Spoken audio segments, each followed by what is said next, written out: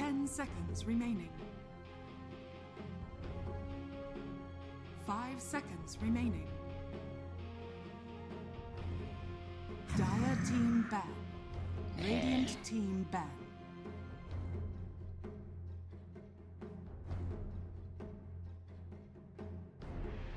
10 seconds remaining. 5 seconds remaining.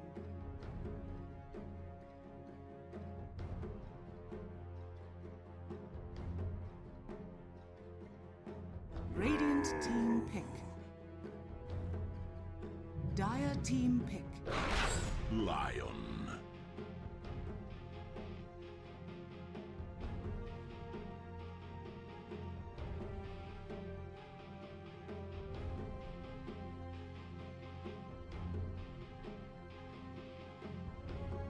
Ten seconds remaining.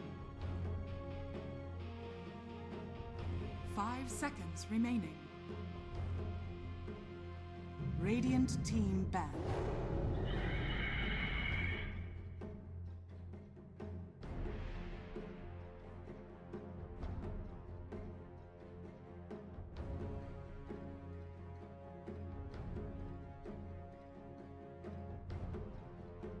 Ten seconds remaining. 5 seconds remaining.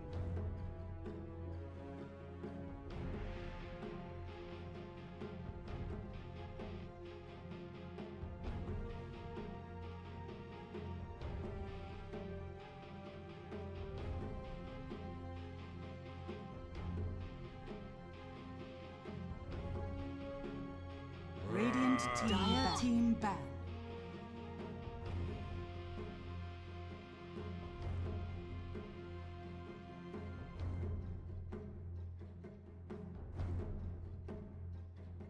Dire team, Radiant team pick. Points away.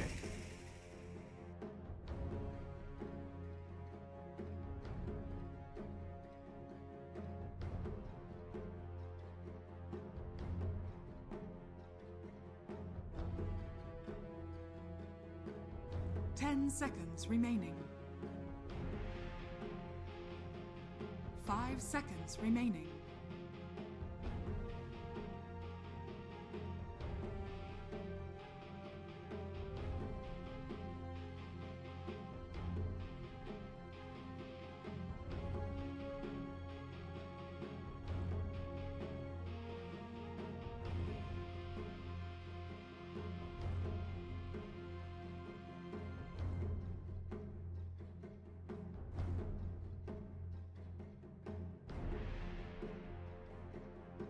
Radiant team pick. Timber saw!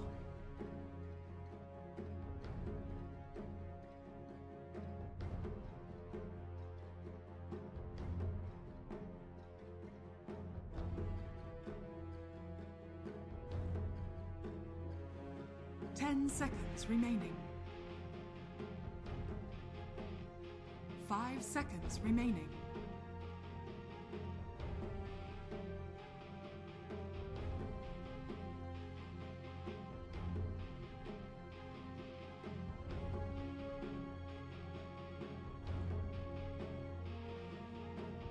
Dire team pick. Grim stroke.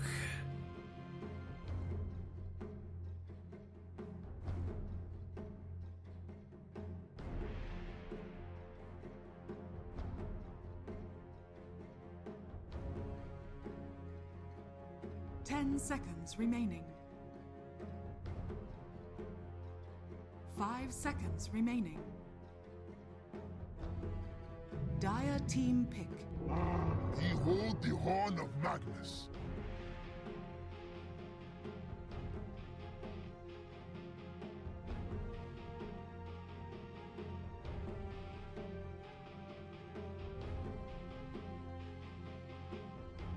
Ten seconds remaining. Radiant team pick.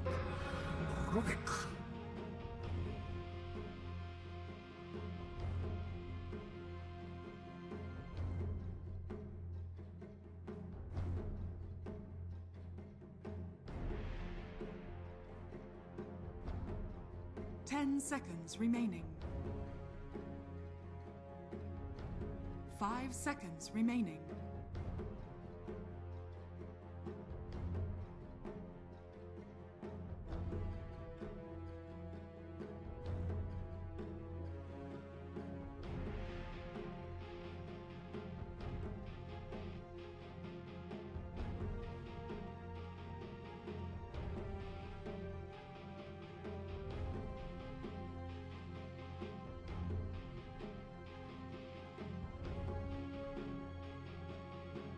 Radiant team back. Faceless Void.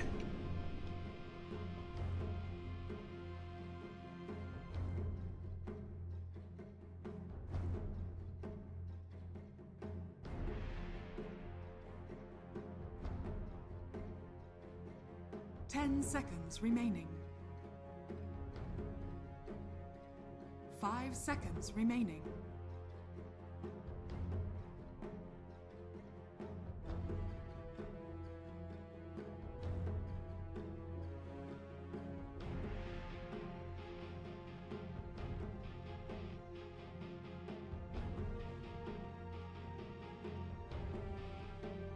Dire team ban. Dire team ban.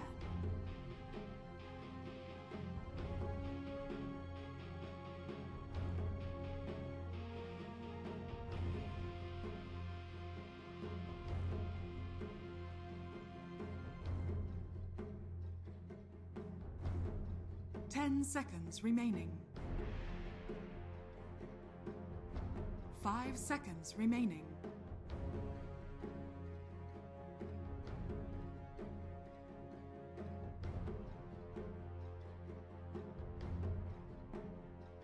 Radiant team ban.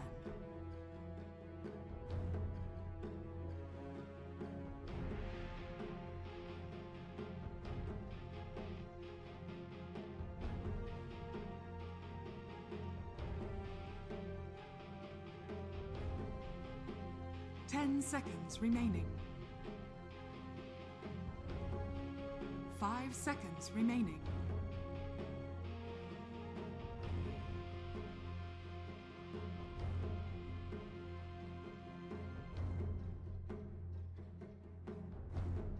Radiant team pick.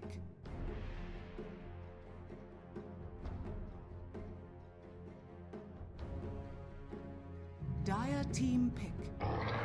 Warchief.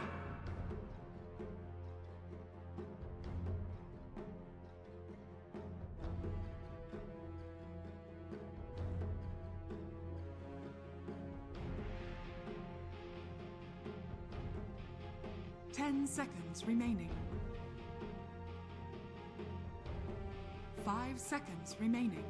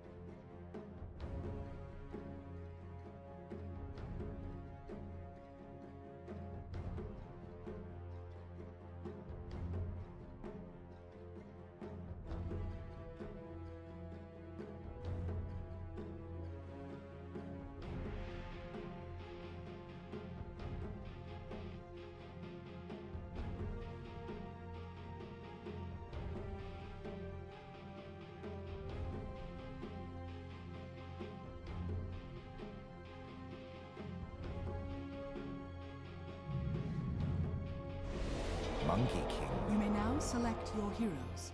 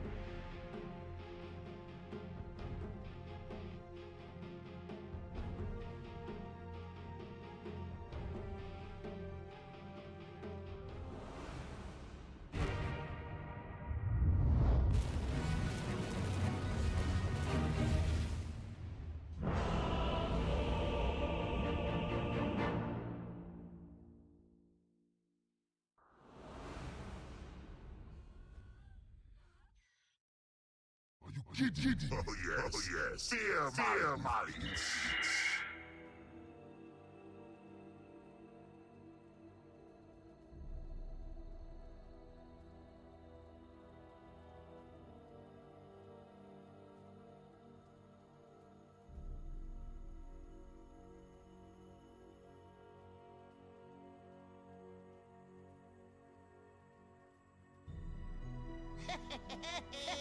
So this whole mess is all your fault? This whole mess is all your fault?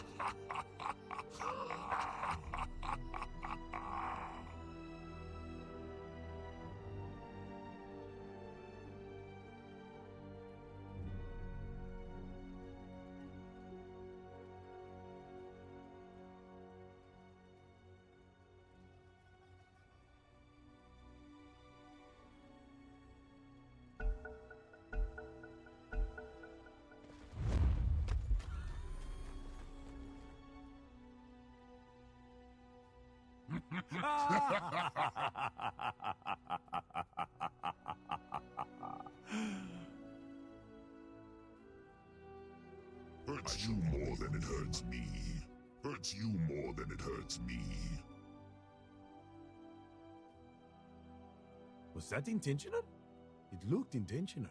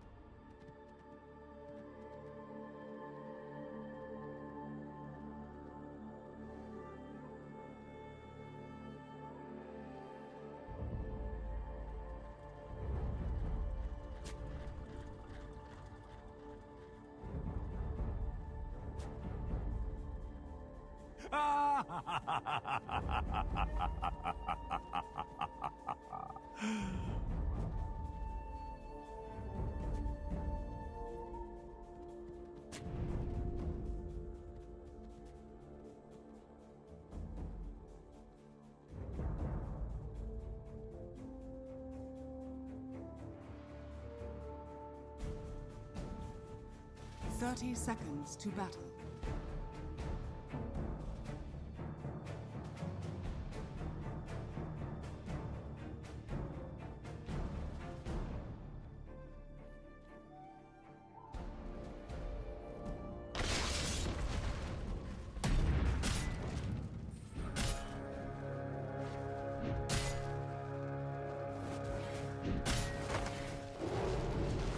The battle begins.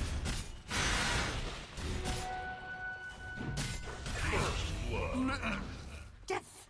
First blood! I cut you, and I split you, and I killed you!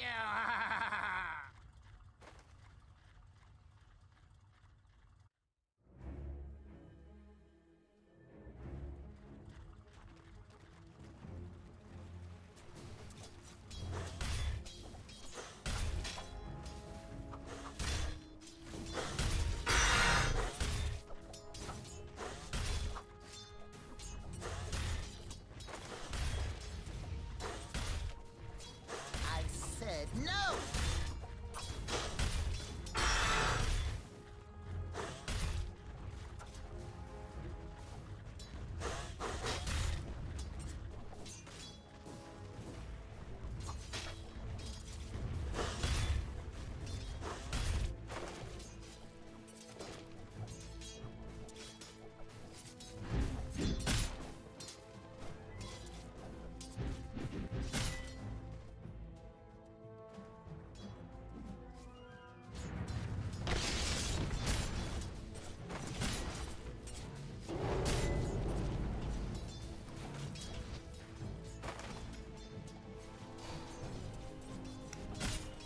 Hello guys, and today we will watch game Stereophonics against himself. We try.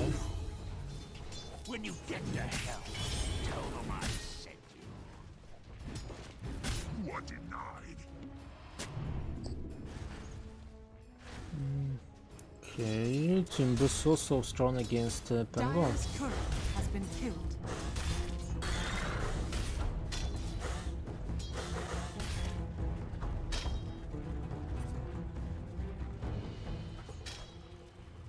Again, guys, as for me, I think Radiant's bottom tower team is under attack. Stereophonics, Stereophonics, I'm sorry, must easily take this serious. We saw how good they can be.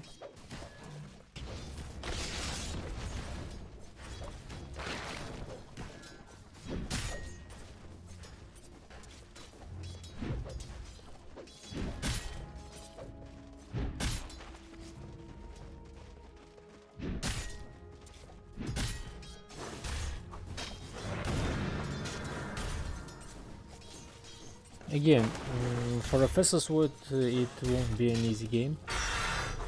We see Monkey King with Wukong and also Phoenix.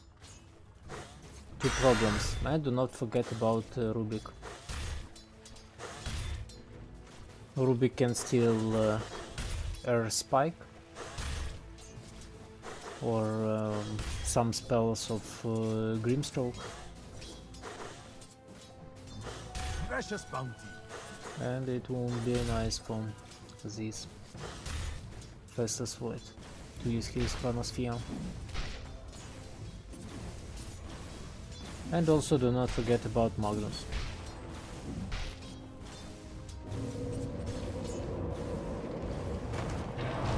The main problem of what I see in team Stereophonics,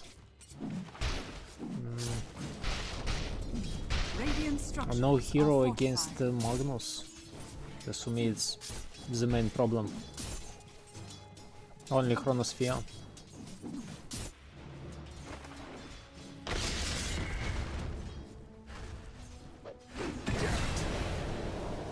I've got the magic touch.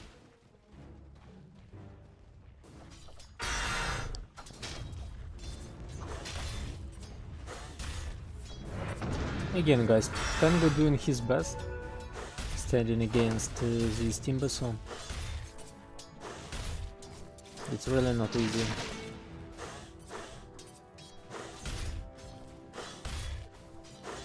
And with 21 last hits, it's pretty a lot for such a matchup. Can Timbersaw kill this Pango? I'm not so sure, and you see why.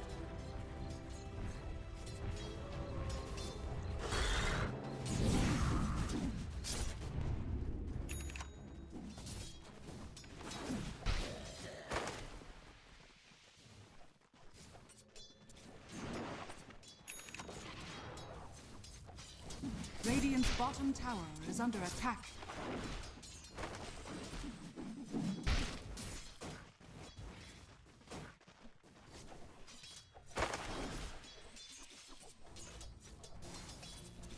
What about Phoenix in this game? No hero against Supernova. The only option is to run away or to kill Phoenix with Chronosphere.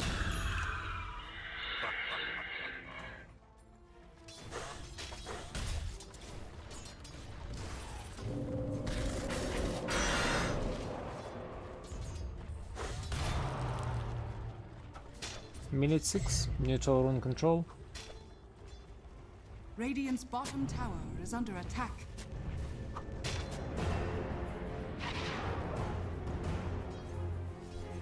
Money changes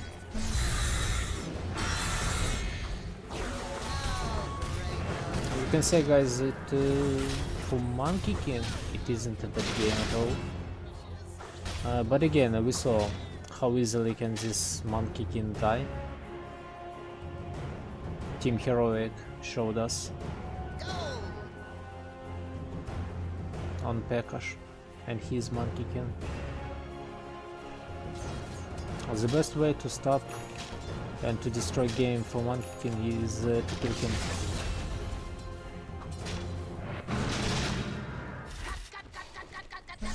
And you see what is happening. For now, Magnus died. Too easy with this Timbersaw. And we talk a lot about Team Silk, Strong, spells and advantages, but what about Team Stereophonics? We see this Timbersaw, so dangerous.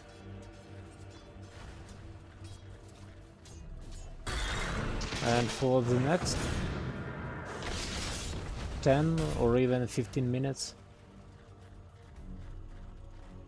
he must show his best. I suppose nobody can stop him. Maybe Monkey King with Wukong. And RP from Magnus.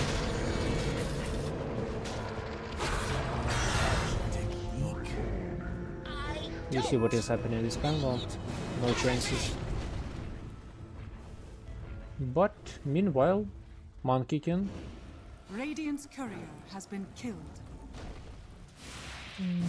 Net Wars isn't the best, but it's not bad at all. Cannot be.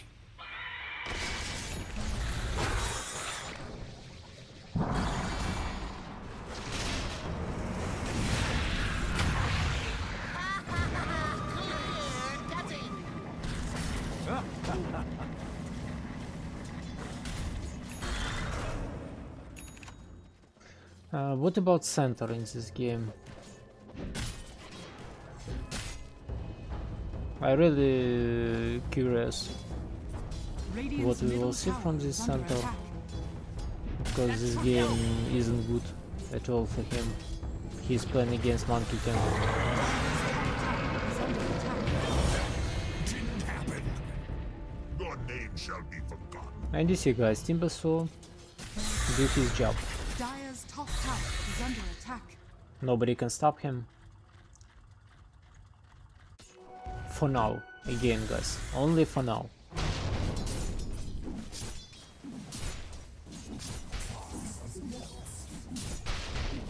Dire's top tower is under attack. Dire's structures are fortified.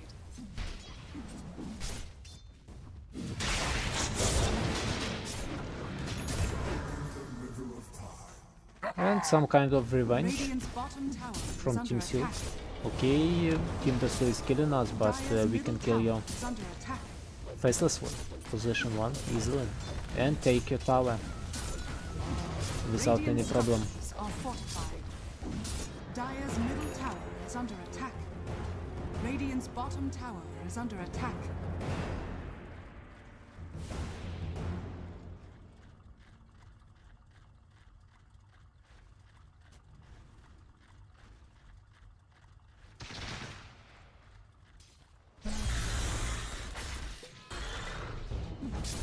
What next, guys? No RP. We will wait when RP will be ready and again see some kill. Meanwhile, smoke from Timbersaw and Green for Magnus.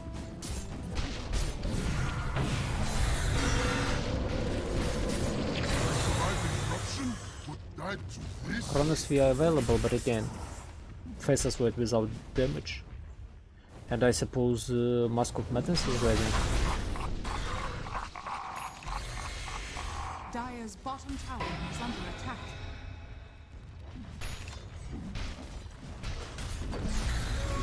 Dire's structures are fortified. Dire's bottom tower is under attack. Fizzle Blade for Penguin. Penguin in the forest. Dire's bottom tower has fallen. Again, Magnus is here. What about Timbersaw? Or will we see again an attempt to kill somebody? I trust my end comes at a price.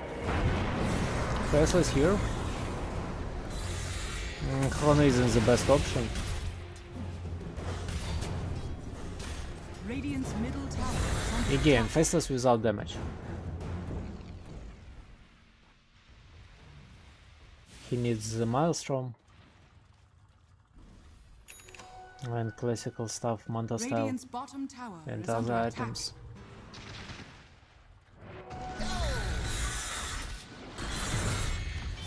With Mask of Madness, I suppose he can kill only support, maybe Rubik or Phoenix. Oh. I suppose Rubik only. Phoenix is too big. Dire are scanning.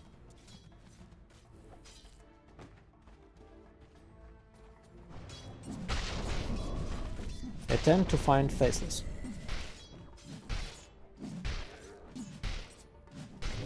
RP ready, Green Dog also.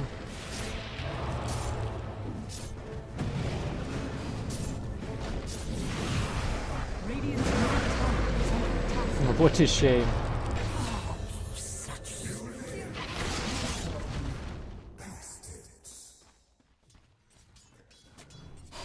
They cannot kill a hero with RP. It's terrible news.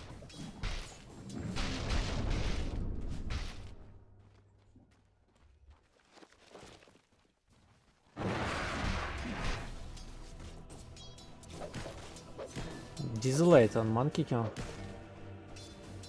It feels like mid lane item build from Monkey King. I'm sorry, it's Maelstrom a little bit. Dire's middle tower It's is not under attack. Desolate. Also the same story. It isn't a classical position one item build, Battle Fury. We expect to see him from Dire's position middle 1. tower is under attack. And again, Timbersaw do his job. This time Centaur Dire's middle tower has fallen. was the main star.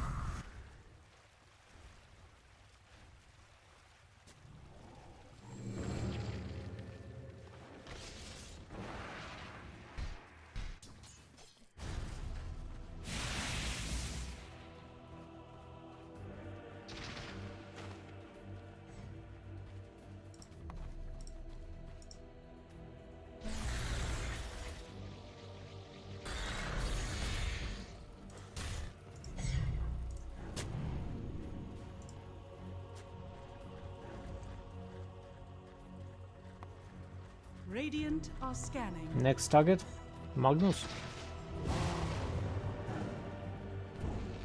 or Phoenix.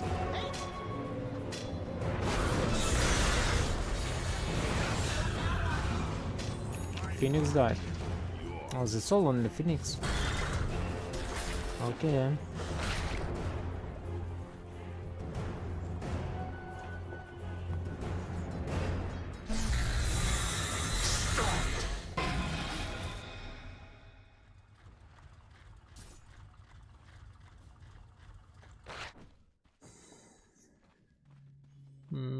Will somebody do anything with this Faceless? Even try? I don't think so. No, it will be Desolate then. Again, mid lane item build. Mangekin believes in Magnus and he's in power. Dire are scanning.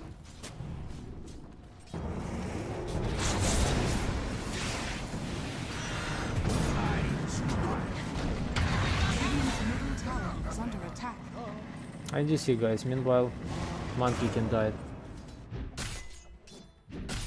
Radiant structures are fortified.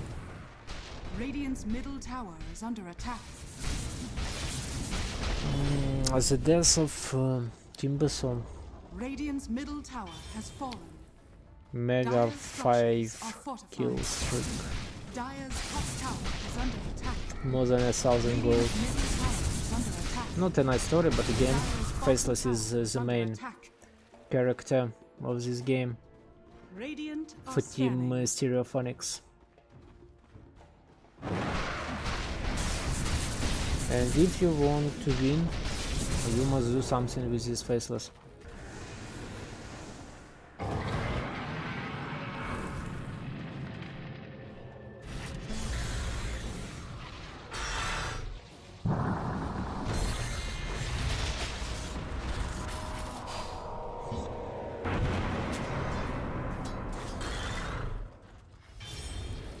Again, some time for team Stereophonics.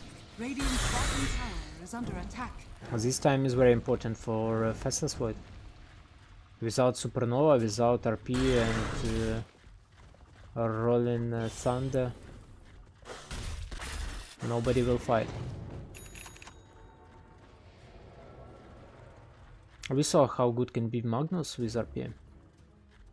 Timbersaw and Lion died.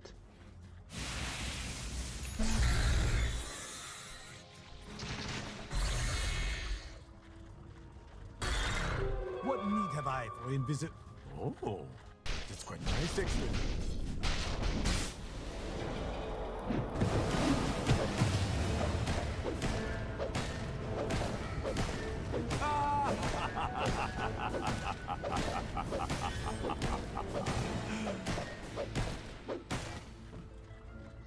Timbersaw. Eternal Shroud. Radiant are scanning. Nothing new. What is Dota thinking about all of it? Believes top in tower team is under attack. Stereophonics.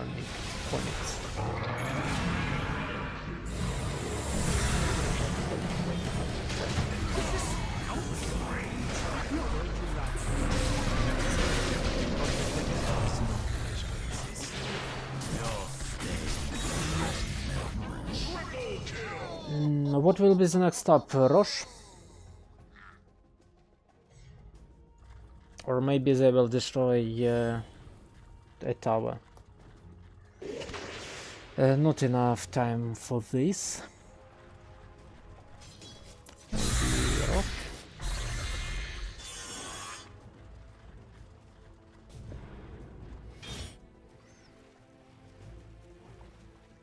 Sanjin Yasha Dire's bottom tower is under attack.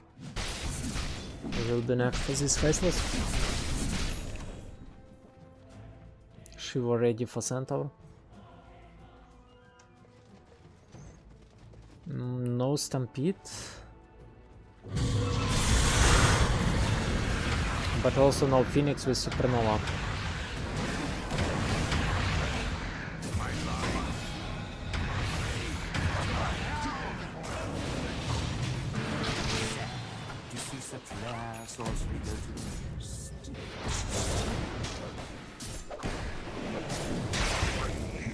What can be better? They used RP to kill Centaur.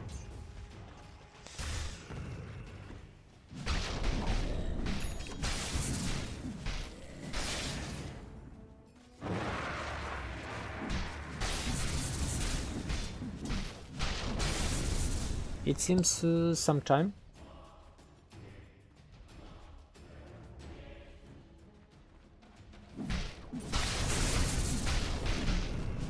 Team Stereophonics. So this whole mess is all your fault? So BKB for Monkey King. your fault?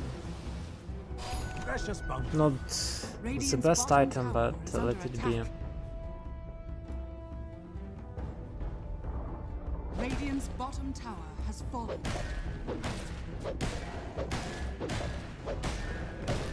As for me, in this game, for Monkey King, it's important to get some stuff to be more tanky and to get evasion against Faceless Void, to make his Chronosphere useless.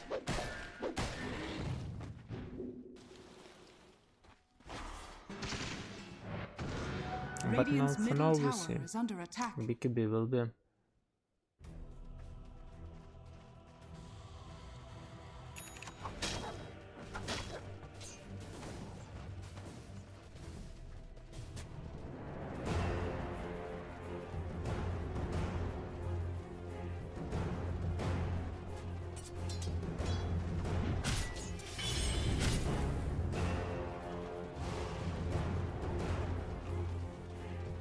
Dire's middle tower is under attack.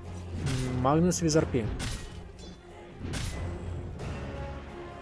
And I suppose Team Silk must use smoke.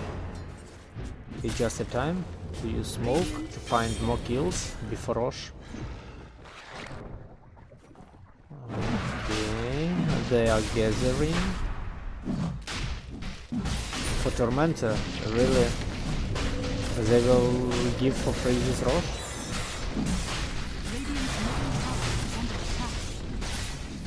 It seems so. Free Roche for Team Stereophonics. No. Some of them will try to contest this Roche or what? Pengu with Phoenix is here.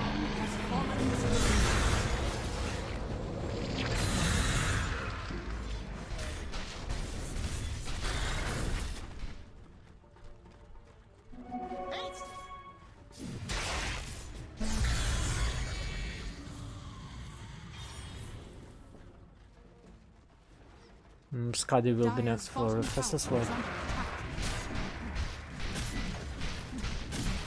Radiant's middle tower is under attack. Dire's structures are fortified. Dire's bottom tower is under attack. Dire's bottom tower has fallen.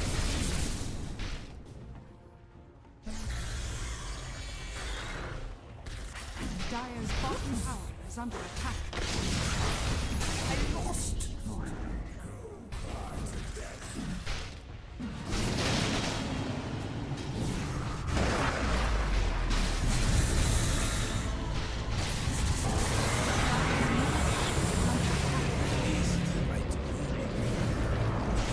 Radiant's top tower is under attack.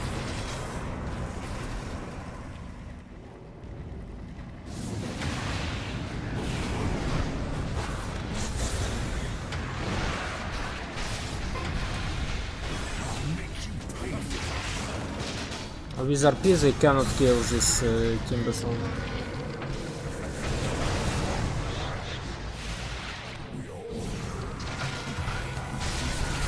Die back for Rubik. For Pengu also. No, no. It was so close. Dire's bottom tower is under attack.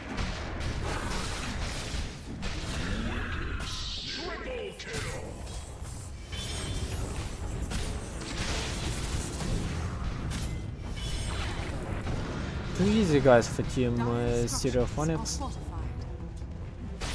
I really do not understand what you was expecting to see.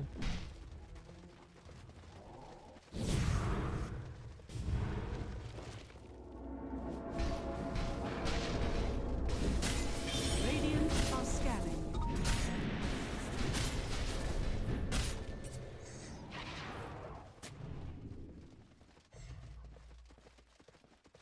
Again, guys, against invaders, only the first game was terrible for Stereophonics. Game number 2 was a win, and easy win, and game number 3 was interesting.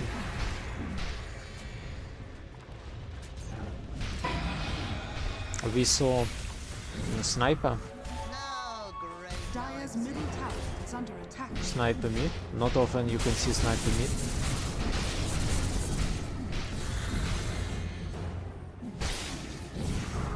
Again, it was an easy win for that sniper, but again.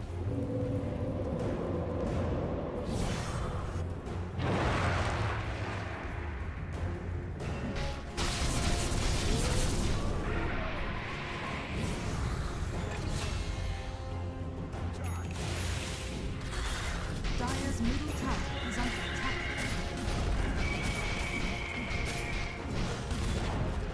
Dire's middle tower has fallen. One more good fight is needed for Team Stereophonics to end this game. And Chronosphere is very important. Good Chronosphere on Pengu, I suppose, can end this game. Pengu without buyback and also Rubik. Radiant's bottom tower is under attack. Dire's middle tower has fallen. Dire's middle barracks are under attack. Dire's middle barracks is fallen.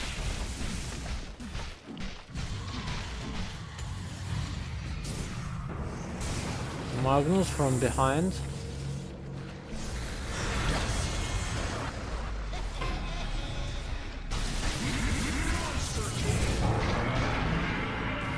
Dire's middle barracks.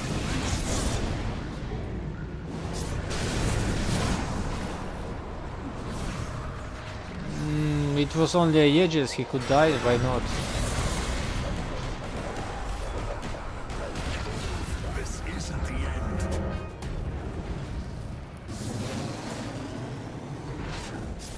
GG.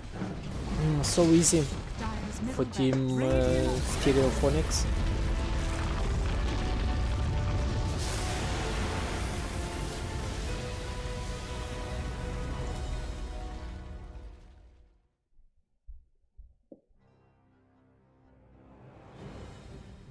And game number 2 will be more interesting than this the first one. And I suppose Team Silk will try their best. Will show another combination. This one wasn't good enough. Monkey, you see, was useless with Magnus. Again, guys, I'm not a fan of Magnus nowadays. You must have very good teammates to show a good Magnus.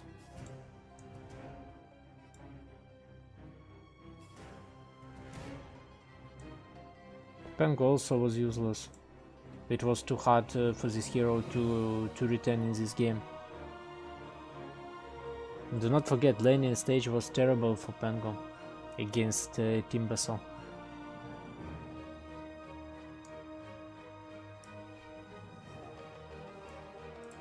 Okay, we will have a small break for 10 minutes and then we'll see game number 2.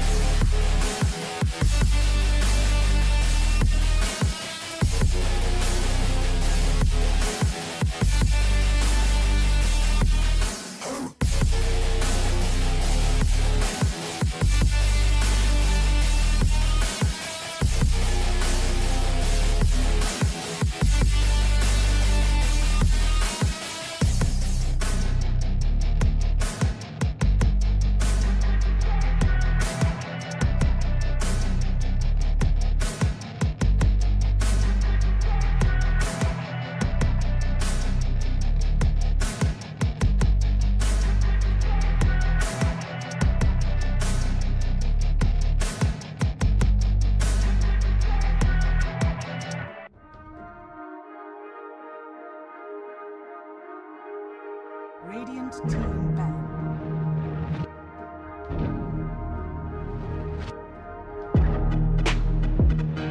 10 seconds remaining.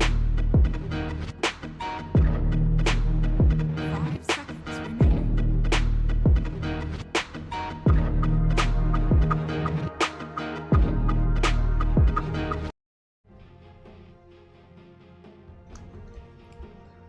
Game number 2, guys. Timbers are 10 banned. seconds remaining. Okay. What about 5 other seconds heroes? remaining. Will we see Centaur ban? What about Tekis?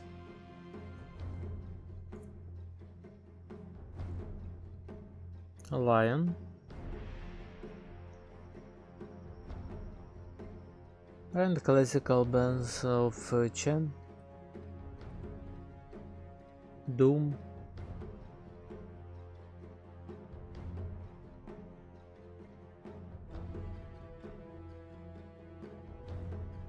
Dire team ban. Vengeful Spirit, 10 seconds remaining. 5 seconds remaining. Radiant team ban. Batrider.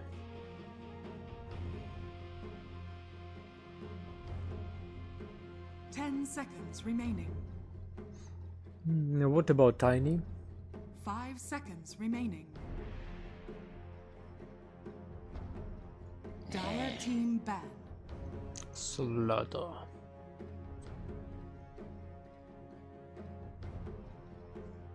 10 seconds remaining. 5 seconds remaining.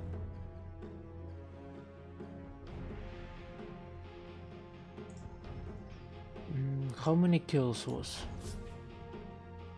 game number 1? 47 kills, 28 minutes.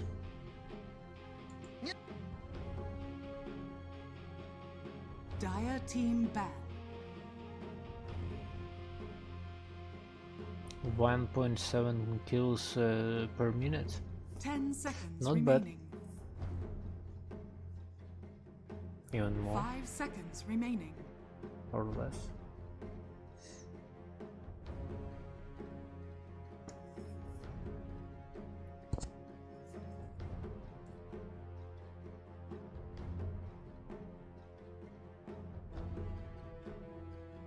And you see, guys, Lion Radiant band, team ban. also Templar.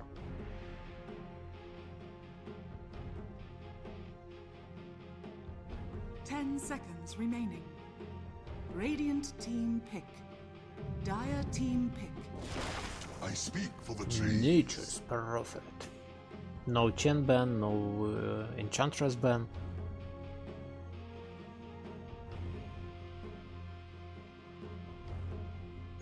Gyro available.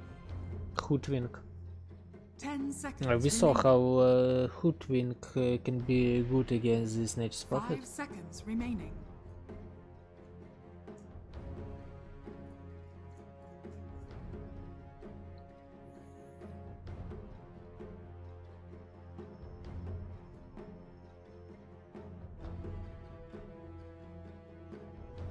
Or again Centaur as a first pick for Team Stereophonics.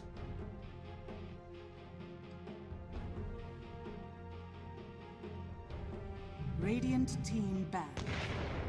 Tekis. Also a good option. We saw how good can be Tekis.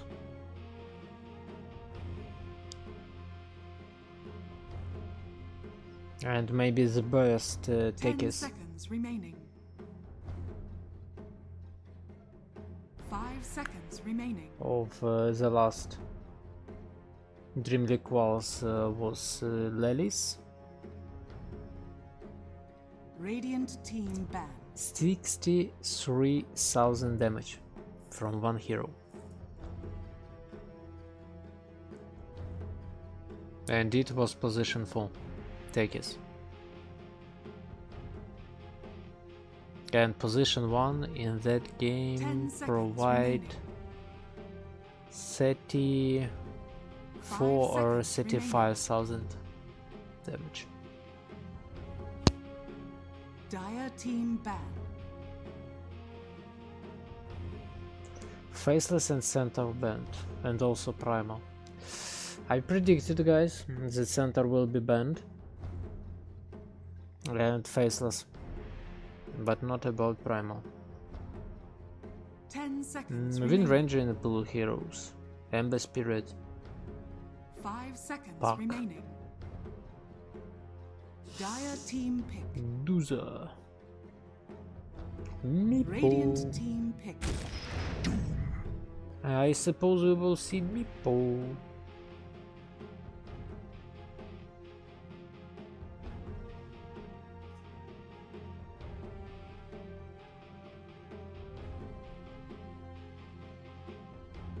Seconds remaining.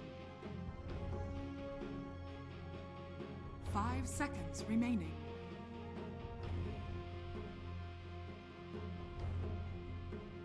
Meepo or Anti-Mage? What do you think, guys? What we will see? Or maybe both?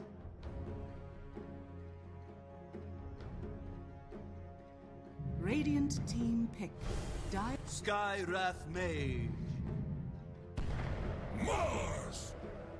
Okay, offlane Mars with Skyras Mage. Nature's Prophet position 5. 10 seconds remaining. 5 seconds remaining.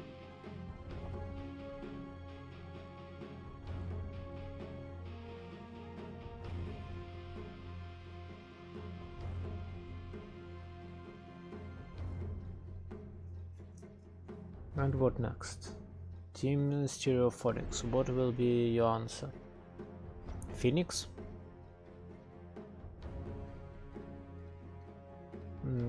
As for me, maybe Dark Willow or Enchantress, or maybe Chen, or this Doom position 4, and we will see Visage. Okay, it will be Pugna position 5. Also a good option against Nature's Prophet.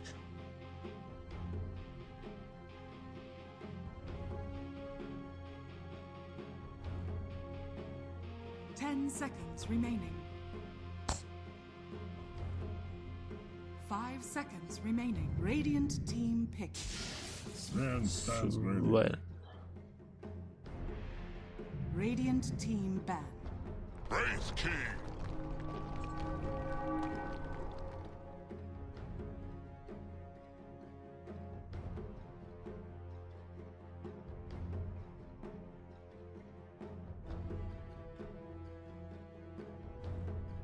Seconds remaining. 5 seconds remaining.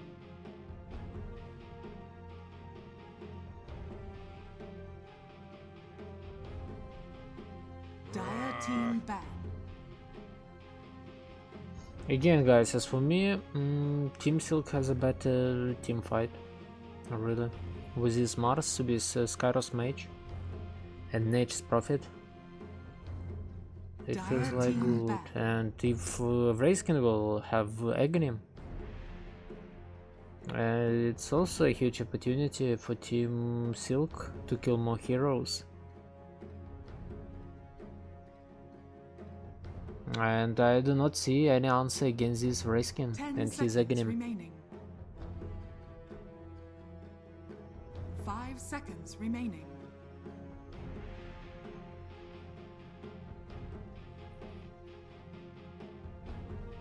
Radiant team ban. The next good hero for Team Silk, Puck. Radiant team. Oh, I see you ban Puck.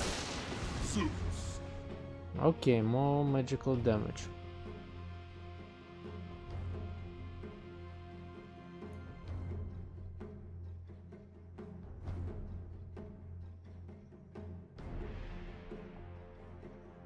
10 seconds remaining. I don't know, guys. As for me, a combination Skyros Mage pack 5 seconds with remaining. Mars and Nature's Prophet feels very well. Pack catch, then we will see Arena Now of select Blood your and heroes. Spear.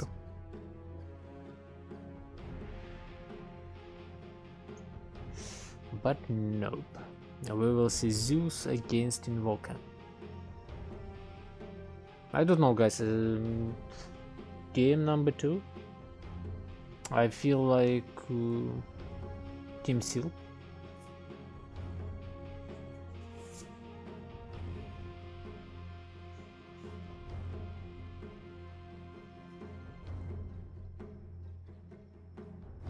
Again, if Nature's Prophet will be active, as we expect to see, then it will 10 be seconds easy laning remaining. stage for Team Silk and with items.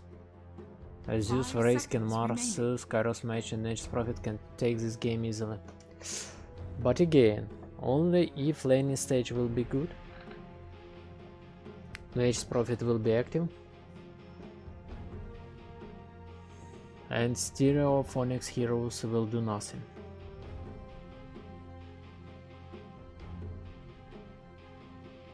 But I suppose it won't be. We saw how different are two teams, and I suppose we will see it again in this game number 2. The difference between both sides in experience, in skills.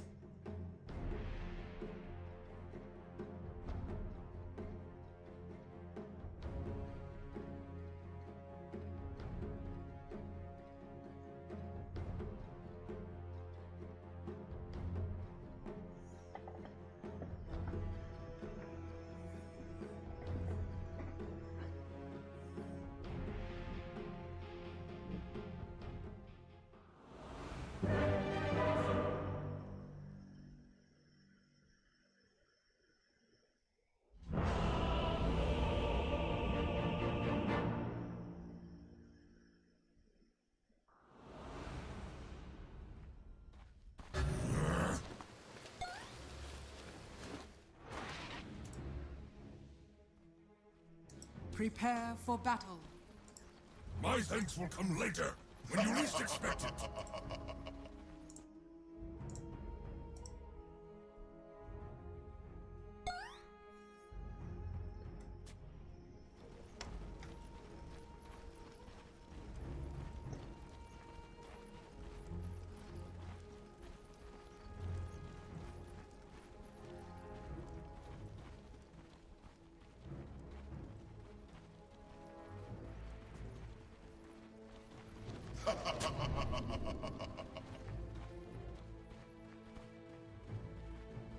Smoke ended.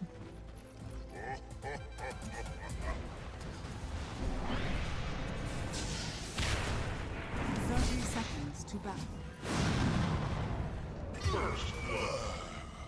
A good kill for Invoker. Easy money. I am first in everything.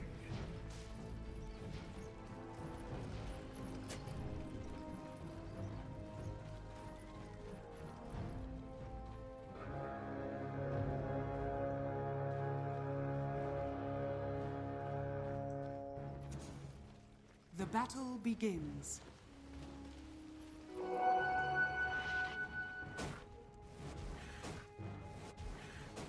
And 3 bounties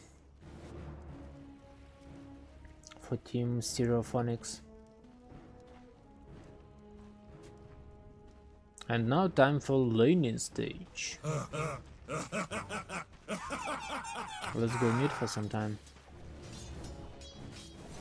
And then we will move around.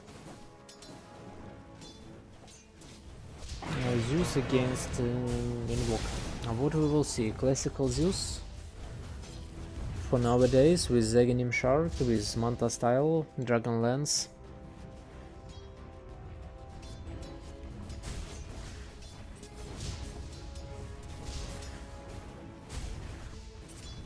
Honda. Or not Honda, or Phasma. those new items.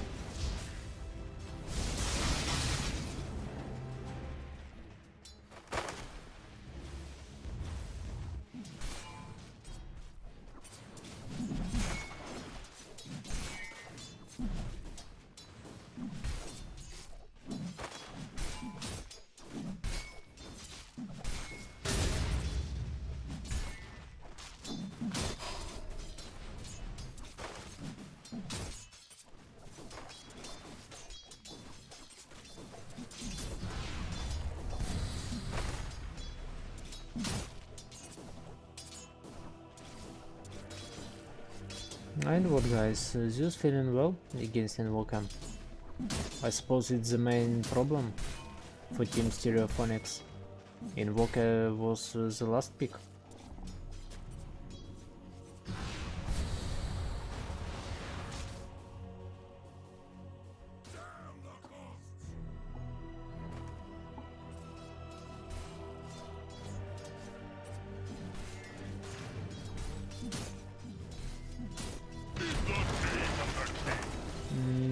Skin can die here. Okay. Peasant.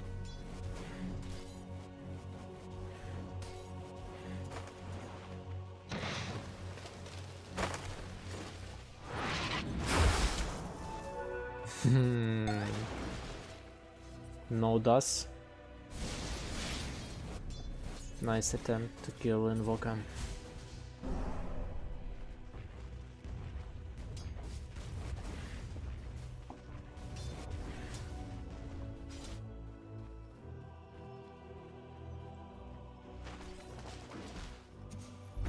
Healing Lotus control.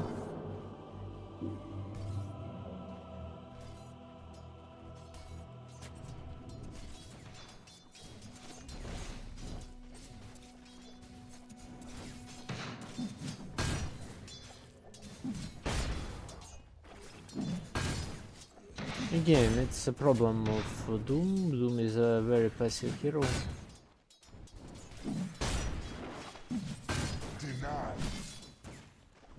Finish his items, his levels.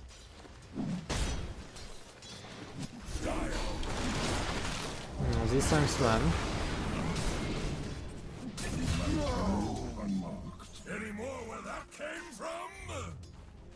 Okay, next profit is active. It's good news for Team Silk. Is this game number 2?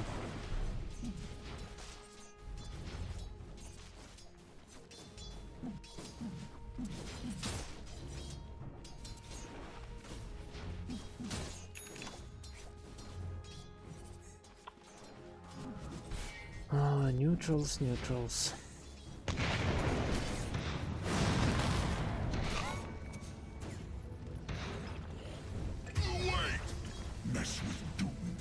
But again, you cannot leave this Wraithkin alone against Tekis with Doom. He cannot handle it.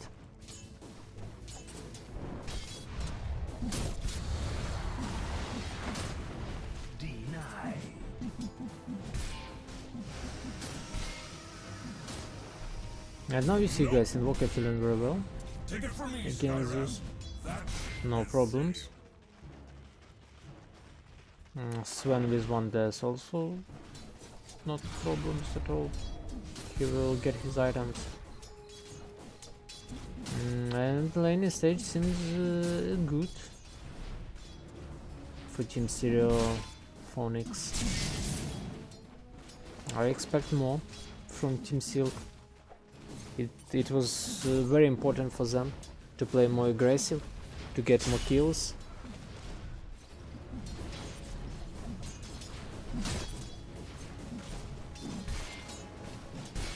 But now we see it won't help. It won't happen.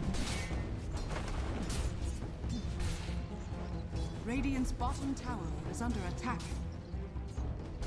Minute 6, neutral rune control. We see where is Tekis. Tekis in a position. Next Prophet. Interesting decision.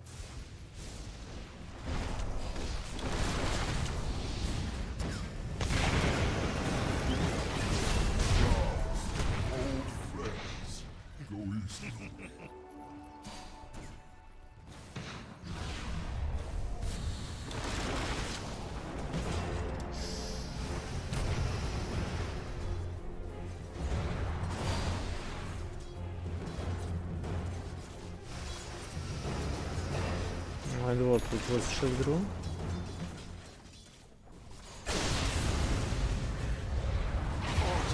Comes too soon. Okay. And what about net forces?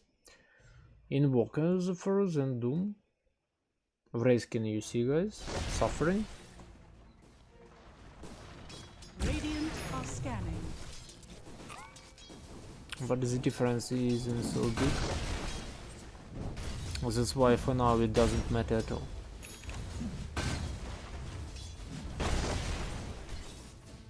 One good fight and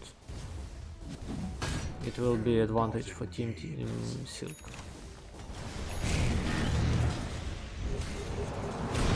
Dire structures are falling.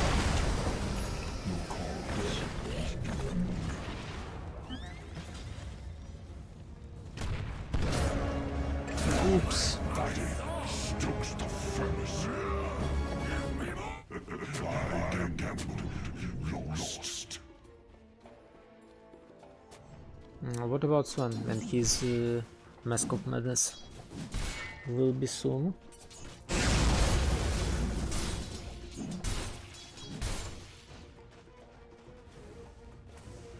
Radiant's top tower is under attack. I will be the talk of the lanes. Smoke.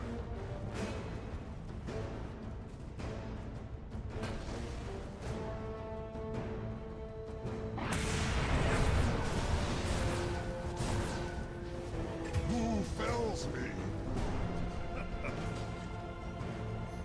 Spirit Vessel will be soon, and I'm curious, will we see Hand of Midas on this Invoker?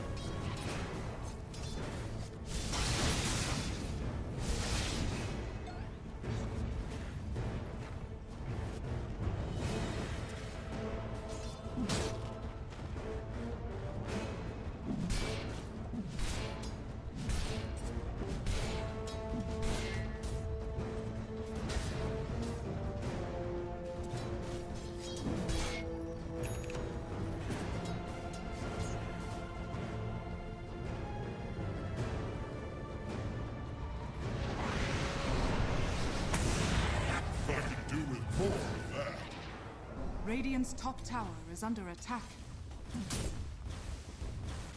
Doom.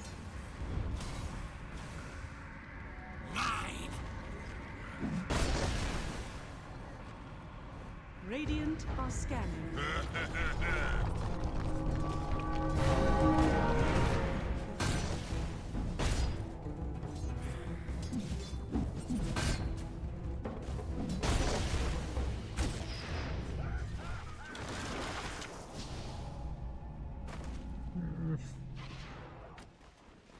And you see, guys, Nature's Prophet became useless.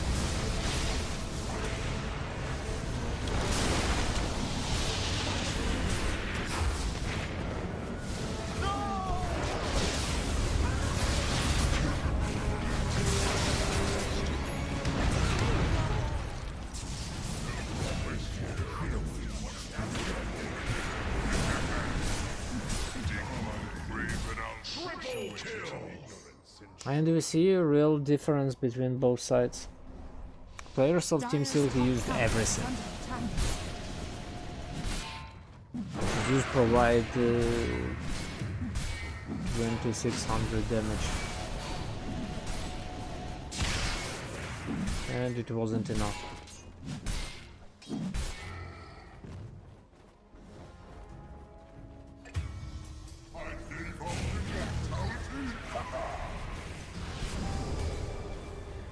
I will rise next season. Radiant's middle tower is under attack. For my powers. Who is?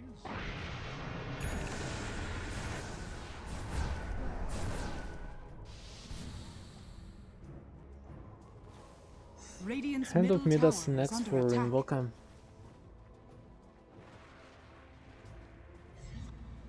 Again, guys, Team Silk needs a Radiant's good bottom fight. tower is under attack. But I suppose we Radiant's bottom won't tower see it. has fallen.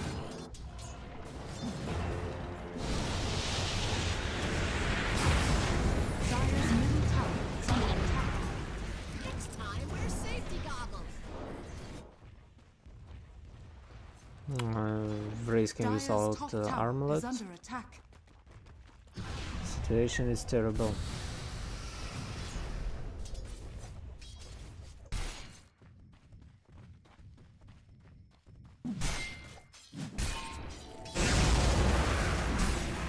Radiant's bottom tower is under attack.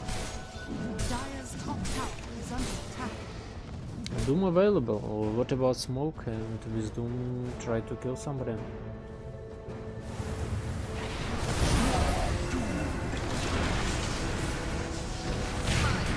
Dire's top tower is fallen.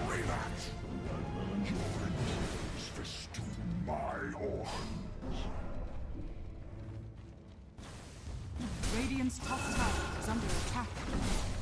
Radiant structures are fortified. And I really do not understand why. Why players of Team Silk are so lazy.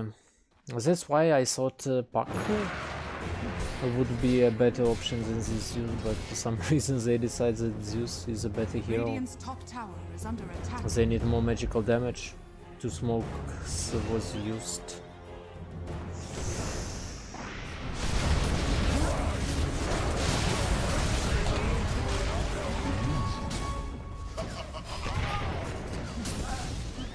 Radiant's top tower is under attack. Never stoop to notice you.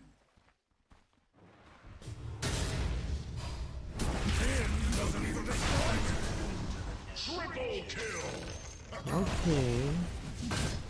Good answer. Dire's middle tower is under attack. Dire's structures are fortified. My death will come later, when you least expect it.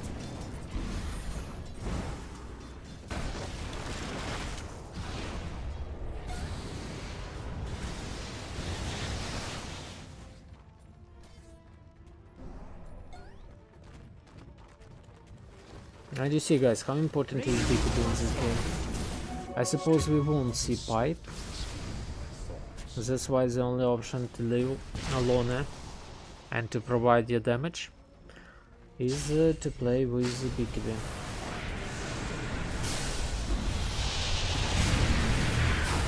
Radiant's middle tower is under attack.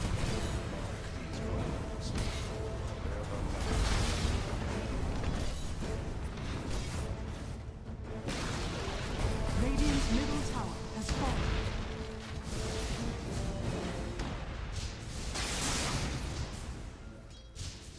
Radiant's bottom tower is under attack.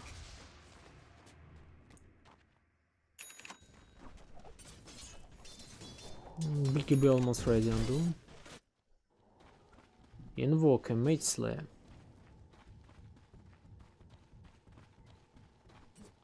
It could be a Hand of Needles, but will be only Mage Slayer. And Blink for Slam.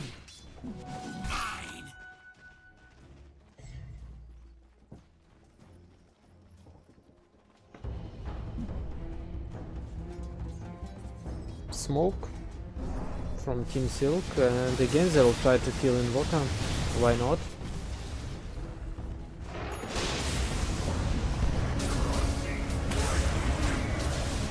Dire's middle tower is under attack.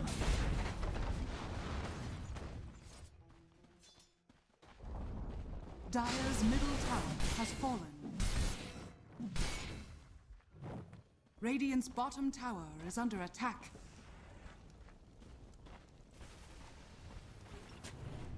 Doom wants revenge, Dire's middle tower is under but you see attack. nobody is here. And also Tekis died. Sven also is there. Dire's middle tower is under attack. I'm not sure if they will find something. Wait for it.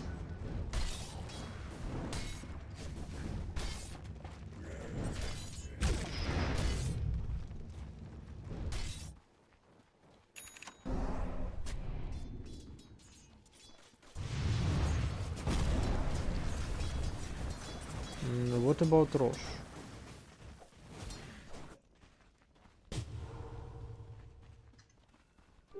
The pinions of Again, night guys, it was evolve. almost a perfect laning stage, but few deaths on Invoker and supports changed everything.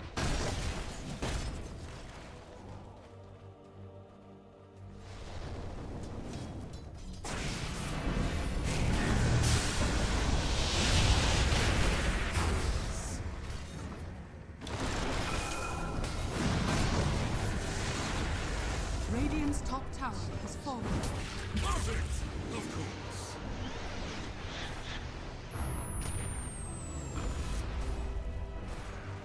Your king thanks you.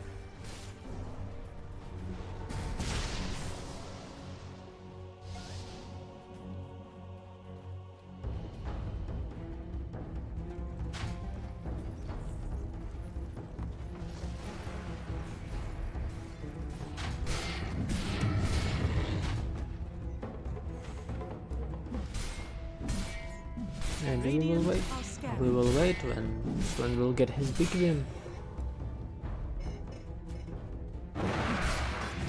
Roche check.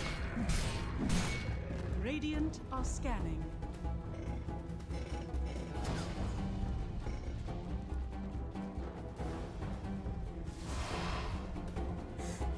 Take his mines. Dire are scanning.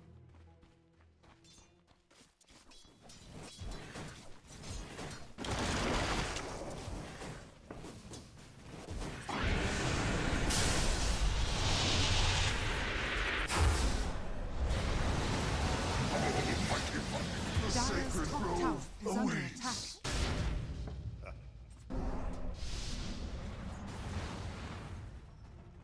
Radiant's bottom Maybe tower do will is find under attack. somebody.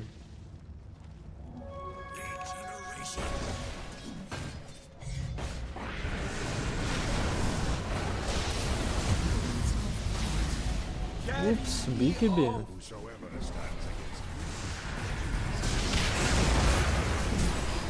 And Zeus without mana.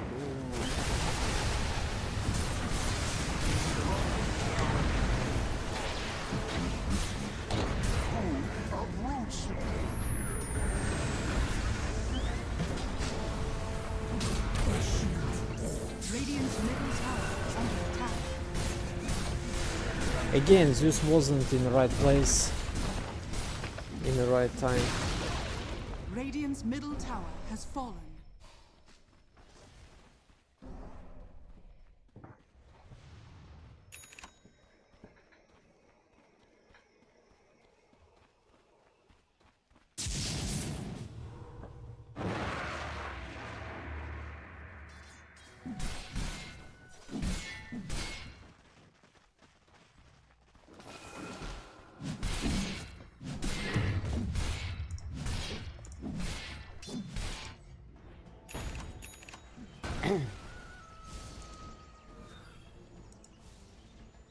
Mm-hmm.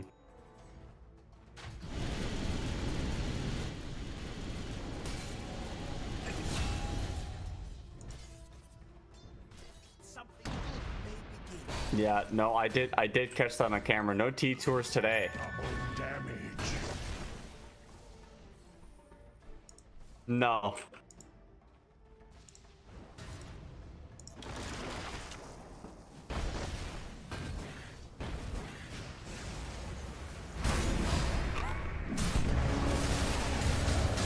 Mars in a terrible position. Nature's Prophet came to die.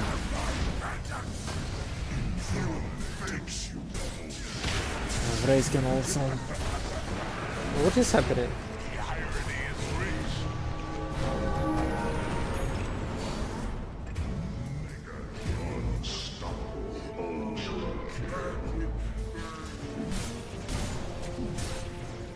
And what, guys? It will be easy 2-0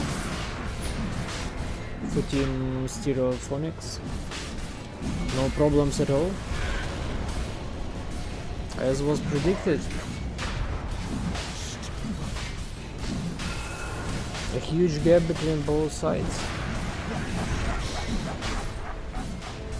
I thought Team Silk will try their best to take one game, but you see, they cannot.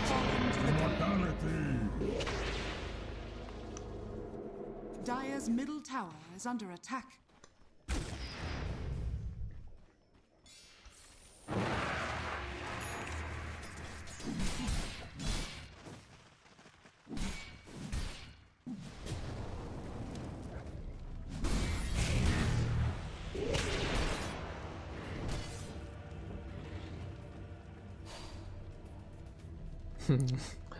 Butterfly on Sven. Really? Strong decision. A very important item on Sven. Very effective.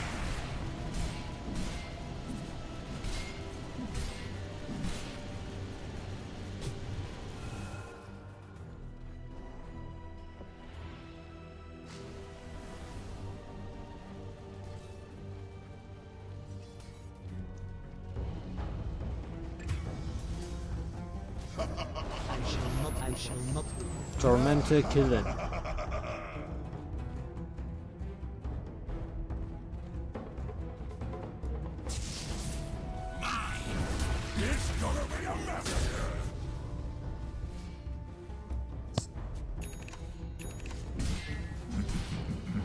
You were lucky this time. Radiant's bottom tower is under attack.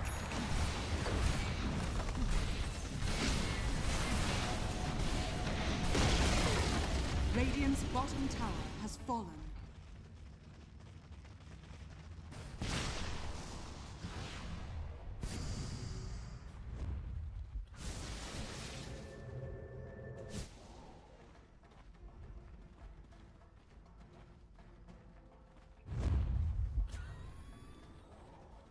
Dire are scanning. The last attempt to do anything in this game from Team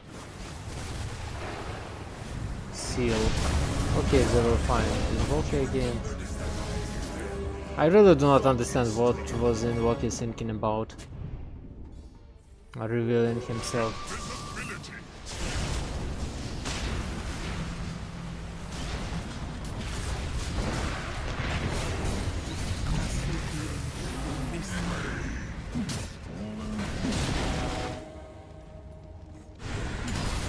They forget to kill Doom. Nice.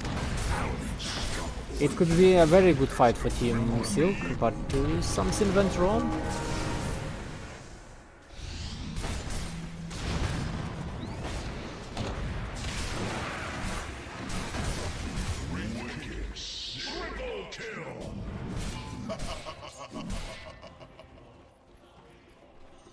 Zeus ran away for some reason, I don't know why.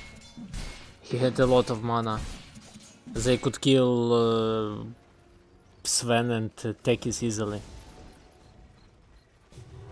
Almighty money.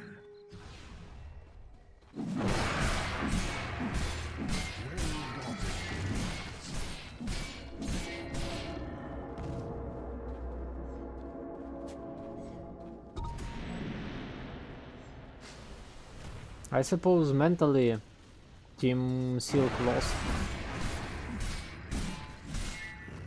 That's all for them. They cannot play as a team. It's the main problem. Radiant's top tower is under attack.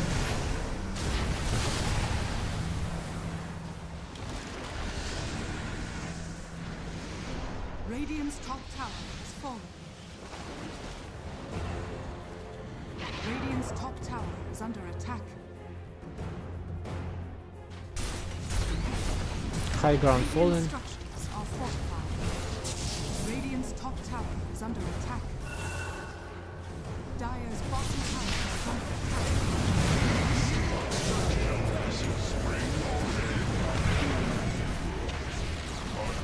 Radiant's top tower is fallen. Zeus without buyback. Dire's bottom tower is under attack. And what can you do? Radiant's top barracks are under attack. Radiant's Radiant's top barracks has fallen.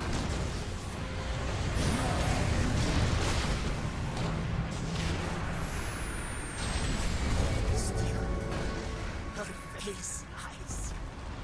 Radiant's top barracks has fallen.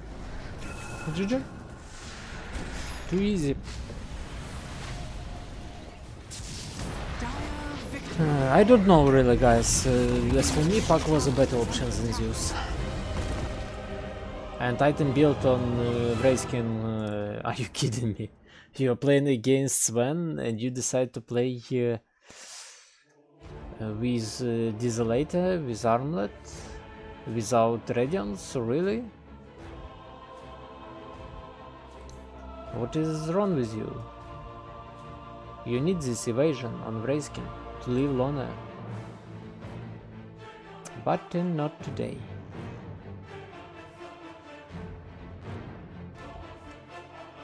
And this Zeus, you see, his items. Oh. What a strange game.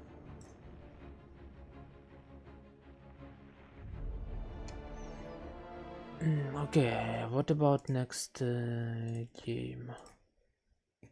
Team X5 against Hokori.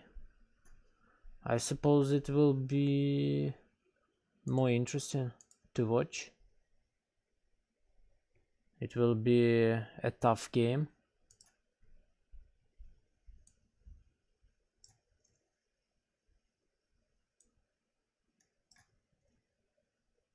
And I really do not know who will take it. I suppose Team Hokori needs more. But we saw Team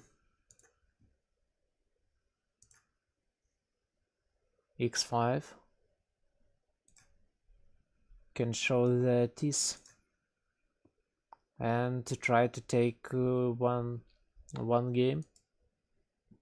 With one win they can try to take more.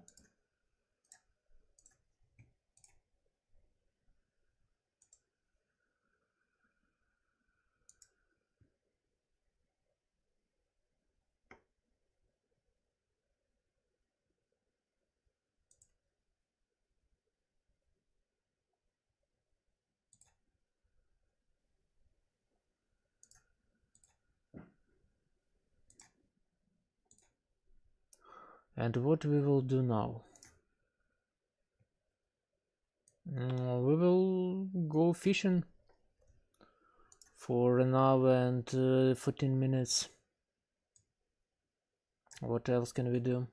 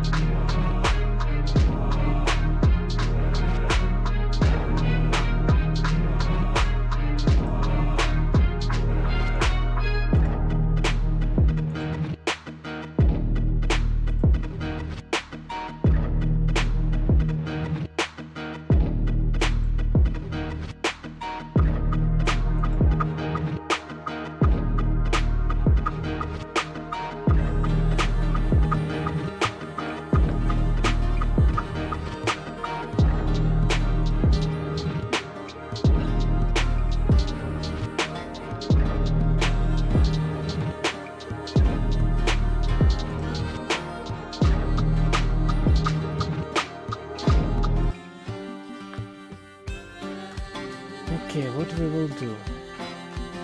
We need to catch a common card.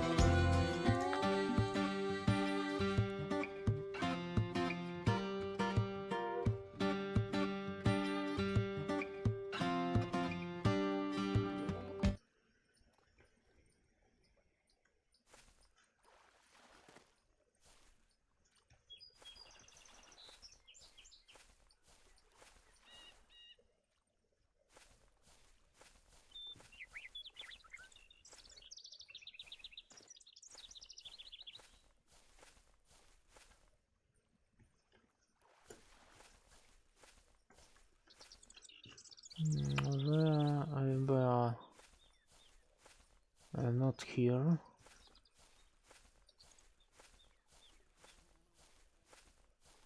Maybe here. I suppose here. Okay, we will try to catch carp. Okay, somewhere here.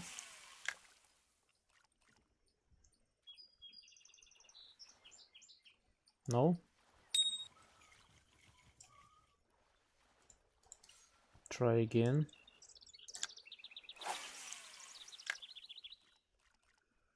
Okay, nice.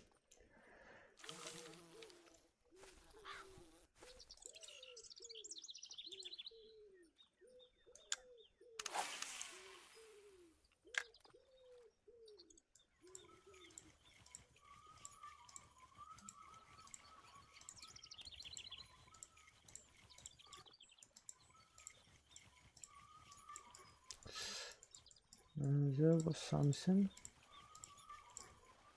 Okay. Something small.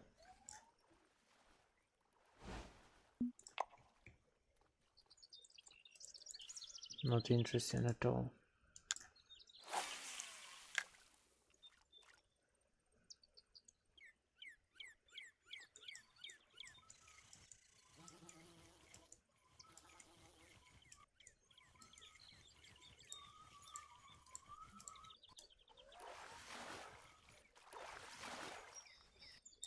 Also something small, you see,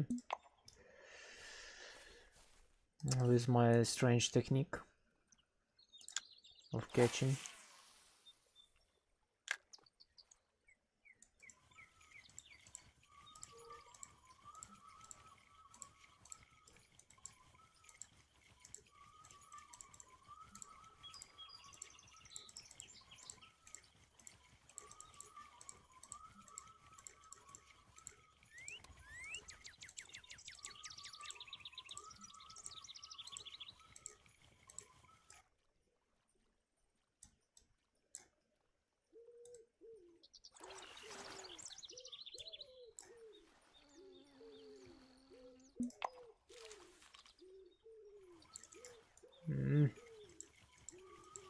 Nothing.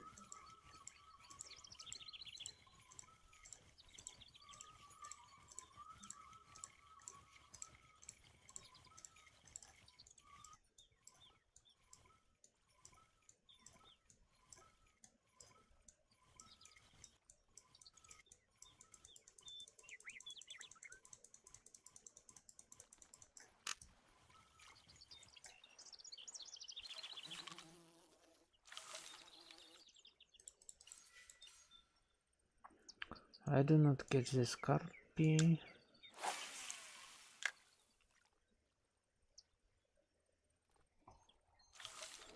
I need something big.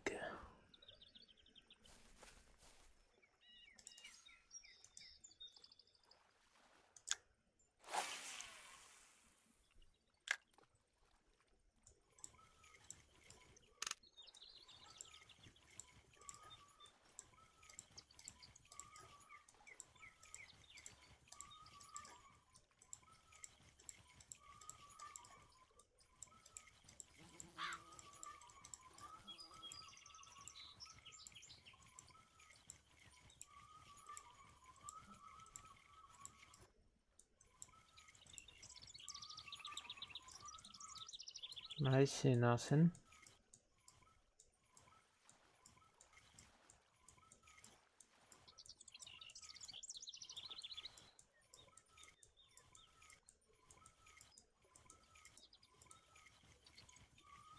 Okay. Let's try something else.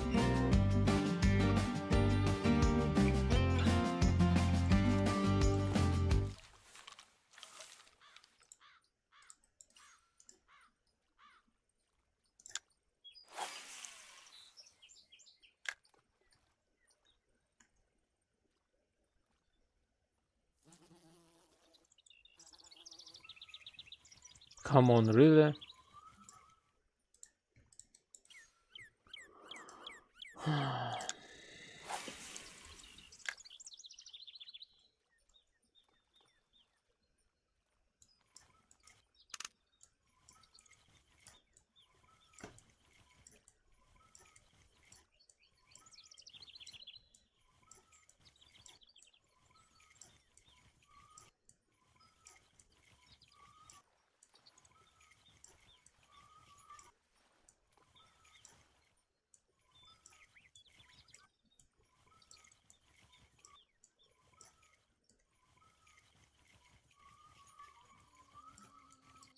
see.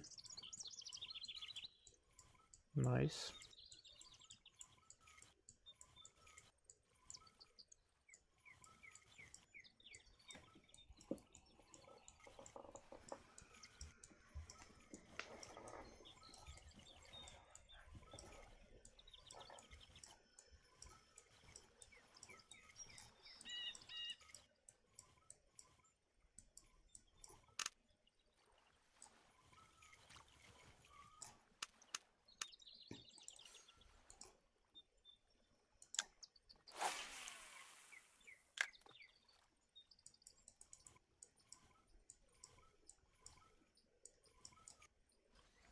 Something small.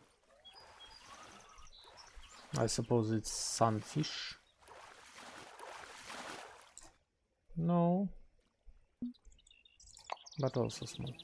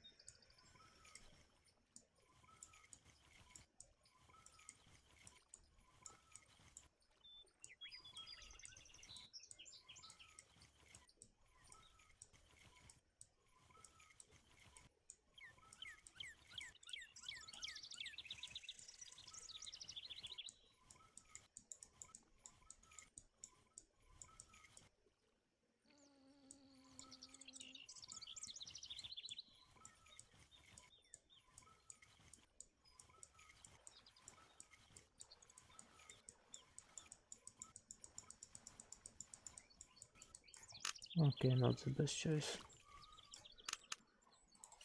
Let's try another strategy.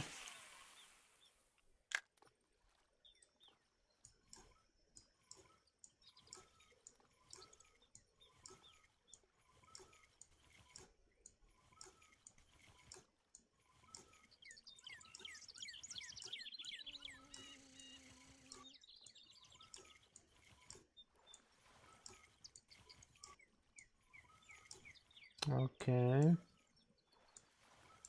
my fault.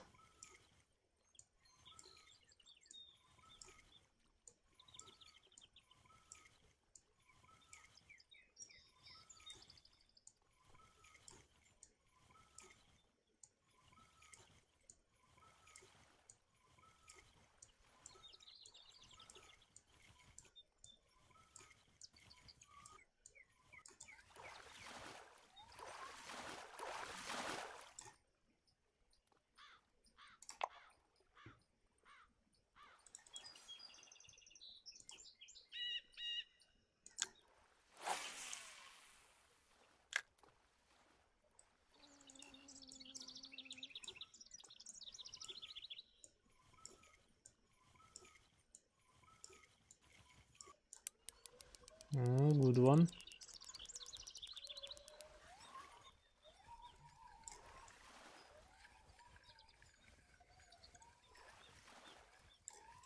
Not so big as I thought.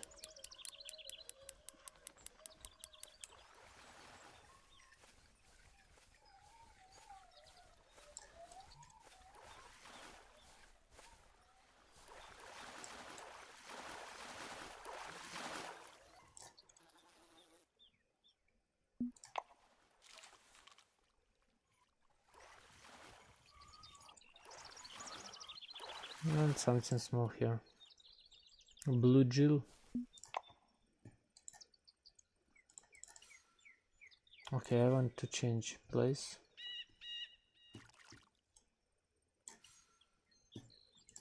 There you go.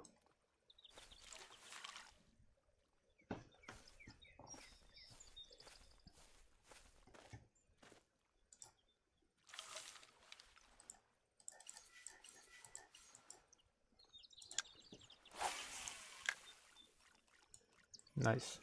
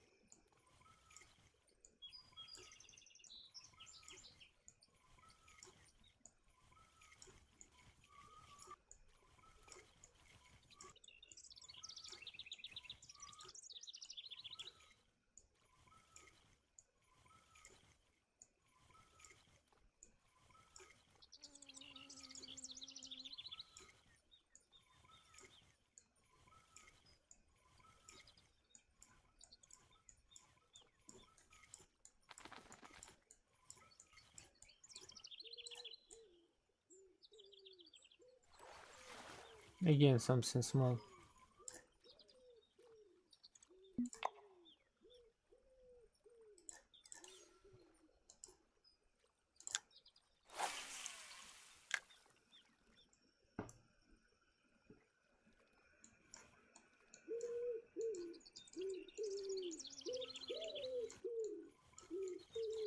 Okay, it doesn't work here. Let's change our lure.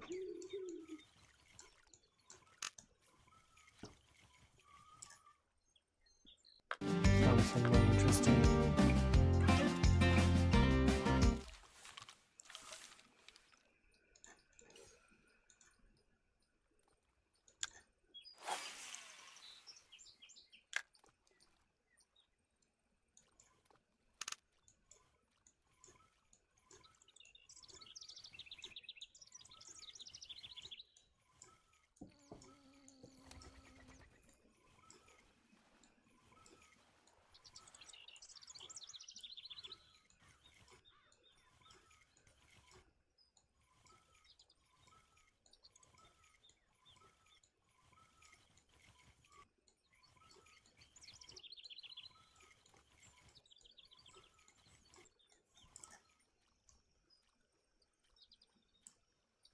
Again, something small.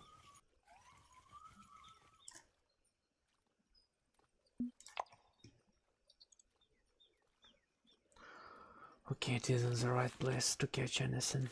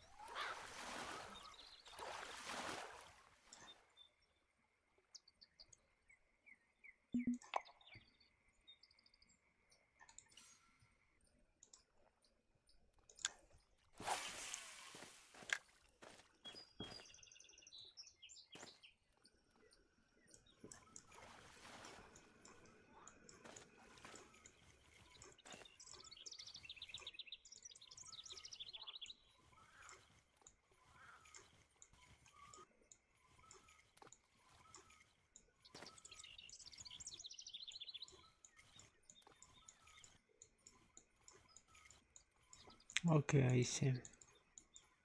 This lure is useless in this place. I need something else.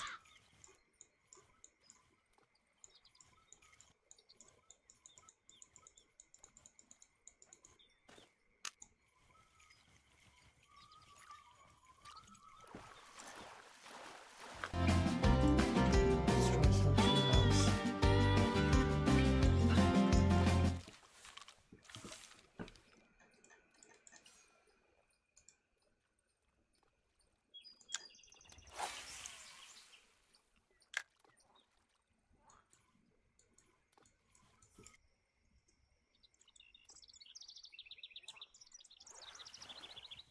Again, something small.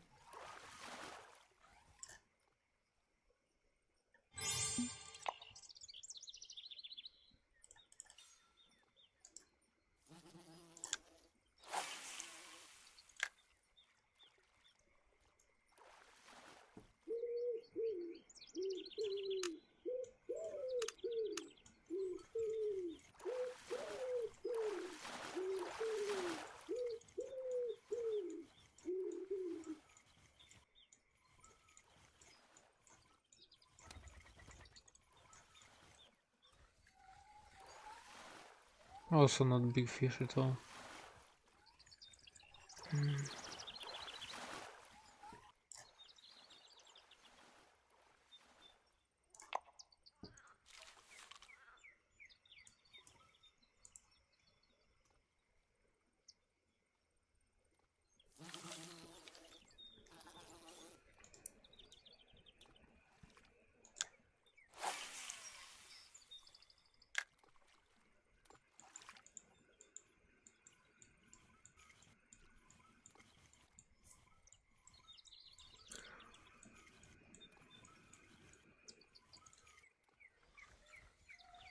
Also small.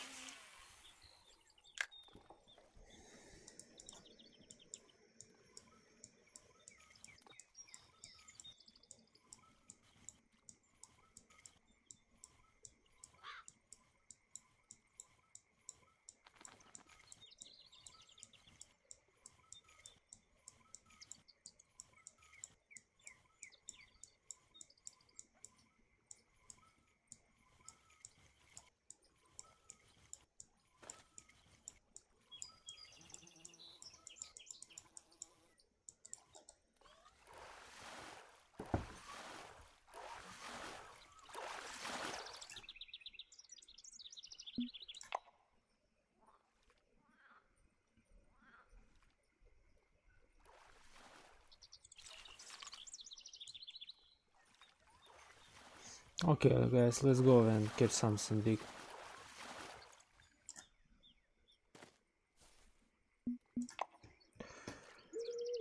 I will change this stuff. This blood. This stuff.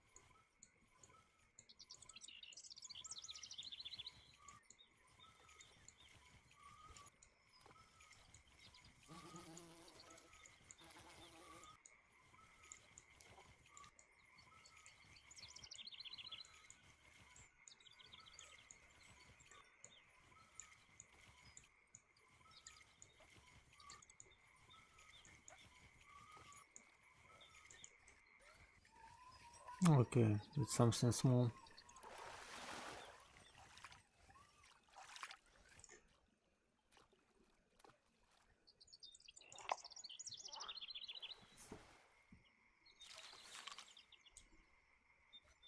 Nice.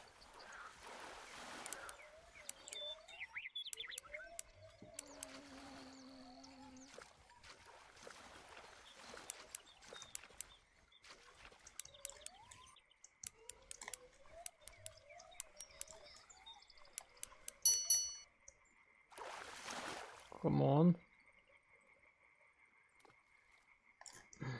As I told you, something big. 5 kilos. Okay, release.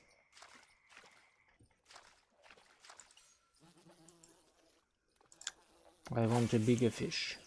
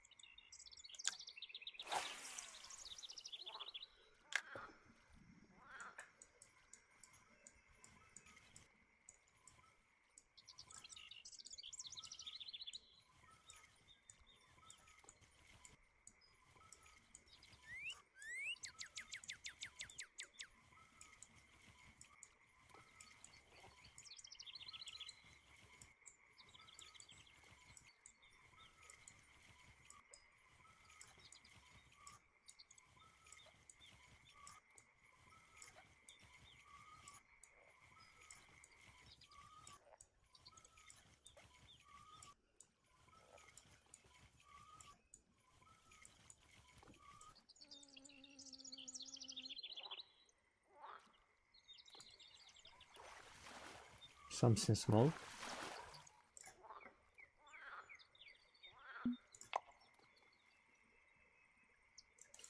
Okay, small fish I will keep. Big fish I will leave.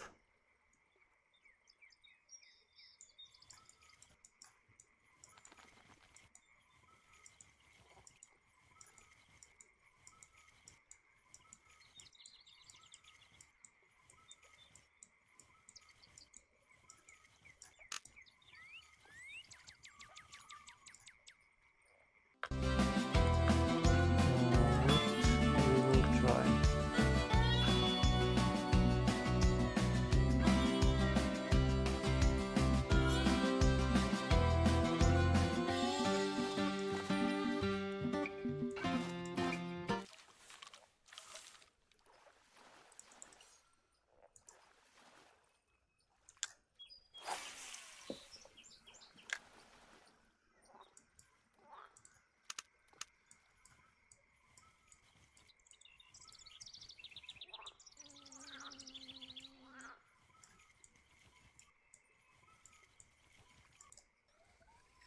Again, something small.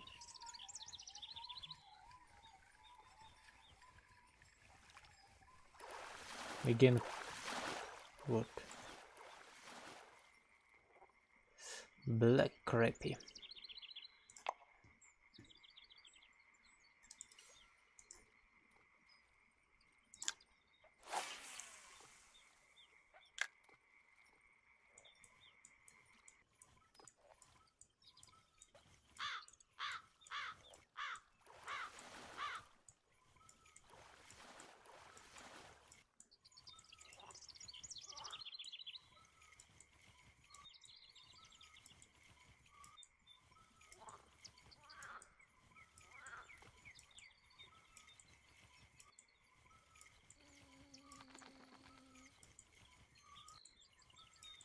Okay, this time I will catch nothing, I suppose.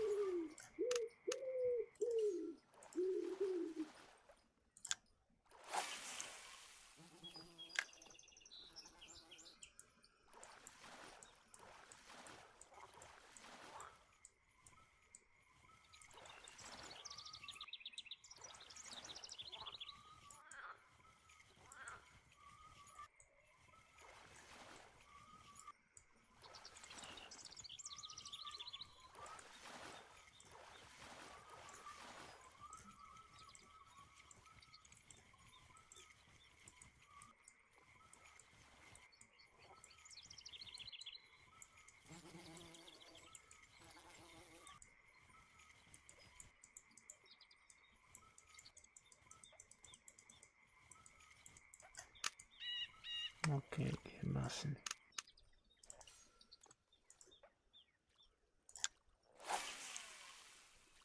Let's try this.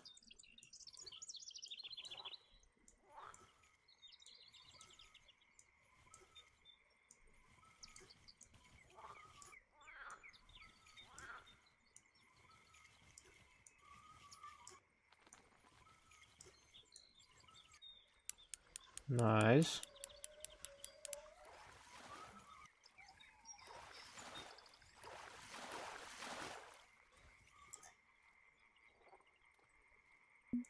Not so big. Okay. We catch something big. Something big and angry.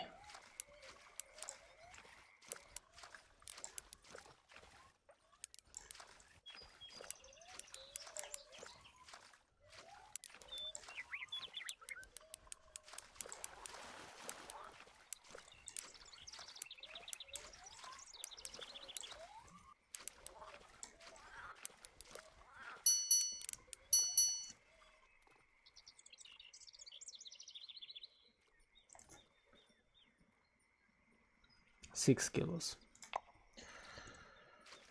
Okay, let him go.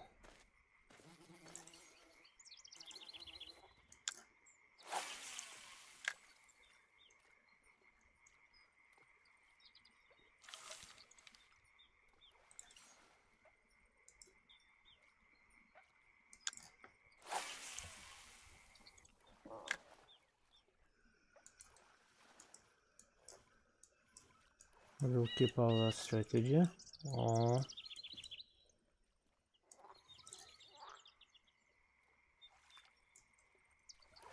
Again, something small. Let it be.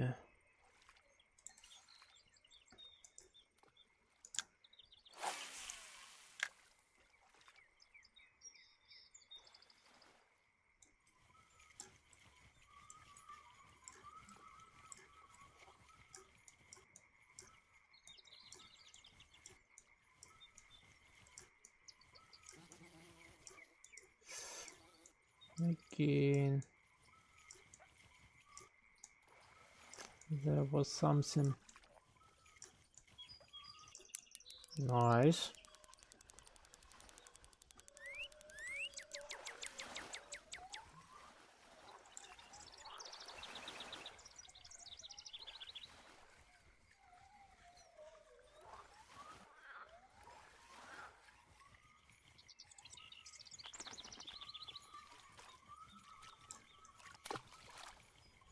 Come on, really?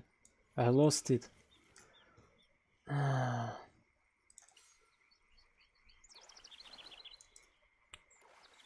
Strange.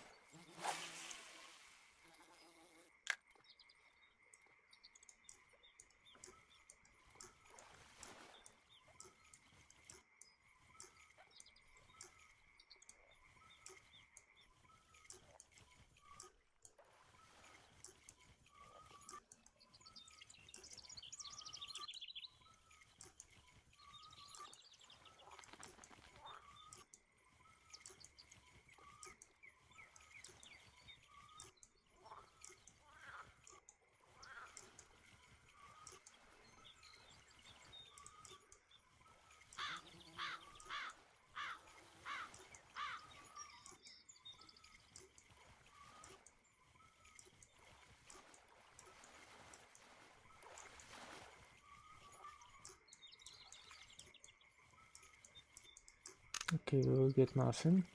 Let's try again.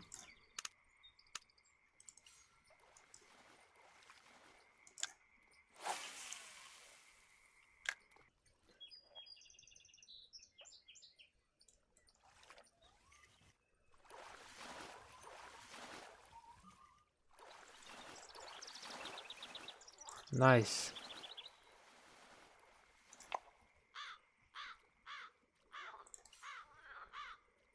A very good animation.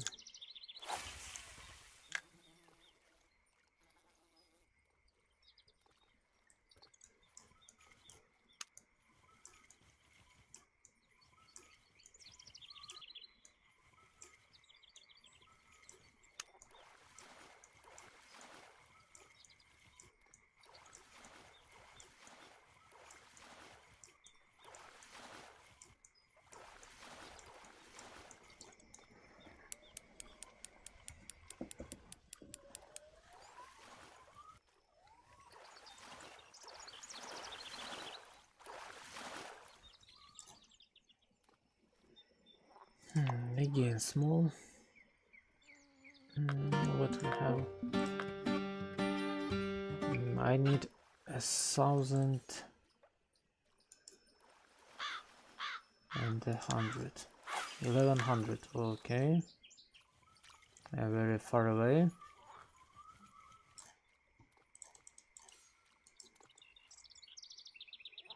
And I'm waiting for my big fish.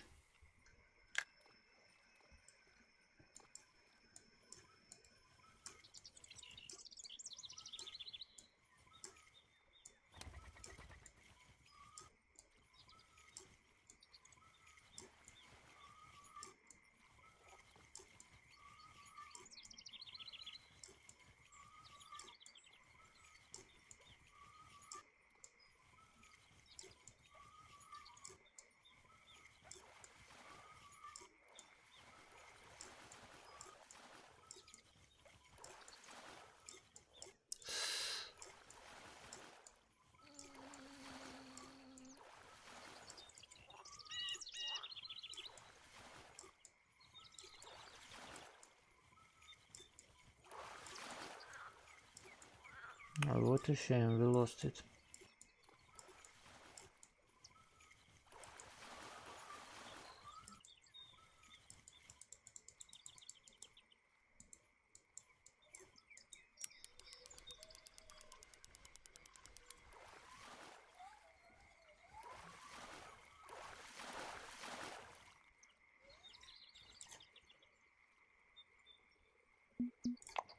Okay, good one.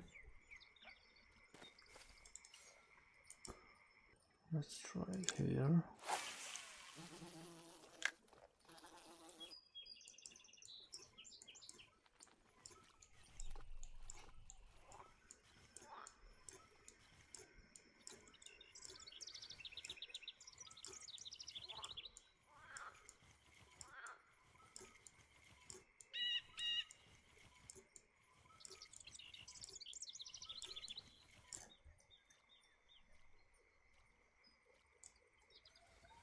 Something small.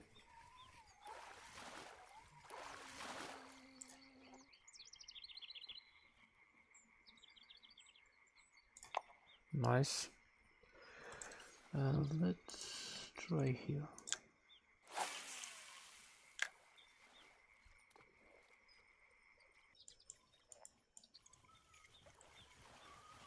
Okay, I see him.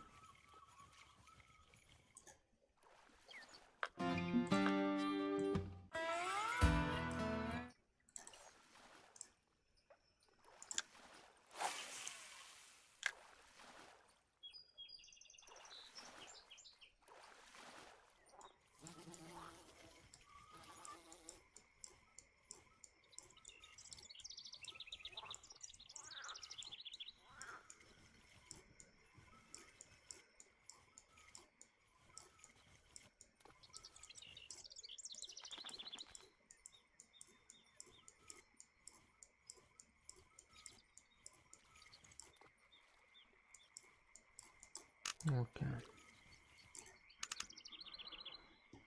What next?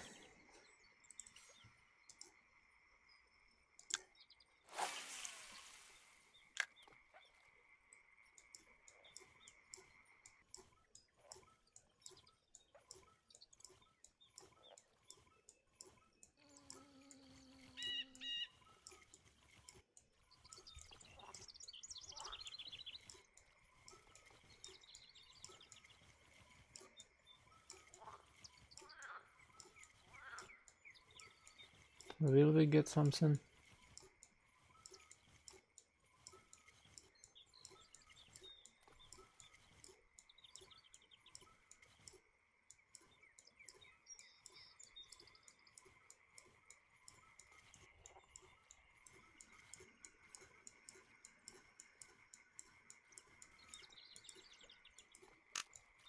Nothing.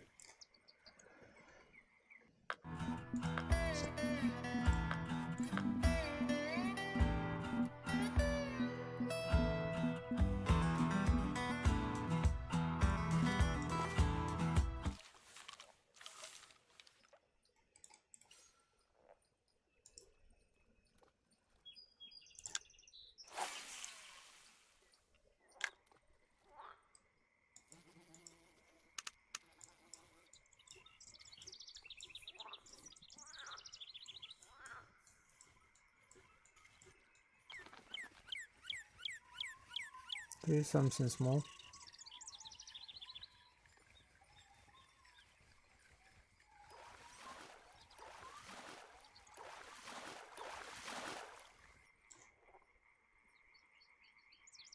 Not so small.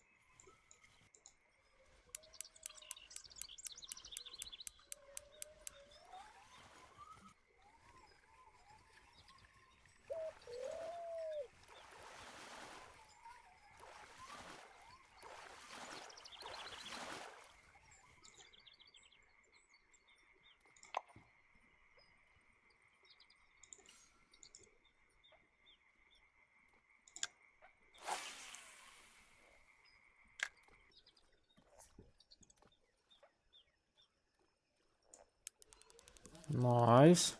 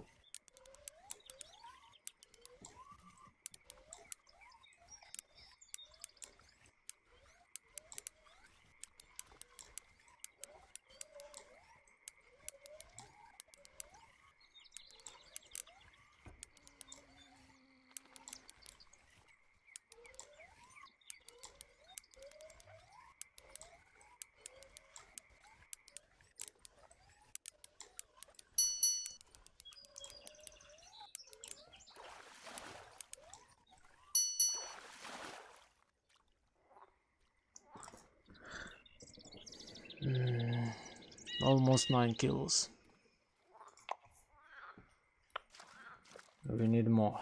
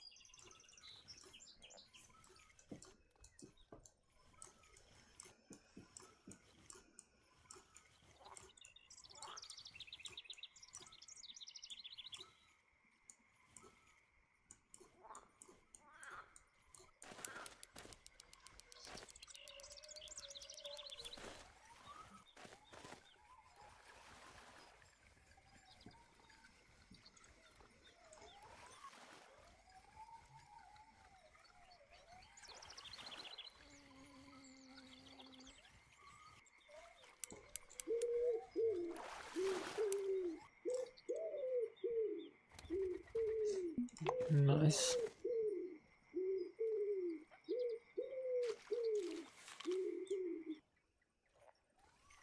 Something small.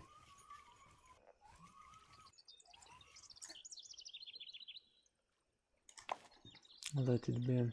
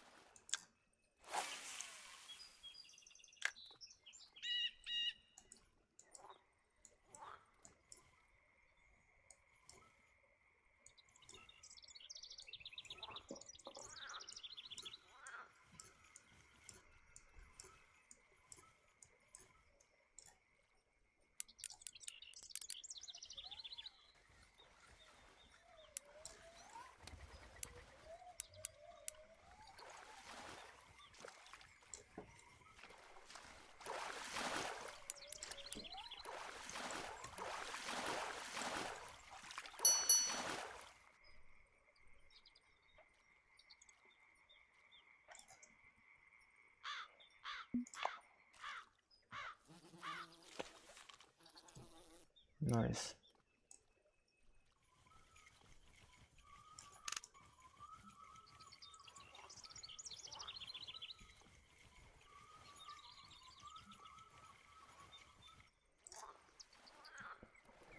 Okay.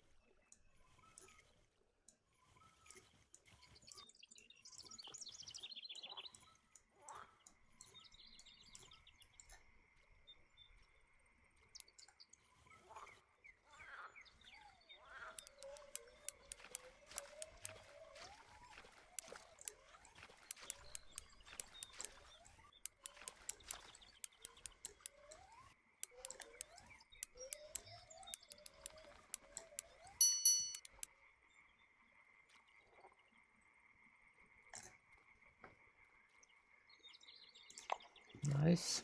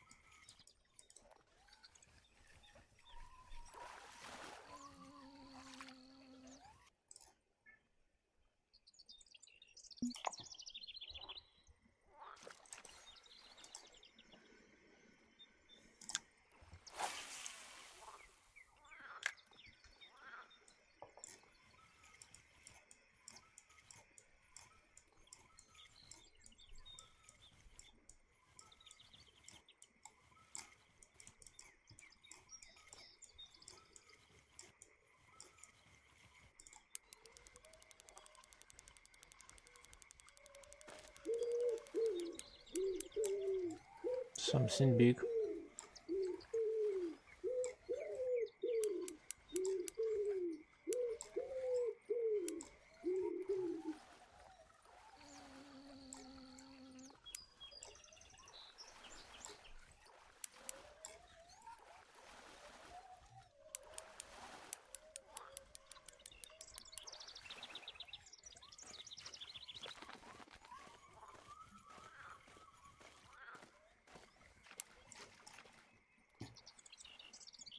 Nice.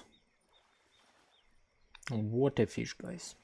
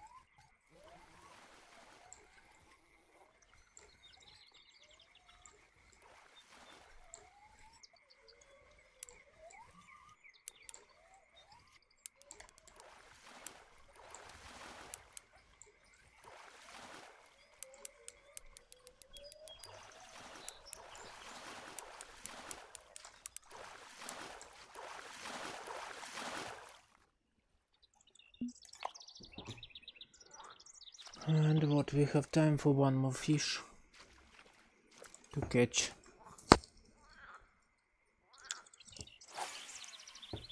And it will be the end for today. The next time we will be on a Falcon Lake. If there will be next time.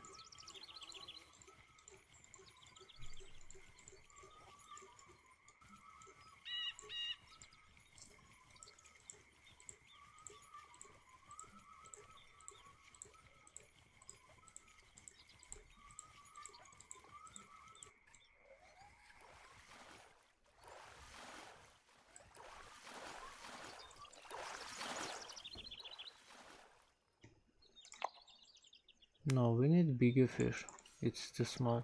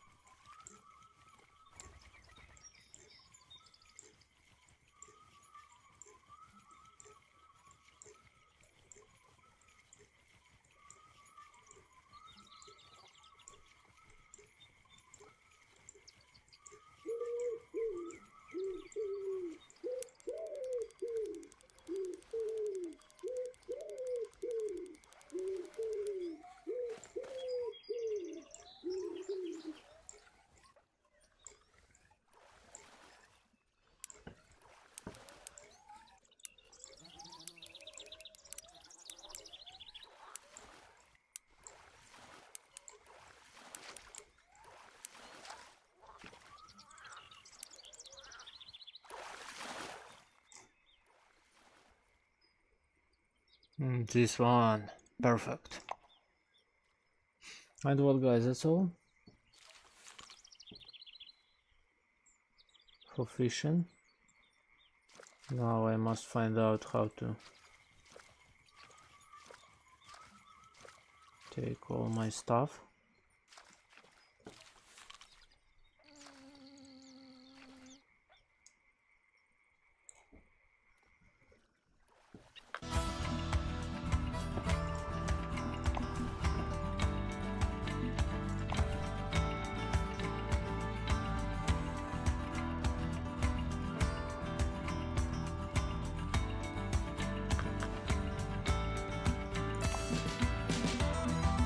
Repair all my stuff.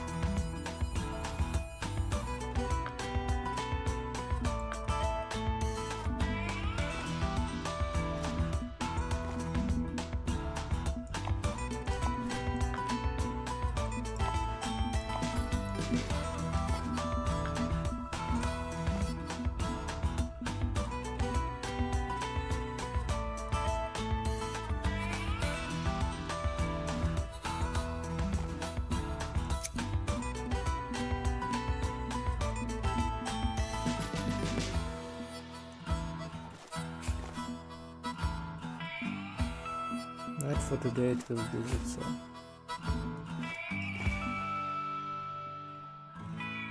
for now a break, 10 minutes, and then we will see the next series.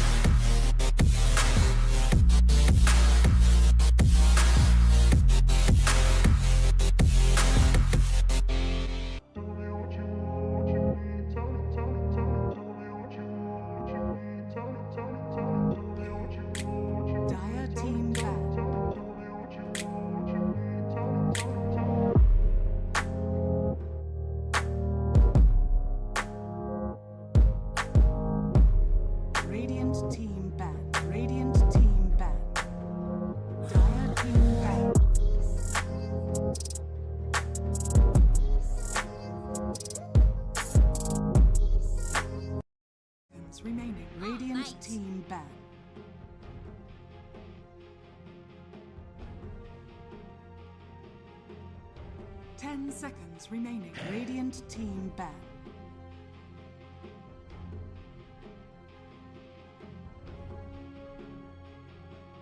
Ten seconds remaining. Dire team ban.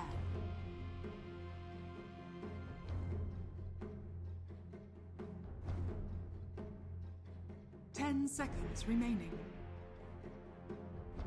Dire team pick.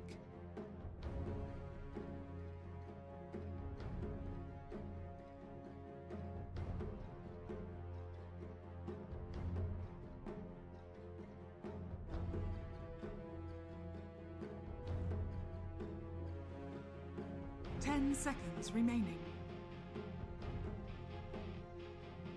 5 seconds remaining. Radiant team pick. Vengeful spirits.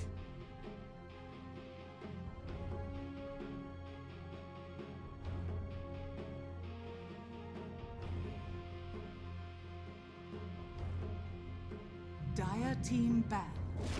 I speak for the trees.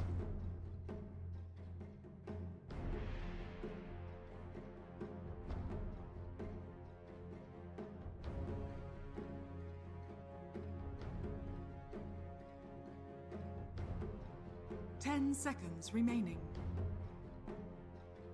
Dire team ban.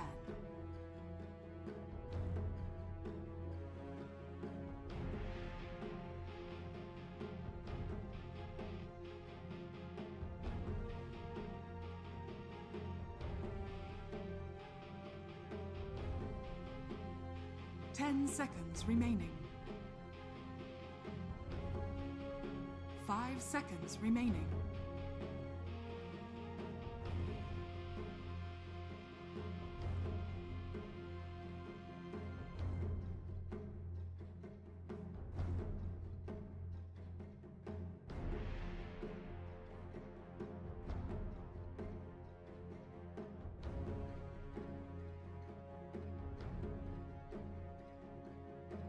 Radiant team ban.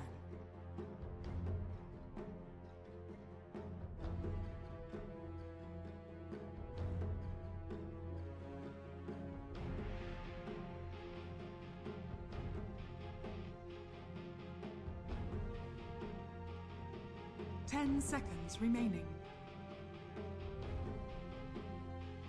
5 seconds remaining.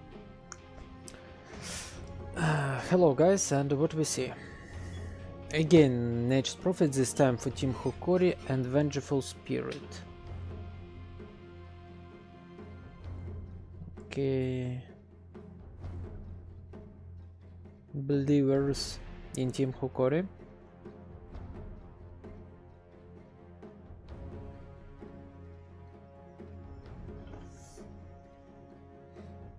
But I want to believe in Team Mix 5. I don't know, guys.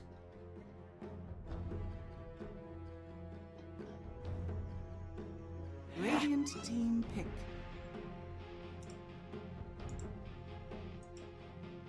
Ours says.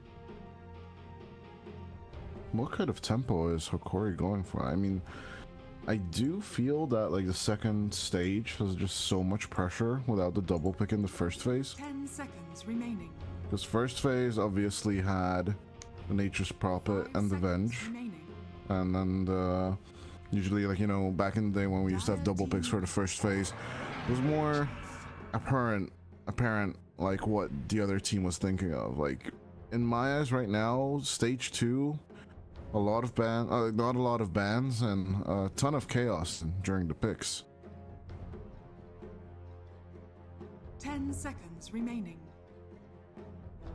I'm gonna be 5 seconds remaining. sent.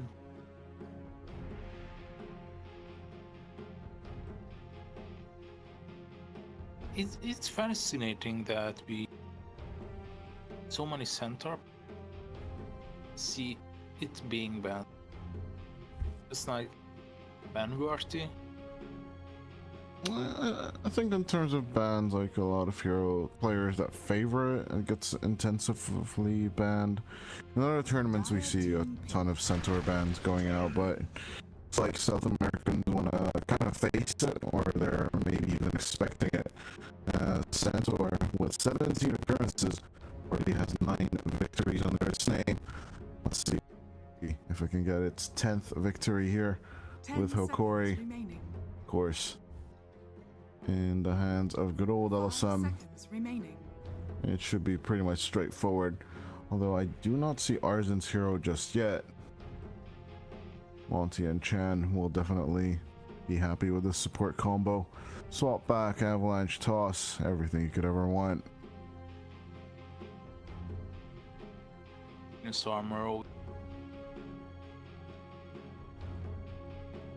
goes like Centaur, who is already struggling with armor issue. Undying once again. Okay, that kind of means Sebas is tiny, or even the crazy tiny offlane as well. Chan once again going for the Undying. I think last time it worked out for him as well, or no, that was actually Christ who won with it so far. Because the Undying doesn't have that many appearances. I will check the number. If I'm correct. Yeah, Christ's Undying was the first one in the tournament, and we're about to see the second zombie make an appearance.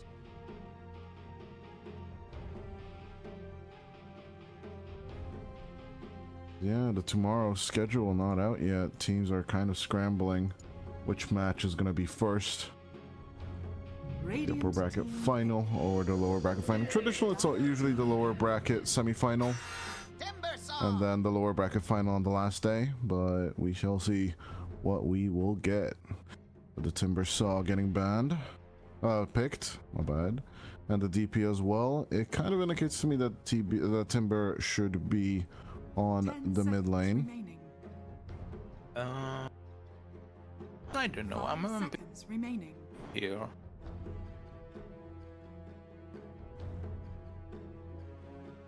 P4 or so made, as you say. Okay, I mean, I guess. I don't know. DP4? I really don't like the DP4, honestly. I'd rather say the Centaur support rather than the DP support. I guess, yeah. I have. I mean, X5. These heroes are looking really fragile. Once again, getting Bing Dagger in the early stages. Can solo carry. This is looking like a really promising so game.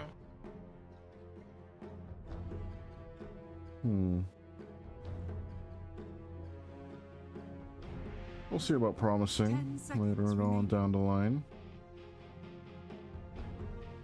5 seconds remaining.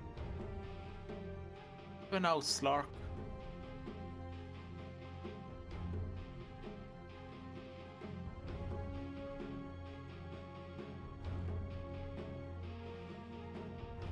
Ursa. I'd say Ursa for X5 would be decent. The Lark for Hokori is what I would gun for. They go for the Lena for some reason. It's not even in Golem's repertoire, although Arms doesn't really have that many heroes on the list currently. Well known Ursa, so I wouldn't be surprised. Bennett. 5 seconds Lena makes sense. It's even better than. It's even a better Slark.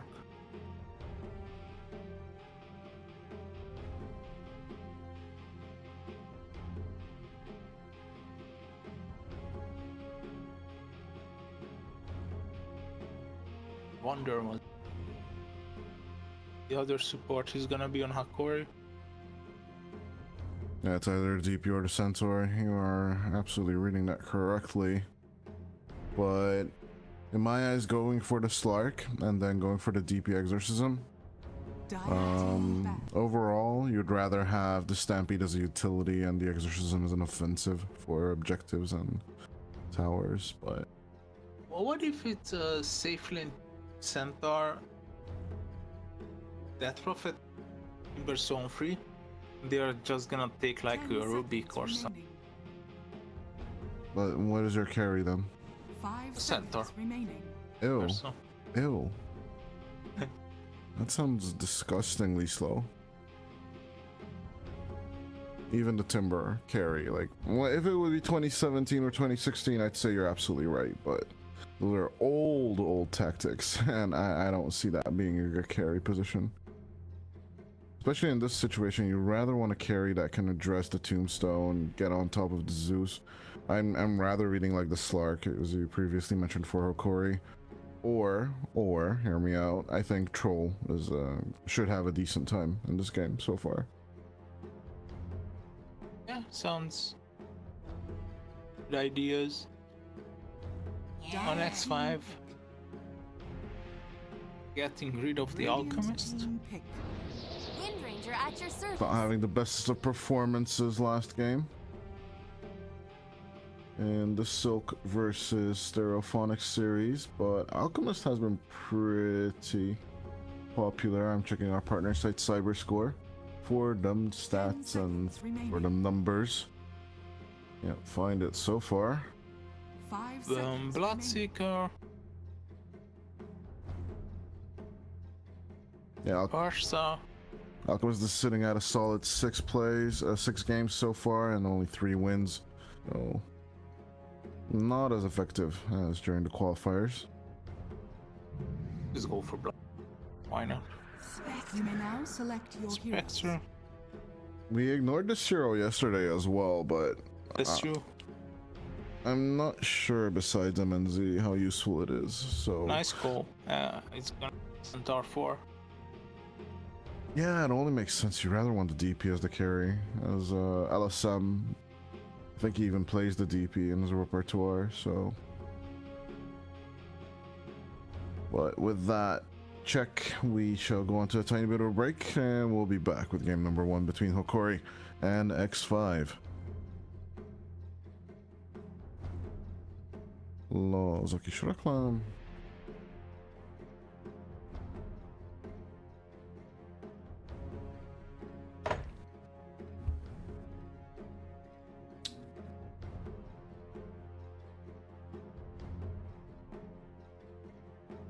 Okay, we are back into this game.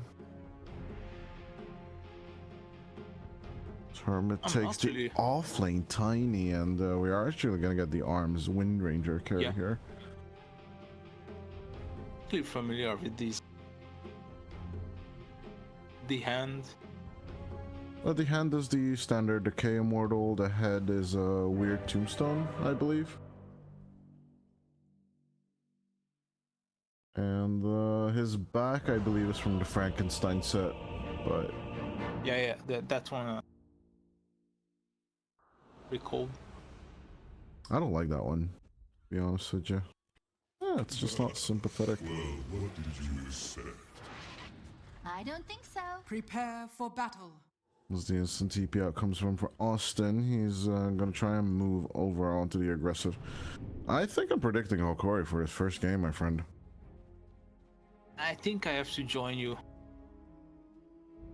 They have just a little bit better draft in my. Just calculating in that they are slightly a better team. Oh. Yeah, you and I think both of us. I was experiencing a little bit in the beginning of the game, but overall, it's getting a little tough. Chan making the connection, Decay, but Misho seems to be fine overall. 30 seconds to battle. Could have power shot it earlier. Helped about that ever since the change. Slows. Spirit. Jupiter getting surrounded. In comes Austin as well, but with the Whirling Death, it's not enough damage, so the first blood will go down. On to Chan, actually double kill for the Undying, as Jupiter finally falls to LSM. The ring around the cliff. Working out for X5 as they could dominate on runes here as well. fighting to dying for the horn or ever.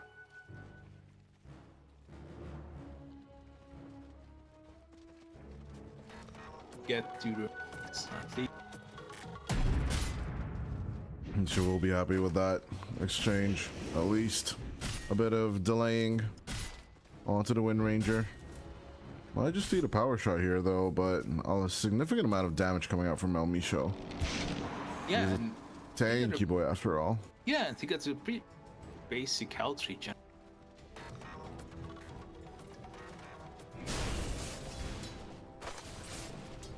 It's out. Well, you don't usually see the naked centaur, don't you? Yeah. Already has like 2 bracers on it, so. I mean, I think Osito with the Timber Saw is also a special one, but like comparing the two, well, let's see if Osito's armor count can go down. Well, you can make the calculation as well on his regen. It's like a 2.4 additional, so like even 4.6 on the Timber Saw is also significant. But yeah, comparing it to another strength hero is Herman on the Tiny, 5.7 on him. But I think it's a compensation for the Retaliate, as Lumiere about to be caught out down onto the bottom. A few more right clicks should do the trick, as the Spectre will turn into mist.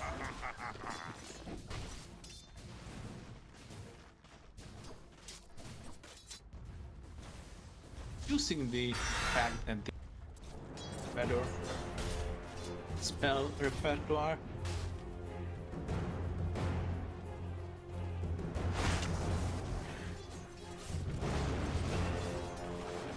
And that spell usage out there. Open at him. Talk to me a little about the Zeus versus Timber Saw lane. Like, how active can you be as a Timber? I think we have. If he's gonna dagger build, rotating all around the map, basically like a hit. But I feel like you need, so you really need to pop off as or so. But it's the same story on the other side. It's gonna be an even laning stage because 0 kill potentially. Patience. Oh, Chan. Going a little low on the Undying as Austin making the rotation over. We'll put out the Sprout as well. And run has been used, so a bit of chase down was warranted. But with Austin coming in for the rotation, Herman and JRPX will take their chance and take care of the Spectre once again.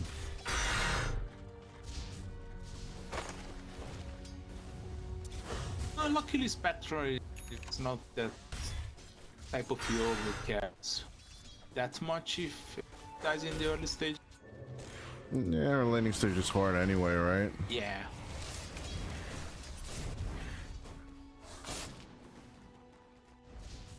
We're looking at the standard PTN2 Blade Mill build for Lumiere.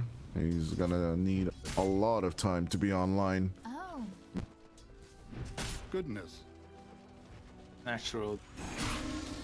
More promise. There are some huge burst damage. Power shot, Deuce, Avatar's combo. The other side, you either get items or just right kicking. And you need a perfect rotation from Austin as well, so like things need to work out for you. But so far, it's not that great as Lumiere about to be caught once again. Magic Missile connects along with the toss. Onto Lumiere they go, a few more right clicks, the tree toss, it's there. But it shouldn't be enough damage just to kill the Spectre just yet.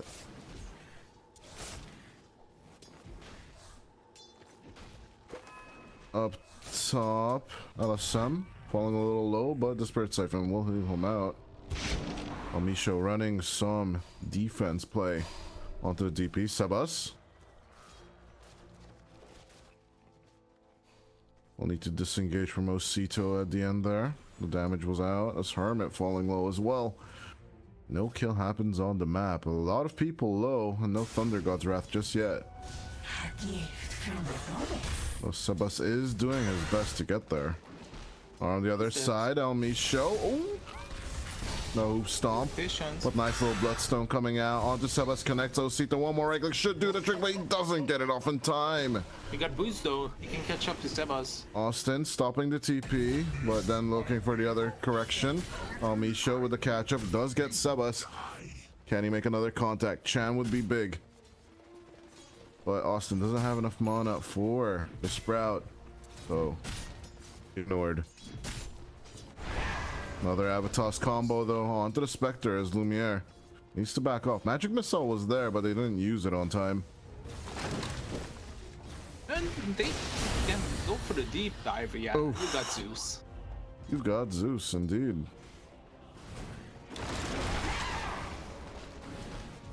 Might be. I don't feel like he should live. As Misho comes on over with a hoof stomp, gets the kill onto the Vengeful Spirit, and then turns onto the Tiny. Misho, could he be turning into the +1 carry kind of thing? Although he's kind of turning towards utility. Centaur as the towers help is gonna work here, and Hermit will take the kill under the tower. his reaction. We're doing his job in this center. A little bit of a 2k net worth lead coming out from X5, leading 4 kills on the board. They're gonna try and gun for the enemy's Wisdom Rune as well, as Chan is seeking passage here on the top lane of the Radiant. But eventually he gives up on the steal, move back to his position.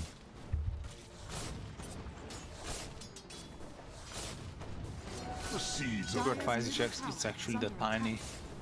Just gold pocket. It's gonna be a nice early big dagger. Radiant are scanning. As you do with the Tiny, just with the instant harass and pick off game. Let's see LSM with the Exorcism. Can they do anything with this DP? Osito. Or is he? No, just rather keeping to the farm. As Exorcism 1 has been used. Out comes the Tombstone as well, pushing back on the creeps and the Death Prophet as well. So the push ain't super effective.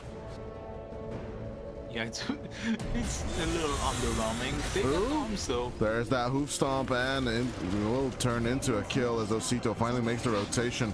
Onto the Tombstone they go, or on Chan. They're thinking of which one is better. Well, I think they'll take both.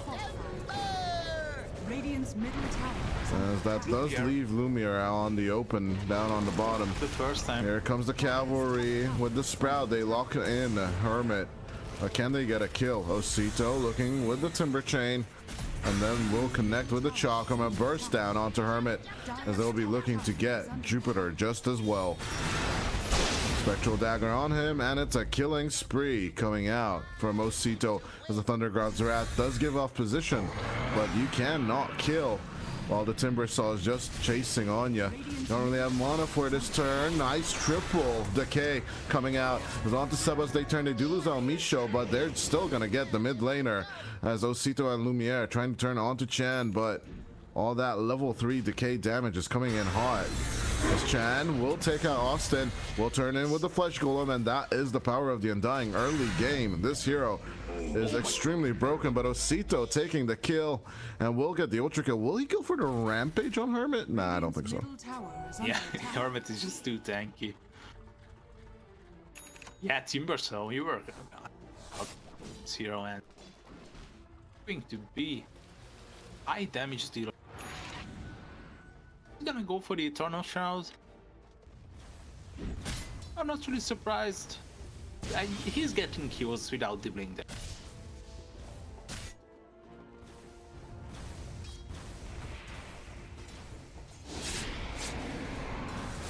Want to maybe try on Lumiere one more time?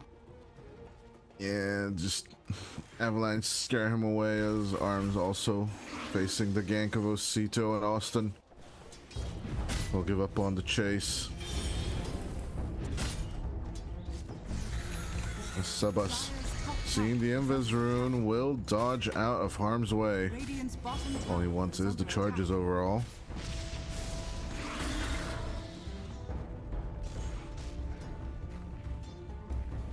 Chan might be off position a little bit. Stampede onto Chan as Lumiere's rotation will secure the kill.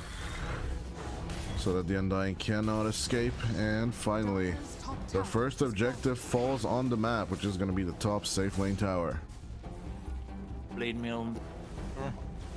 Radiant's mail middle game. tower is under attack.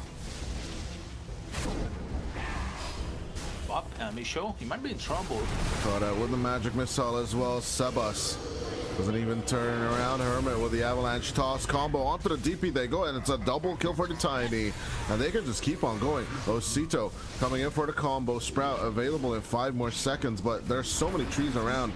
Can it make a turn? And no, it's actually going to be Arms connecting onto the Timber Saw as he does try to take some people to the grave with him, but it's going to be 4 dead as X5 don't lose any casualties for this fight.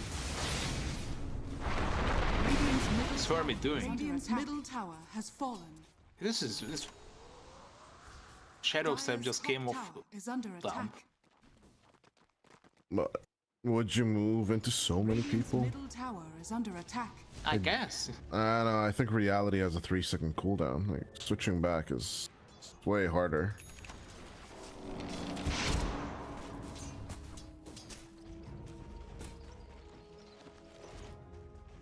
As now, Lumiere focusing to try and get the Radiance on time. Radiant's bottom tower Is farming on a under attack. notoriously visible area. Radiant are scanning. Losing that crucial tier 1 tower mid lane kind of put him in that position as Osito Radiant's tries to wrap around and go back into the enemy's jungle, but he'll be shut down by the X5 team. Got deleted. Radiant's bottom tower is under attack.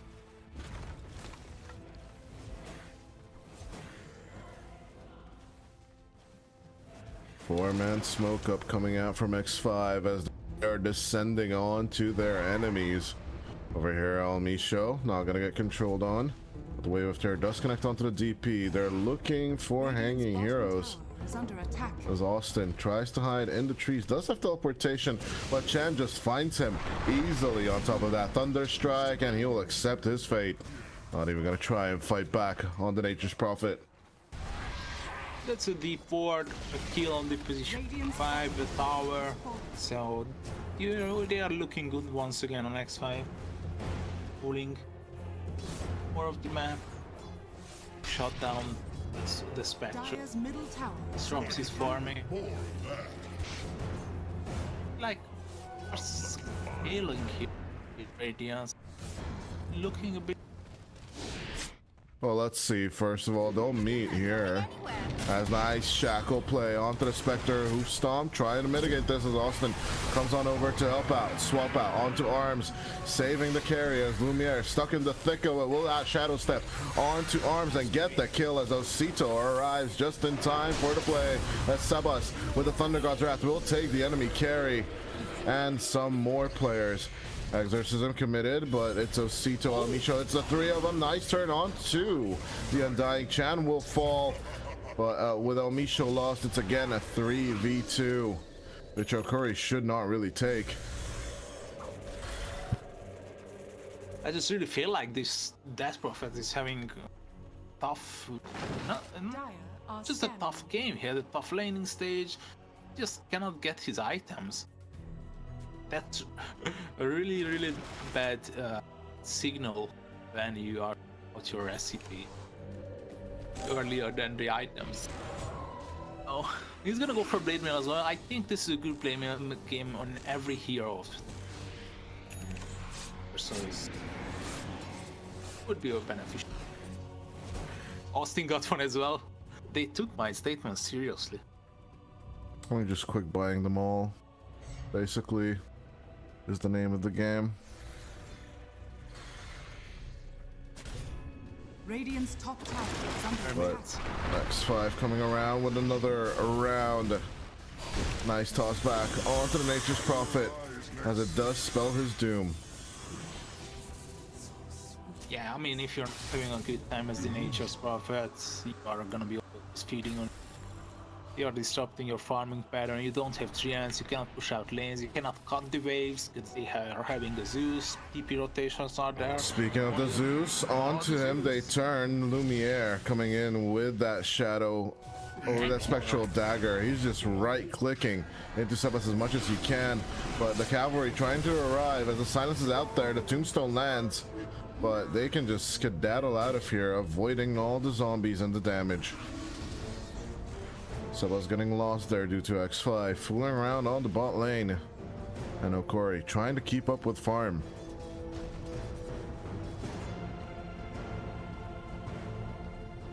It's all up to Hermit.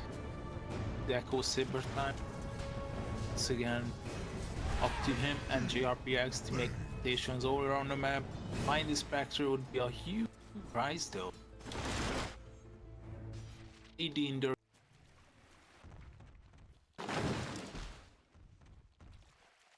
Let's see what it is picked up inside the bottle as Subus arrives. Radiant are scanning.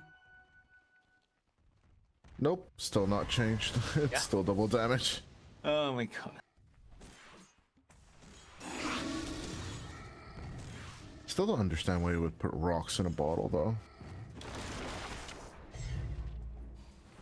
We can call them fancy names like runes or whatever, but they're just pieces of rock. Still. Radiant I are guess. scanning. Alotsam finally the Dire's top tower is under attack. raid mill red or the maybe it's gonna already had. Yeah, way better route. Overall, after his BKB can go for the Shiva's Guard, get some more information on the enemy team. Yeah, not that is a Hermit. Item.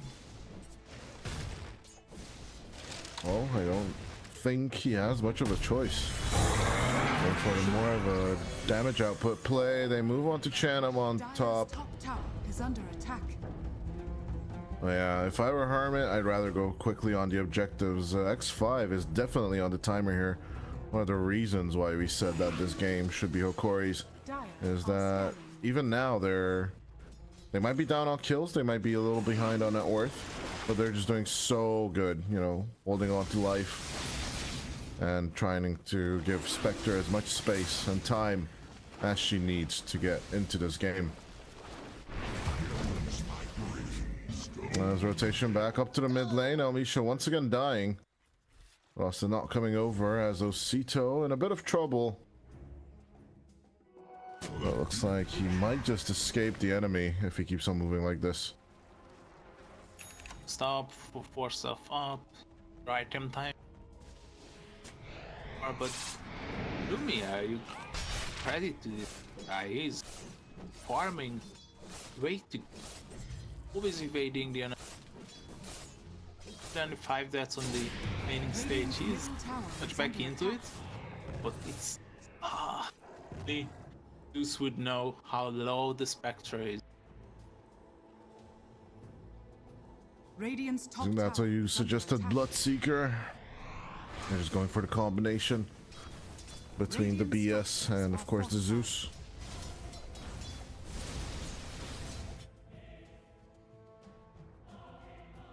Saw the fight. Radiant's top tower is under attack.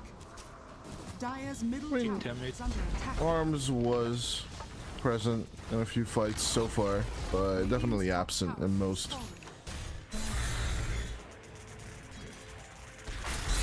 Thanks. Feels so good. You are picking it up on the timber, so. Radiant's top tower is under attack. Roche? I don't think they're ready for it. They will try. Because with the tombstone, it's rather easier to take him. Hokori decides to just give it up for their enemies. Dire's Oh, bottom I thought tower is they under might attack. not, click on it because of. I think all you gotta focus on is to just not drop the tombstone at Roshan's feet. It's one of the reasons why I usually like having the tomb outside the pit. Yeah, remember that clip.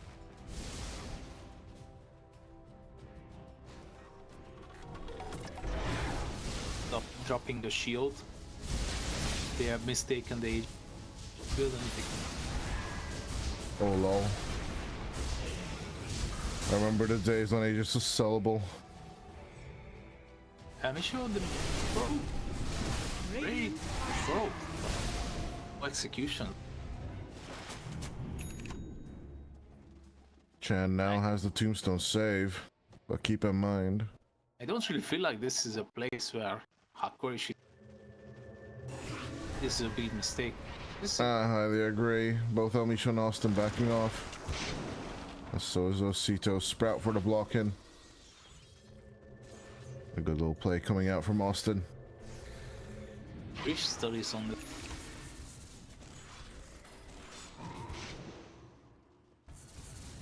Well, don't forget the tower damage as well. He's basically the push condition of X5 right now. Let's go, they say. Action, the high ground might be. Osito and Elmisho diving in onto the back line as they are about to get the Undying and finally finishing it off with Austin. As the Spirit Siphon just sucking off everyone, eventually LSM will die due to the focus fire. But if they can get compensation kills for all of this, it'll be all worth it. As it's 3-4-1 now. Sebas doesn't even dare rotate over here with the Zeus. Yeah, the high ground advantage. So 1. Dire's middle tower is under attack. Earlier, Ripple's stun from the centaur. Really good. Misho, he's making the centaur position.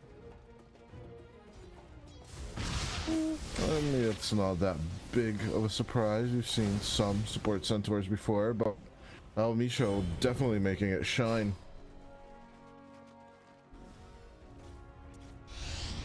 Only change I would side them getting the hype and so Austin, that's a really bold jump making. I didn't even see him TP in. I was just pulling the camera back on bottom.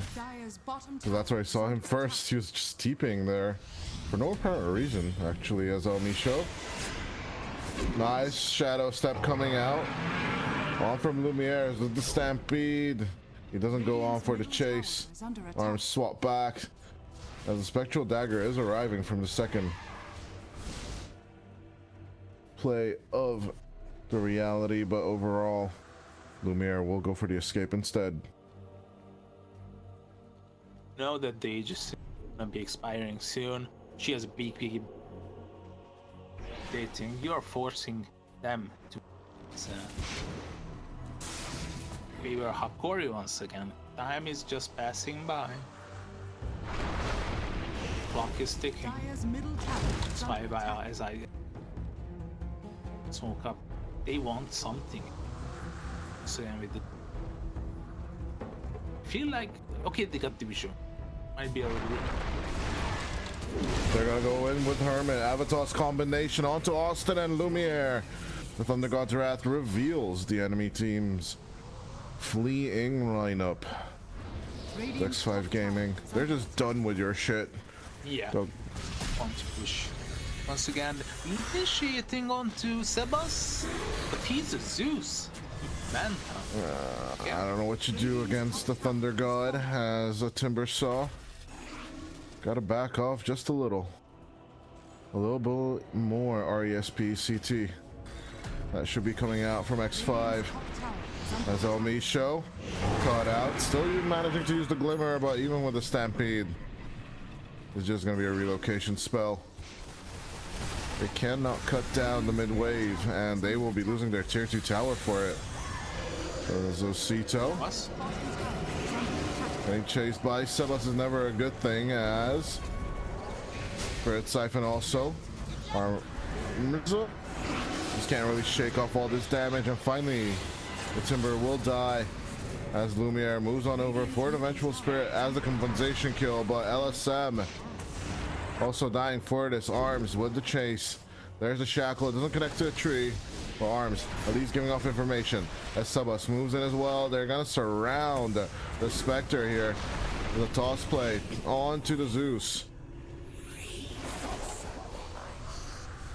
The illusion was more than enough to just get the wipe.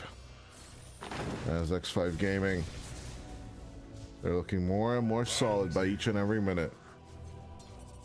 This is something Hokori wants to play, taking fights continuously. They have a lower cooldown. Avalanche. You have Stampede. Oh. Toss combo as Misho can't even hide. Yeah, this exactly that I was talking. You don't have Stampede, and you are showing on lane. Good John, easy. Like, okay, I'm a little bit struggling because I'm not having any fights. Become the mind. Rabbit wants to initiate. Gonna get caught out, and with the Avalanche combo, as nice little turnaround onto Chen. Just had to congratulate the poor undying player. Oh well, 31-20. X5 getting closer and closer to it. Great question. We haven't seen Lumiere in a while. Radiance and Manta build is what he's aiming for. But dropping out on whom? I have no slightest idea. Manta is good because the Desolate Radiance applies on the Manta as well. The illusions. Arms, we got the BKB, so they see that Arms is there somewhere. Out goes the Shackle with the Focus Fire. LSM will chase him back as the Thunder God's Wrath doesn't go through. Nice hoop stomp attempt at anticipating the Tiny as Lumiere diving into the thick of it, but the Avatos combo just comes out from Hermit with the freshly acquired BKB. He's showing who's boss on the Tiny right now. Trying to escape, set up onto the DP instead. But another Avatos combo should do the trick. And LSM just goes down as Osito should be next. Hermit keeping up with the contact. Nice shackle, but it's not really enough as the Timber is just so tanky. And I'll take that back as Sebas with this phylactery. He's just laying down the law on this map right now. You know, when the Fury on TPD, and you maybe thought that, okay, X5 is pretty much sandwiched portal positioning. They put the ward down and basically up the Spectre. I think maybe even they were surprised how much they can. I didn't even find where Lumiere died. Yeah, he just jumped in and immediately evaporated. You know, like that he had shot now. Yeah, the Lightning Hands is definitely what you want to watch out for if you're the Spectre.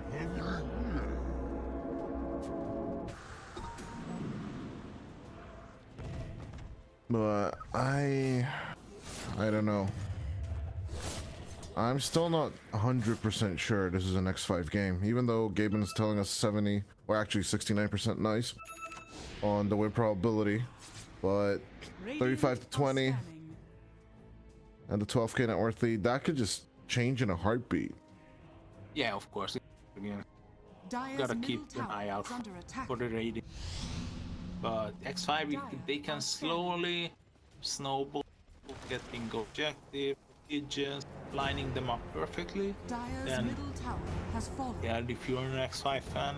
On the other side, it's the defending game down, I guess.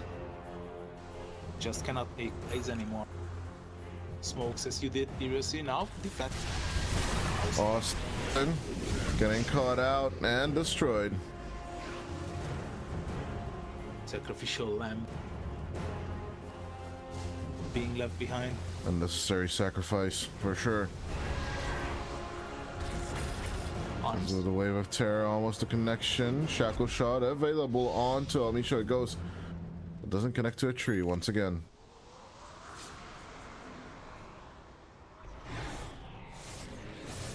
behind Lumiere. Okay, Lumiere. Something is. Mid lane is.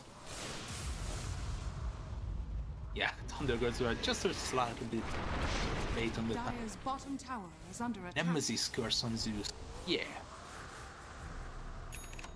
What the hell is going on right there? But Roshan, number 2, ready to give off the Roche banner. Best night. Roar of Retribution.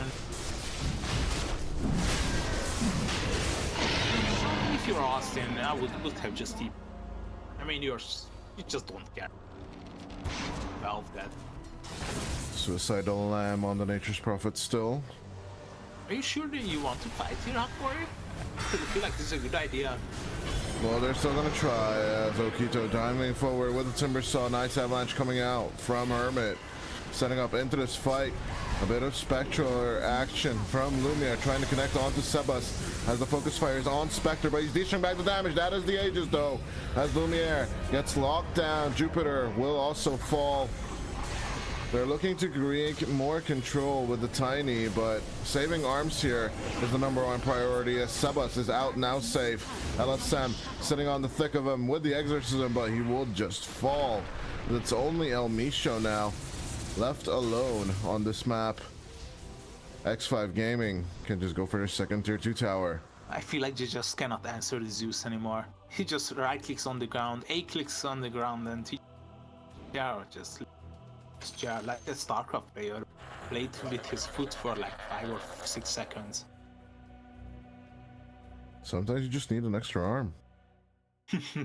Now you're typing in macros and phrases and everything in the computer, and suddenly all you need is just another leg or another arm. Yeah, it was.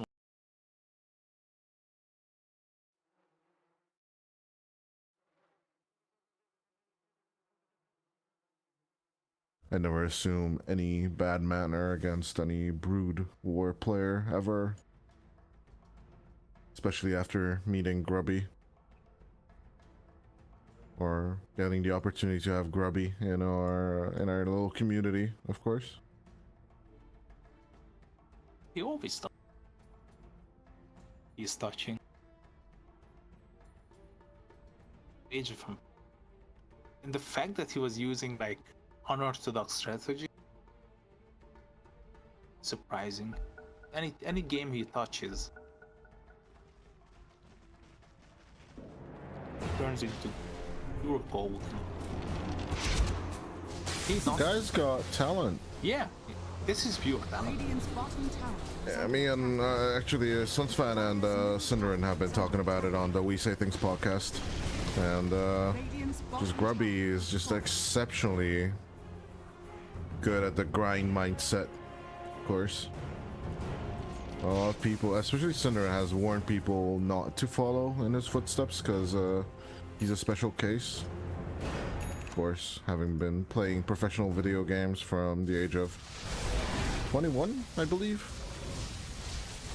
He even skipped a year of university just to, you know, compete in professional Warcraft back in the day.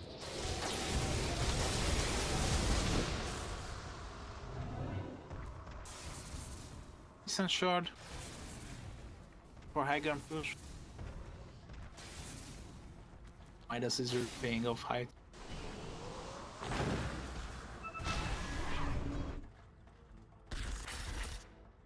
AB queued up next. Was Austin finally getting the Aghanim Scepter.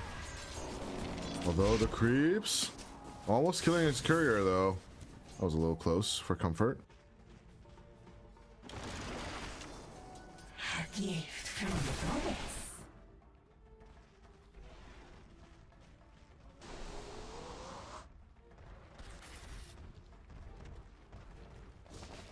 Blade is up on her. Whammy show. Careful.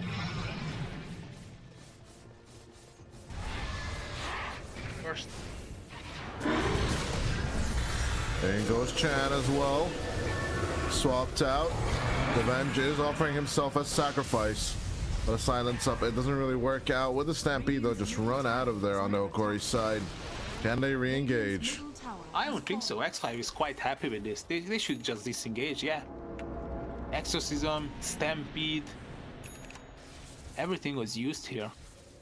X5 is just really happy with this fight. It wasn't even a fight. It was like a friendly meet. Has been killed.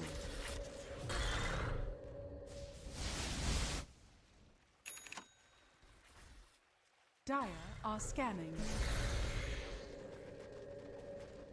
35 minutes in, that's when Spectres usually get online, but no Butterfly, no Nullifier, no Heart of Tarask yet on Lumiere. That trusty Blade Mail to dish back damage. He moves over from the Nullifier onto Basher Abyssal. I wouldn't say at this stage of the game that's a good idea, as Misho will fall right above him. Austin still wanting to try and go for the enemy's Wisdom Rune.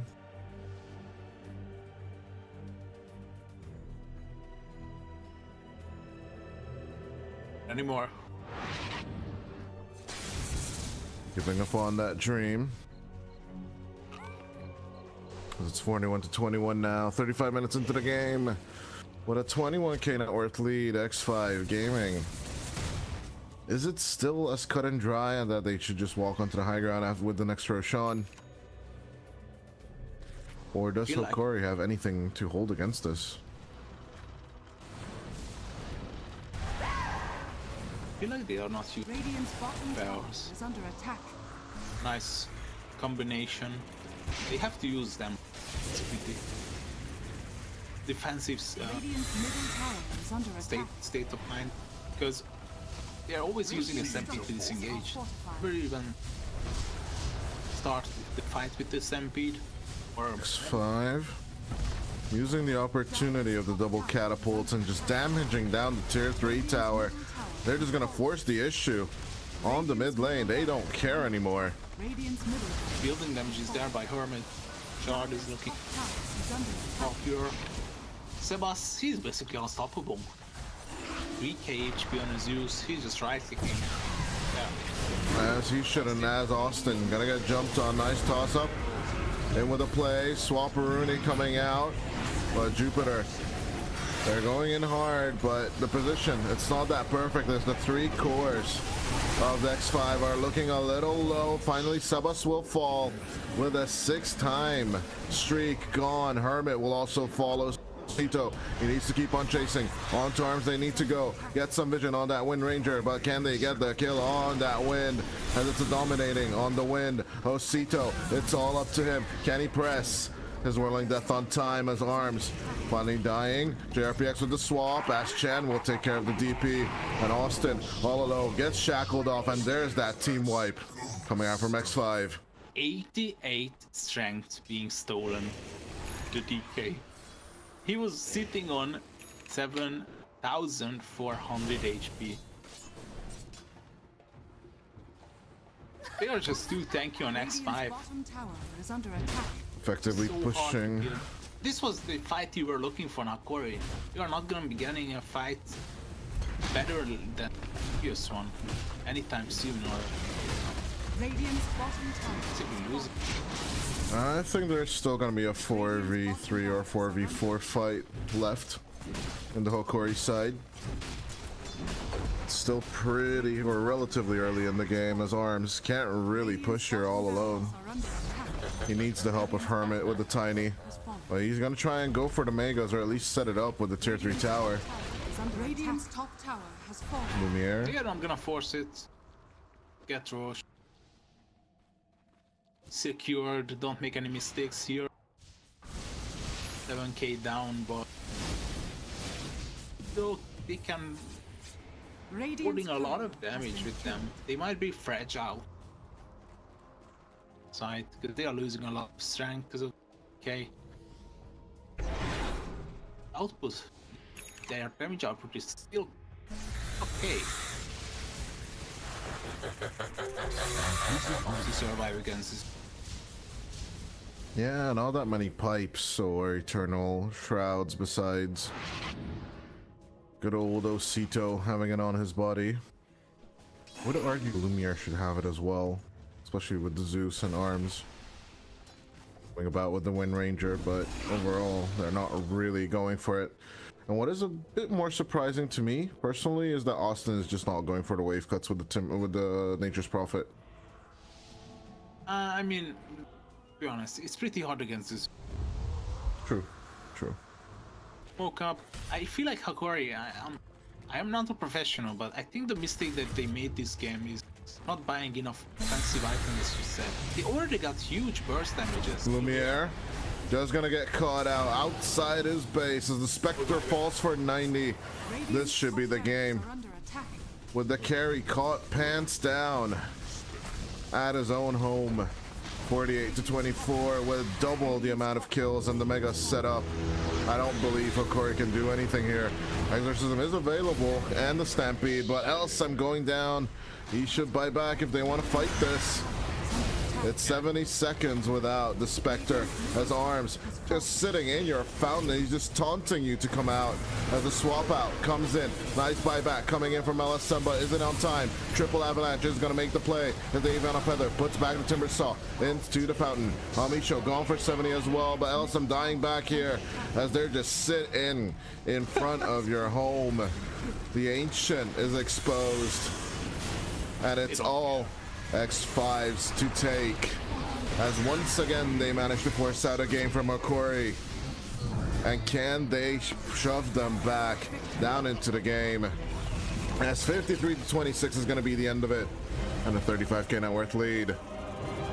Yeah, I mean, if you tell me the following story is gonna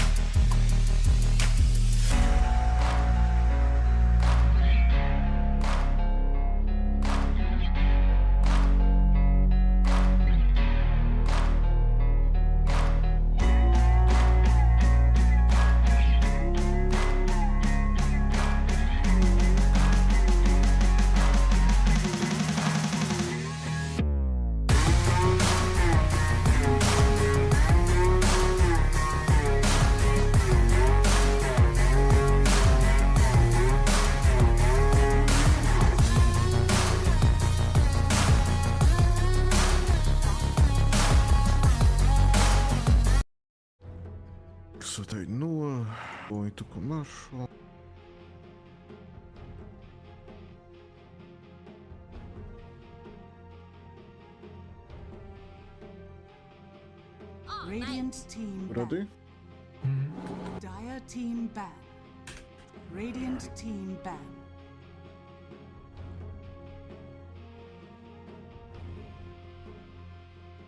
Okay, ladies and gentlemen, round 2 of X5 versus Hokori here on the lower brackets of the Fast Invitational Dota Pro Season 2. And yeah, Korshda, it didn't go the way as we expected. Of course, my name is Dota. That's my friend Korshda over there. 10 seconds remaining. And yeah, that game number 1. 5 Spectre seconds just doesn't work remaining. out. We are just too good at our caster curses. Yeah, it seems like I was about to like joke on the fact that Hokori first the pattern. I was about to call this the laziest job someone has ever made in professional Dota. They were like, what should I ban, guys? I don't know, just we pick something at random and see just pick the first hero. The first hero on the board. Top left, of course, at the A section, of course. Abaddon starts off the ABC of heroes. I miss the heroes reel that you used to have, scrolling through them. I think you can still do it. What? Seriously? Yeah, if you click on your Abaddon in general, or you just click on any of the heroes, you can move left and right. Or you're thinking of the old cards from like 2014, 15. I don't miss that at all. That search system is one of the reasons why I didn't get into Dota in the first place. So like, having to know all the heroes and not having a board in front of me. I do believe when the first panel page as a concept came out, with all the hero portraits next to each other, one of the decorations at a local bar here, to be exact. I think when those first came out as a standard plate, a lot of so the captains and the coaches were actually preppers, as we used to call them back in the day. They used to have that sheet with all the heroes, and then you could just, X out and pick accordingly. There were also cover sheets for that, so like there were holes for the heroes you wanted to pick and stats next to the draft, like, oh, this combination works. Oh, if they ban this, then I take this sheet and I cover the hero plate, and then you can, because back in the day there was nothing you could take inside the booth. And yeah, even in Dota 1, I remember we used to have so many Excel sheets that we needed to memorize or print out for competitions as well. And don't even get me started on the bingo books. Bingo books were stolen, bingo books were lost all the time back in the Dota 1 days, but that was the songs of old. And yeah, now we have competitions online. Now we don't need to go to another city to play a LAN. We can have Dota online with a bit of 5-minute delay for our audience. And but if you're interested in the live scores, if you want to keep track live, obviously the delay is due to the teams so that they cannot see each other's observer words, and that information cannot be exploited. Live scores, game stats, metas, and more at our partner site Cyberscore, so definitely go ahead and check that out. Link in the description as always. And yeah, Tiny and Phoenix setting up the team fight here for X5 as Hokori, the Nature's Prophet and the Snapfire. Both lineups with an interesting approach to the team fight overall, but Hokori having the answer to the Phoenix. How significant is that? Yeah, it changes the whole plan that you were supposed to be having as a Phoenix player. If you're if you are used to this getting counters as a Phoenix player, or you are like a highly ranked Phoenix player, it's not gonna be that big of a deal. But if you are not familiar with the Phoenix and the shenanigans you can do with it, it's gonna be pretty tough against the Sapphire because he's just, you know, gonna purchase a blink and always wait for the egg to jump in and get rid of it.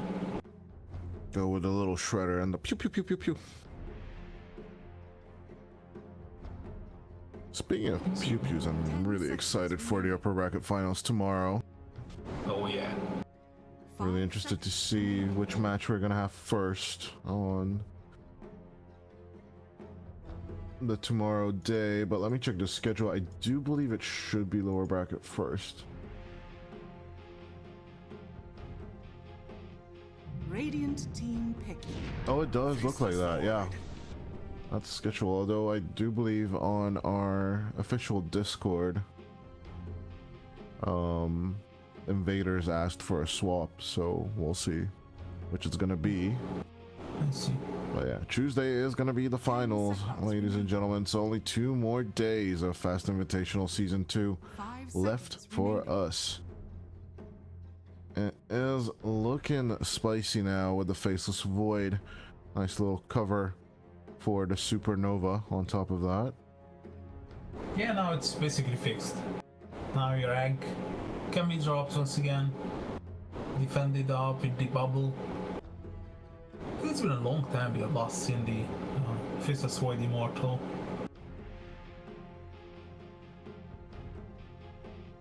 It's been a while. Meh. Overall, I just want to see a Faceless Void thrive. I always feel that they have a decent laning stage, bad mid game, and then horrible late game. I just don't see them getting buffed up and helped up by their teammates, and I think Phoenix is good at that, you know, with the Sunray and all the other tools. But Faceless Void does need someone that can help out, you know, give him some Solar Crest, give him some love. Doesn't usually get.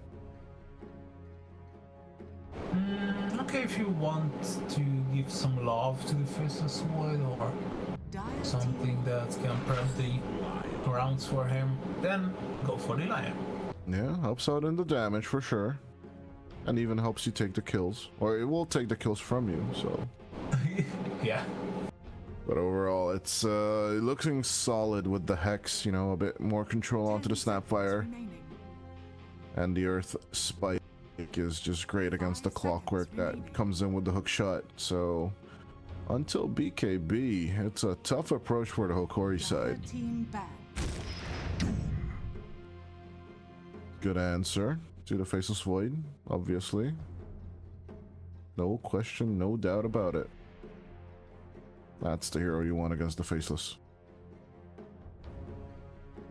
Doom him in time and you should have a good combination as well. It also sets up for the potential wombo combo with the Invoker, which if I'm Hokori I'm still banning because I just don't want to see it.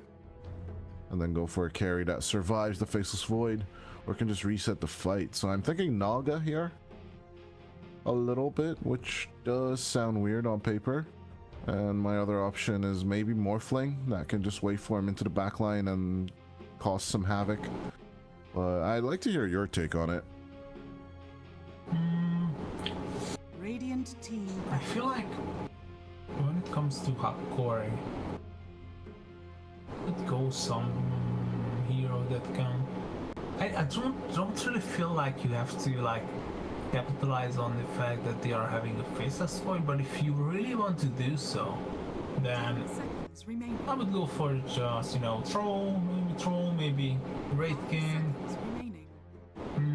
What else? Troll and VK both actually sound pretty nice, you know. You might die once in the chrono, but... So back to the Morph? Yeah, Morph is decent as well. You know, some great heroes you can turn into. The Tiny is decent, the Faceless Void as well, using the time dilation. Interesting that they ban the Templar Assassin, even though they want to go for this Phoenix, because the Fire Spirits do, of course, burn off their refraction if that's what you're worried about. But maybe it's just the farming tempo they want to avoid. Or just it's really a Lumiere hero, to be honest. It's his second most picked hero on professional stage. So nah, that's actually true as well. Plays it quite frequently, that guy. Let's check how many games he has on it. Or just you can go morph, but first tier 1 hero would be Monkey King as well. Monkey here, interesting. They do ban the Invoker, so that makes sense. That's it for the Wombo. As I'm thinking, what else could pack inside this Chronosphere? Setting up for X5. Or what do you think of setup and follow up with the Tide Hunter? Or it's just so bad against this lineup? Am I dumb? 5 seconds. You're looking for a. I mean, you're implying that it's gonna be a tiny mid. Yup. Is that an option for X5 to take? Is the question rather. Radiant team. I don't feel it. I don't feel like this is. I was about to pull the Monkey King, but yeah, it's another hero that's quite good against melee offlaners. I like this a lot. So yeah, definitely tiny mid now. Because then I need something that survives the Ursa. Tide is not it. Neither is the Timber Saw, obviously. Centaur is still on the board, but I'm not gonna risk it. I mean, Wind Ranger is available as well. Viper is available as well. Viper? What's the way? Choose your hero. Pango. They're gonna go for the tiny offlane once again on the X5 side. As my friend, this is an interesting approach from X5. But we shall hear your thoughts on these two drafts right after this message.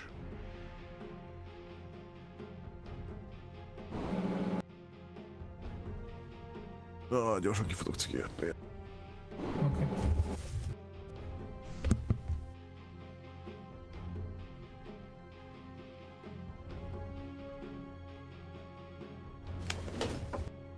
Süt is vagyok. Switching back. Okay, Korzda, my friend. It is your turn to predict first this time. What's it gonna be? I feel like we have doubted X5 Gaming already like plenty of times. I have faith in them. It's once again a very unique draft, a very unique thought process that they are having. And I feel like it's gonna work out. I feel like X5, they're gonna do this. 2-0 on Hokori. Let's go. How about you? Share your thoughts, my friend. Oh no. I don't. I absolutely disagree. I'm going Hokori. Game number 2. I'm putting my foot down. I think these two teams are gonna be playing 3. No, it's just unfair. No, it's just unfair. Prepare for battle. But let us see which one of us is gonna be right tonight. As both of us are sitting at 0% accuracy tonight. Yeah. That is some sad statistics. But yeah, 5-man smoke up coming out from X5 and the early warding as well. Coming from Hokori. Nothing broken just yet. As they do find arms, Time Walk will be forced out on the level 1.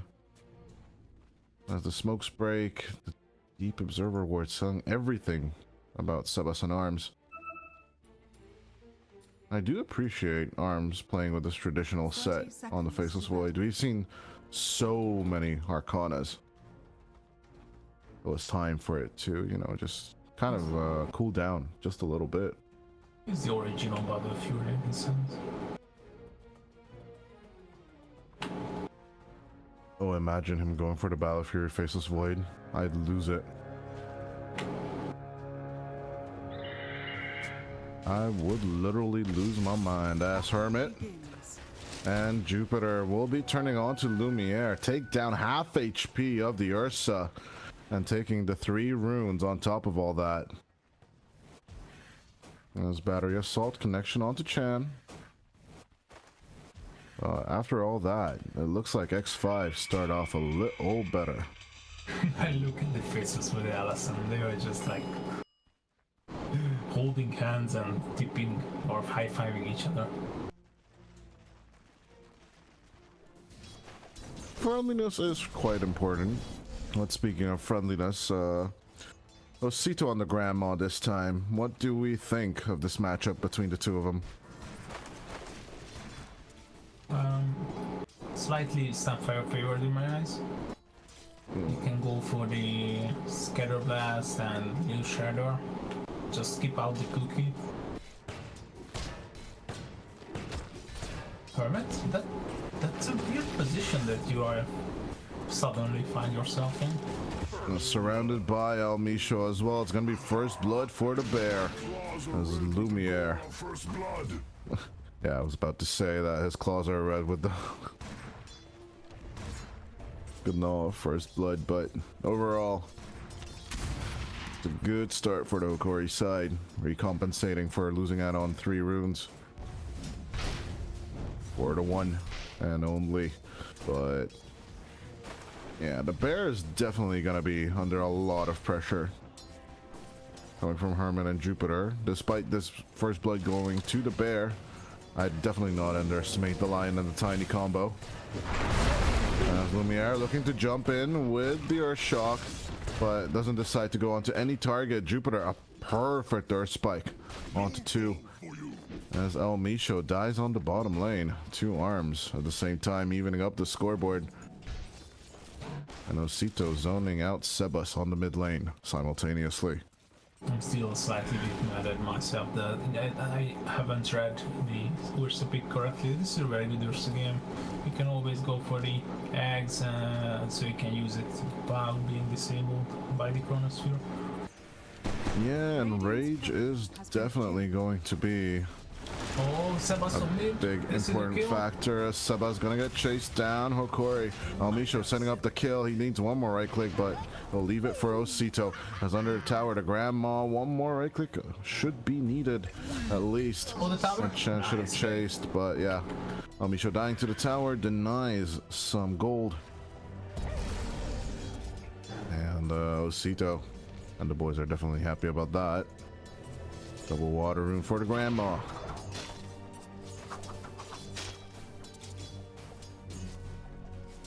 I wish I'd have a grandma just like Snapfire, I'm not gonna lie. Bakes cookies, uses shotguns, rides a huge salamander. That'd be the dream. As the Earth Spike, it's beautiful coming out from Jupiter once again. I don't know how he places these Earth Spikes, but they're just 10 out of 10 as Lumiere losing out on a salve of boots and the gloves of haste. This just could be death for him. Can I kill someone bottom? I think he overstepped his boundaries. Oh yeah, with no help coming out from El Micho, it could just be turned around on. As it's 2 kills now, as it's a beautiful play. Lumiere does lose his life out here, but X5, I don't think they can keep up the tempo. As eventually El Micho looking for the disengage. Dire's structures are fortified. Yeah, I mean, that's what you get if you are laning without a stick on the tiny. Kills are gonna be disappearing in front of you. Seeds of fortune. Good question. Can Austin keep on setting up like this? These Earth Spikes coming out from Jupiter, I just can't emphasize how good they were so far.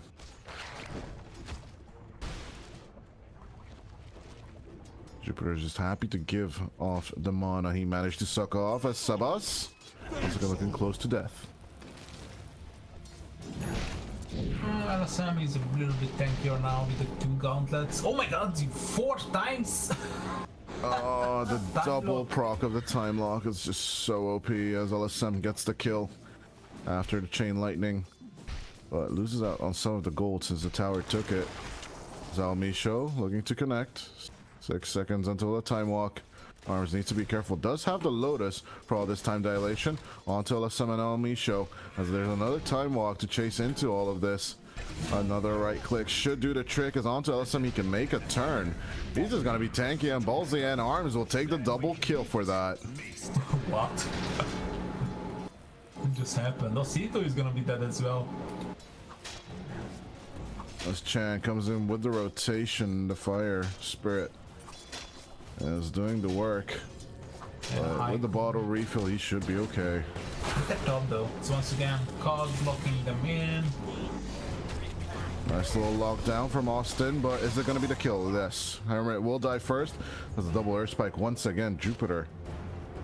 He's just unwilling to die. There's not even overpower should be needed here, but eventually the chase will be cut off. El Micho can't find the perfect sprite, as Osito actually put out the Mortimer's Kisses just to get Sebas out of the lane. JRPX still gonna survive for now, but the Lion is all alone here as a perfect rune falls for Osito. Arms with the Chronosphere. Still has the regen rune, but it's not gonna be enough to survive. Arms is Chrono. As the Faceless Void stuck inside the cogs, but the Battery Assault all alone is not gonna be enough for a kill. Hear me out. Arms double down on the fair build of maxing the time lock, and it's working out so far. Well, it looks like the RNG gods are on his side, as this time lock is just constantly proccing through. Arms once again with the swashbuckle. They look to connect onto the two supports. Time walk onto the Clockwork. Oh, I just love the time lock build. It's so stupid. Time and time again, he is looking for good opportunities, and Arms is managing to find them as the Wisdom Runes are about to spawn. Arms is on top of the network chart with 4,200 gold to his name. Not too shabby. Looking good. X5 once again, the start of the game. Really great. First spike once again onto Lumiere. You will turn with the Enrage as El Micho comes about. They will look to get that compensation kill for abusing the bear.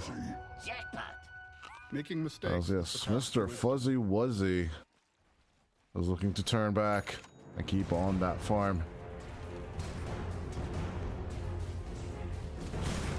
Chan trying to chase out LSM as Doom is now available. But who do you target with it first? This Sebas.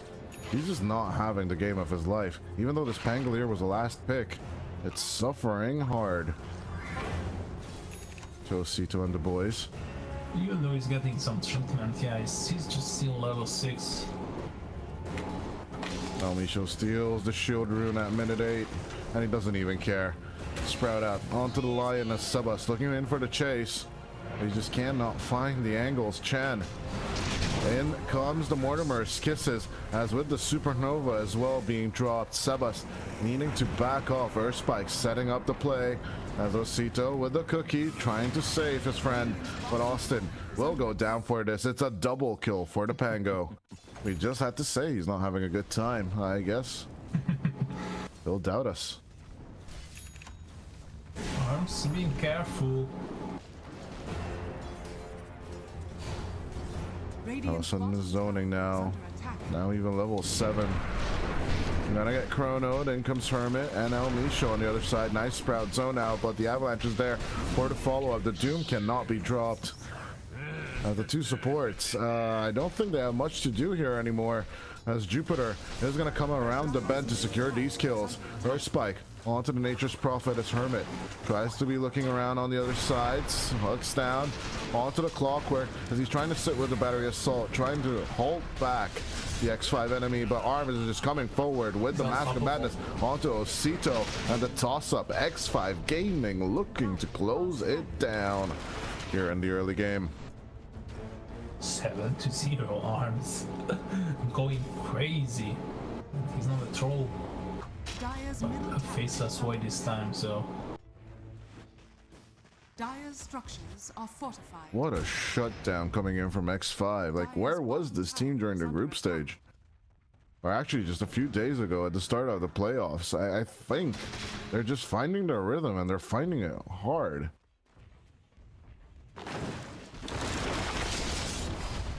JRPX and with your spike cutting through the trees and making the contact. El Micho's just gone to the Avatos combo. Kill after kill after kill. Yeah, on the psychological side or at the mental warfare, they have improved a lot. They just stopped caring what the enemy picks and just focus on their own strategies.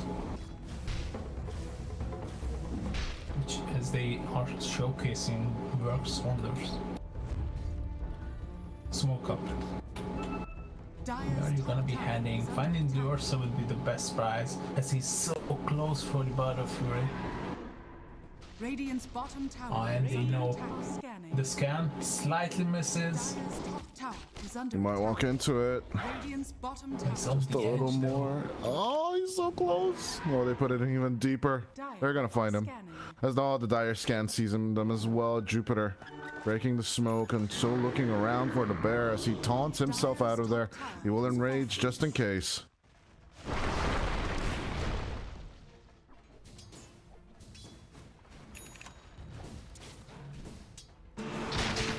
16-7. It's X5's game to lose right now with the 2K net worth lead. But they need to mount up a siege here. I do believe with the tiny, that should not be a problem. Dire's structures are fortified. Dire's top tower is Austin trying to hold them back. In comes the Nature's Wrath.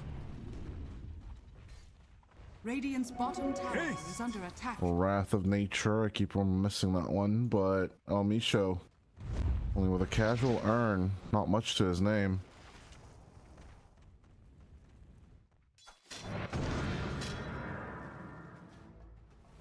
Can they rush? I mean, they have worse of course. It's not even a question, but they might be losing their mid tier 1 tower for it. Radiant's bottom tower is under attack. Oh, they are heading bottom. They know that they are not defending for a reason. The pings are coming out, but they are gonna be late to the party. Way too late. We are talking about an Ursa overall. Because the Aegis is theirs. Subus almost going in with the Rolling Thunder to claim it. Because on the other side, it's going to be a finger death onto Austin. Run, boys, run. As that is the play. Misho will make it out with the earlier TP. Lumiere and Osito will just keep on driving out of here. They're waiting for the Ursa to at least get the blink and maybe even the BKB until Hokori fight. But are they waiting too much? As Arms going in with a time dilation and a chronosphere right on top of the grandma, taking Osito like it's nothing. Can't believe this guy. With that one single javelin on top of the Mask of Madness, Arms, he's just picking fights, going wherever he wants. There's nothing that can stop this man. Radiant's middle tower. And it's not like he's, you know, taking defensive kills. People are like invading his farming patterns. He's just crossing the river and basically doing it under the tier 2 tower. Between the tier 2 tiers, more like. Blink out barely hitting the avalanche. I thought that he's gonna be there and the Misho might go down. Not just Easy mine. catch out. Down. Dire's middle tower is under attack. Radiant structures are fortified. The DD rune on everything. It's 19-7 now. Dire's middle tower has fallen. 12 kill lead along with still that solid 2K. Dire's middle tower is under X5, they're not really capitalizing with the gap, but they're still giving time for the enemy. Not so sure that will outlast them for long.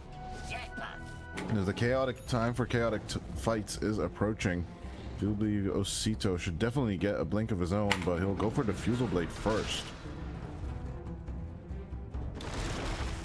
Checking on the other items, I do believe Hermit has a blink and a soul ring.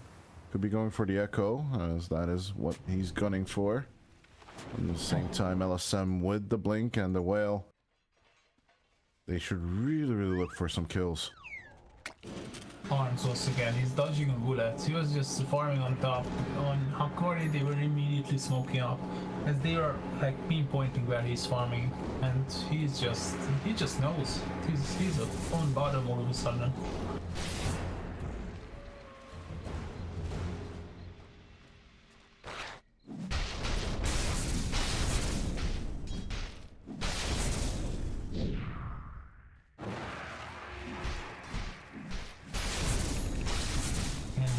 1 if he faces Void, the deciding factor in this game.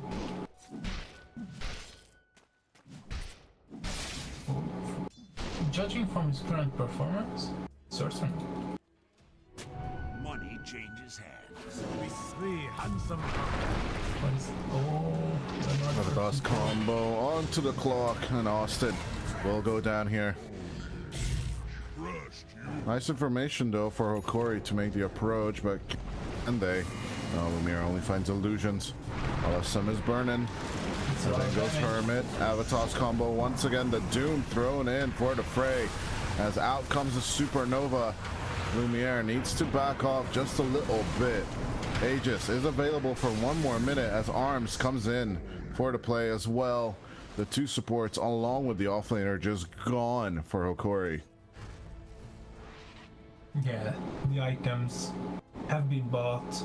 Blink Dagger on the Lion, Force Stuff on Chan, and they were ready to fight once again.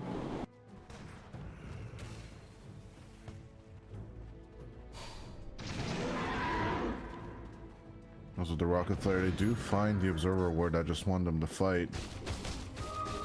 Lumiere, 36 seconds left on that Aegis, but I don't think it's gonna do much. Lumiere meeting on with Sebas, trying to make the turn in. Got a Fusel Blade doing the work.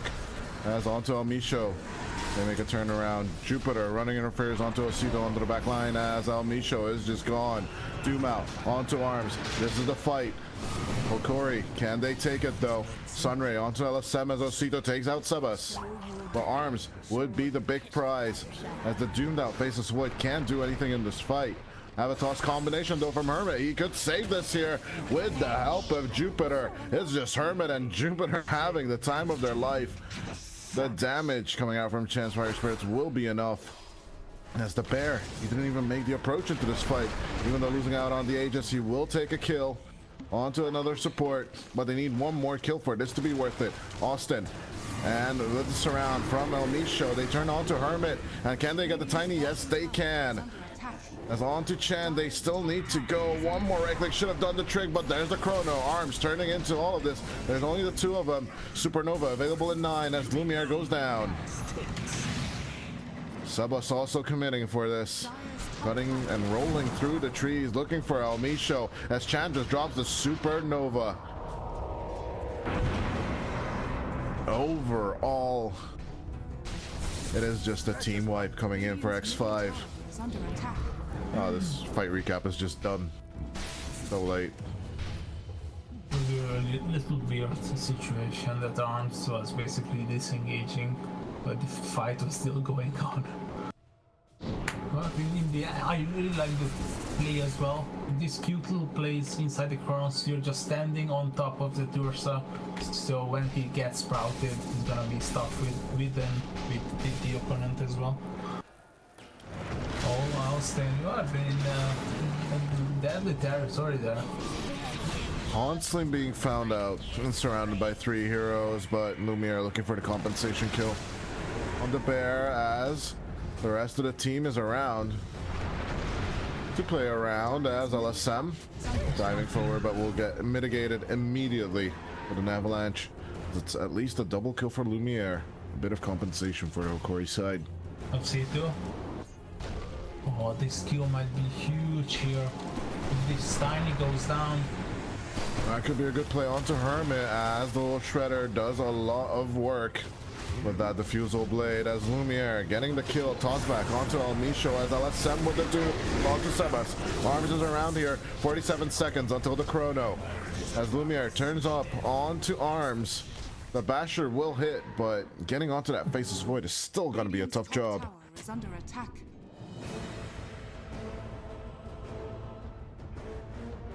Lumiere wants to fight, and he wants to fight so bad, but he still needs his shard in order to do this. What's it gonna be? Shard first or BKB?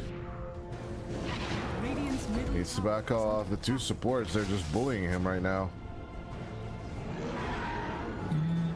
I wouldn't leave this area if I would be Hokori. Bottom is pushing, mid is pushing. You can just stay here and be a threat constantly to X5. Yeah, and this is what they're gonna do. Go to the high ground. The triangle. And just stay there. Dire are scanning.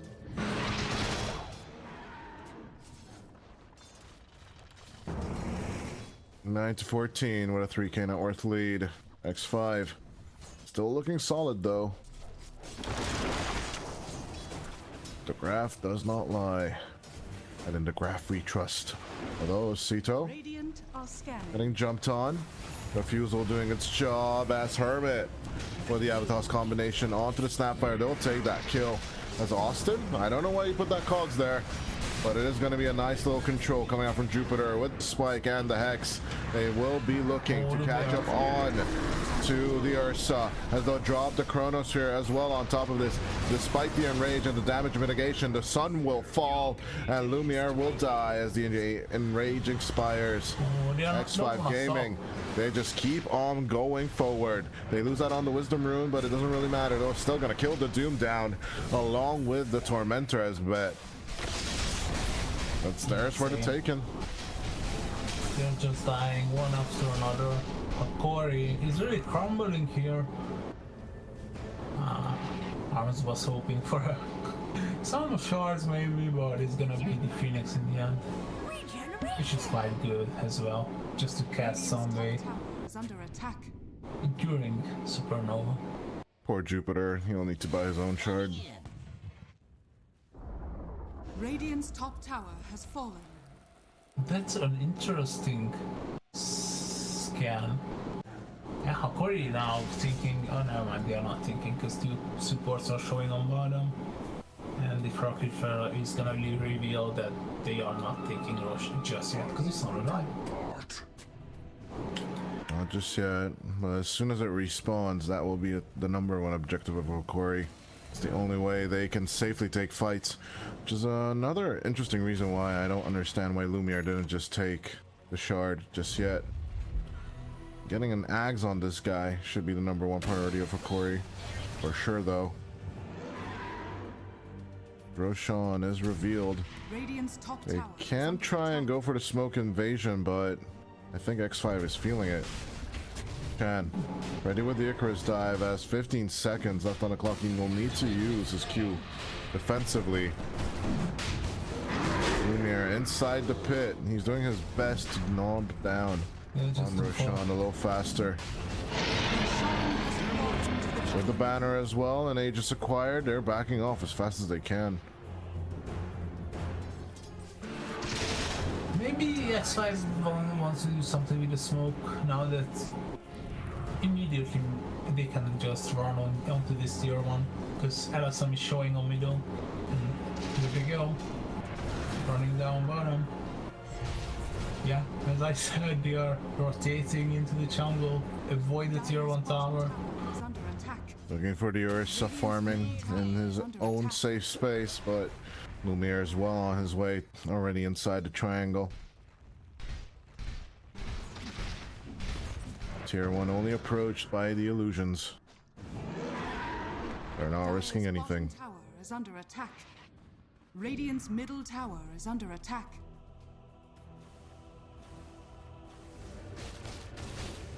There. No blink on this guy.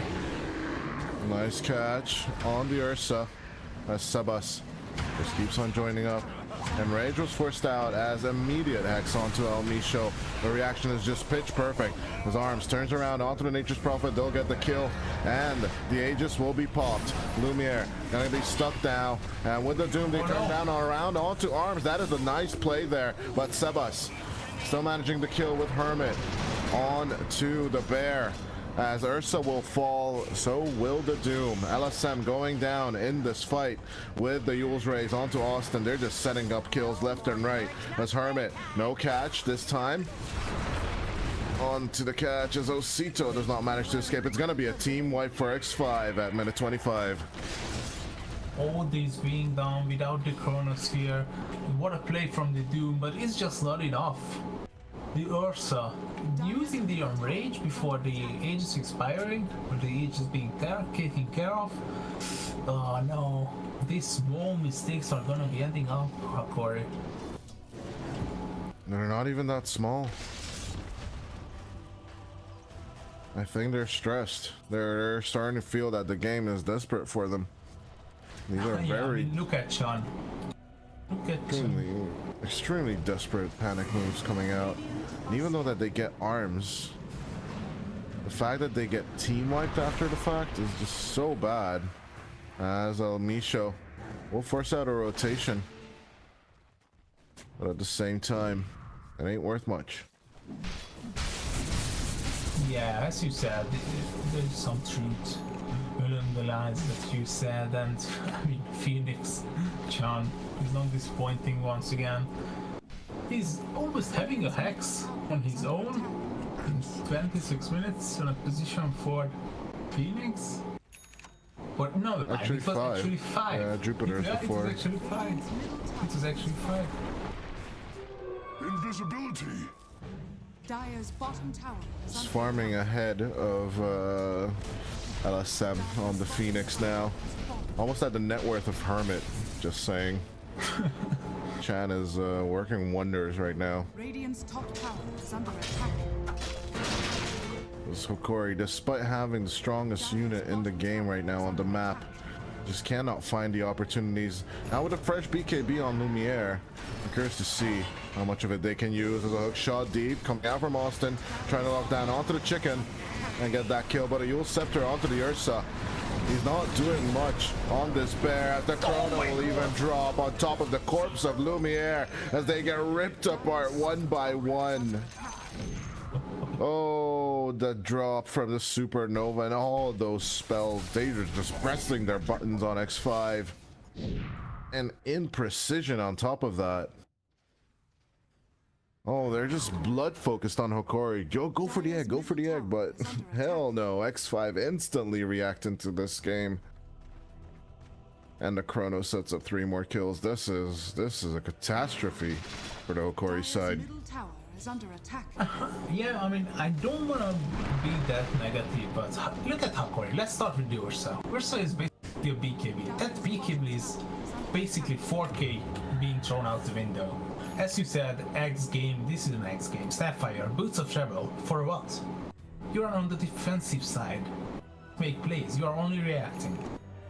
Let's see the Doom. Okay, it's quite decent. Furion, it's okay. Clockwork, what do you have? What do you have? Blade Mail? For what? Like, you're getting ignored already. It's like the previous fight, you were tossed and left behind. People just don't care about you. Lumiere, maybe a solo kill? No, hey, Strun is on the tiny. The pile of rocks is just gonna walk out of here. Yeah, and even luck is not on your side. Aaron, you're getting nothing as Lumiere is just holding on to that Roshan banner. Maybe they want 2 at the same time. That would be really, really cute. I would love to see that. But for sure, and even though the map is even in terms of objectives, X5 has just massacred Hokori over and over again. And it is time for these shady jungle moves coming out from good old Hokori. But they'll need to get some more kills for all of this, for all their troubles. They don't see JRPX. He's gonna blink a little deeper next to the pit. So Misho, he's looking. He finds Chan. Dire's middle tower is under But attack. overall, they just shake the enemy off his arms. He wants to go. He's itching to go with a new Chrono. Look at Jupiter.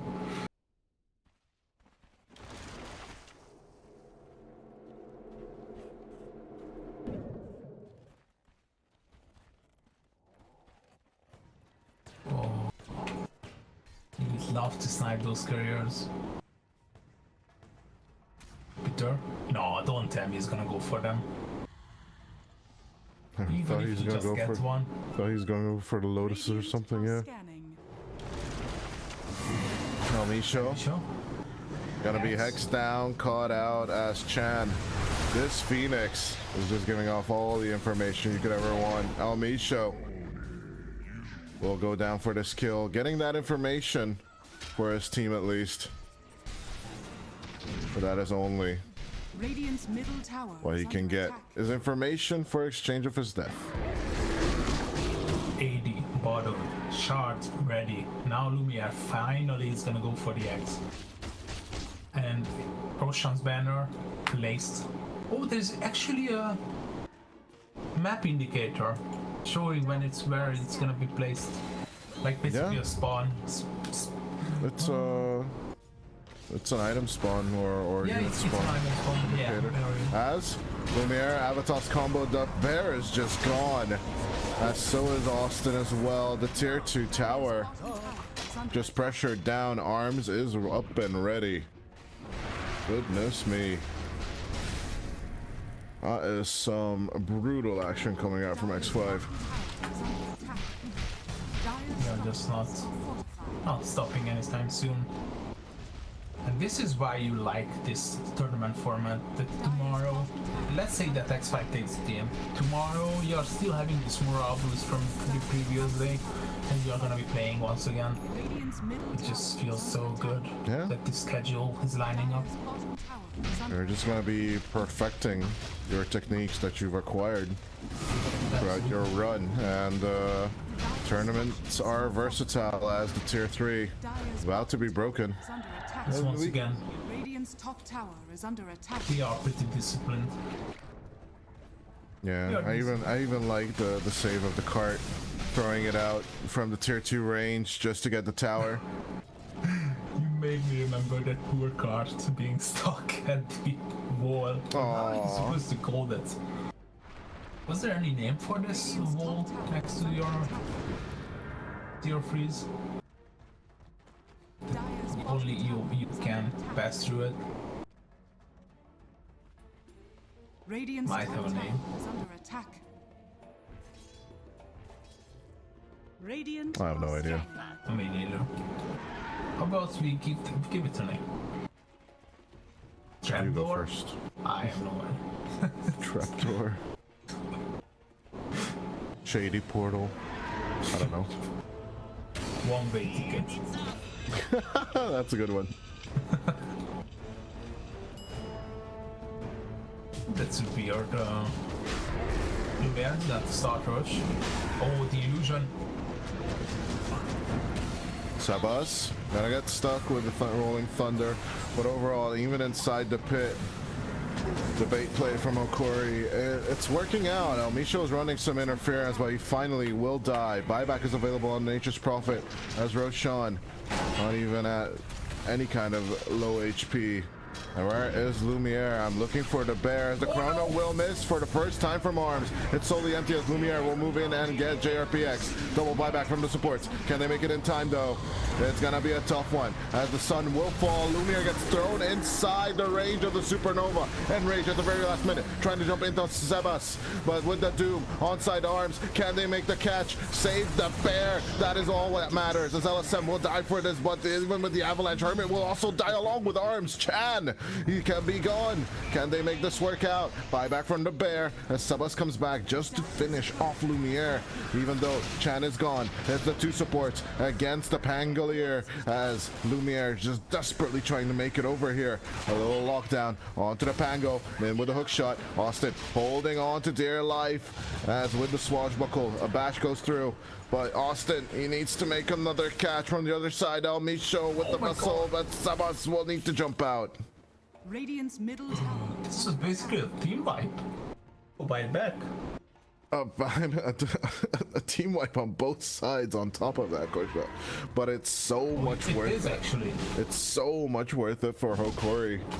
What a fight. What the hell was that? The fact that the cleave. Another set. Yeah. The cleave just killing two people and resetting the whole fight for them. This is Hokori's game to lose now. Because even though that they're down 15k, they have two banners. I mean, one of them is about to expire, but oh no. The fact that they can pressure up is just really, really worth it. That's Sabas in with a catch onto El Micho. He gets the kill. That's dieback. 90 seconds without the Nature's Prophet, although it's not worth that much.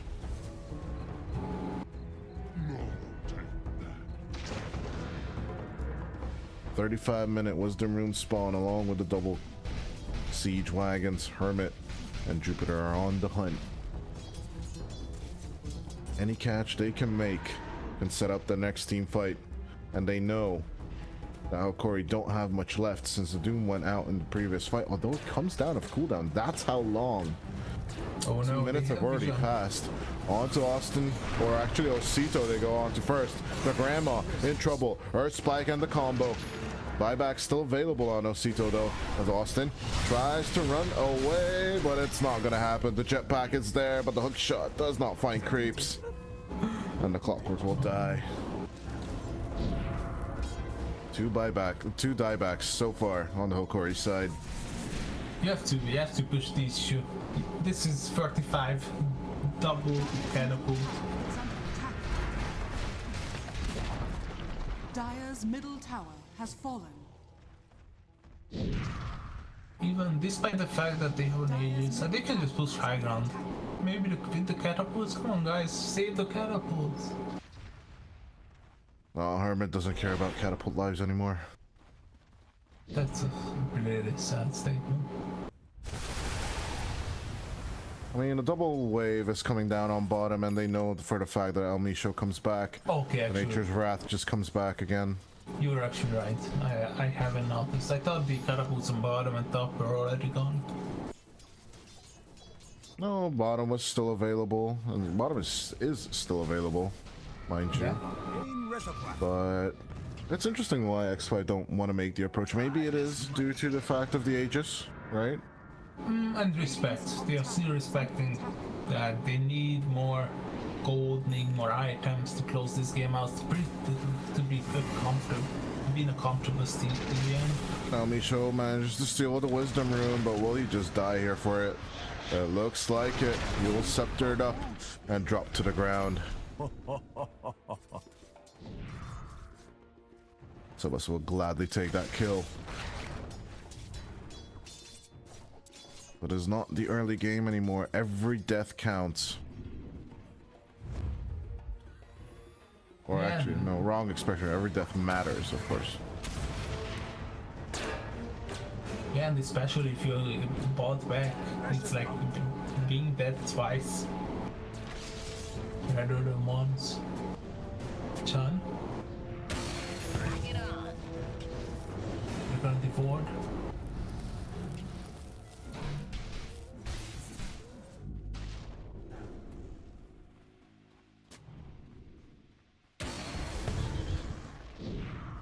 As X5 setting up for the last outer objective on the map for them. It's gonna be the top lane tier 2. Structures are fortified. But Osito. Finally we have that Aghanim Scepter on Lumiere up and ready. That is what we've been waiting for the past 30 minutes. Don't you feel like it's a bit late now? Anything it's possible, dude. It's Dota. You're actually right. Doom has double. Locking it in. Austin still running it back. Hook shot onto the Lion as the egg will be dropped. They're trying to disengage on all sides. El Misho, a huge mana sucking coming out from JRPX. Ellison not finding the approach. Lumiere needs to disengage with the Enrage.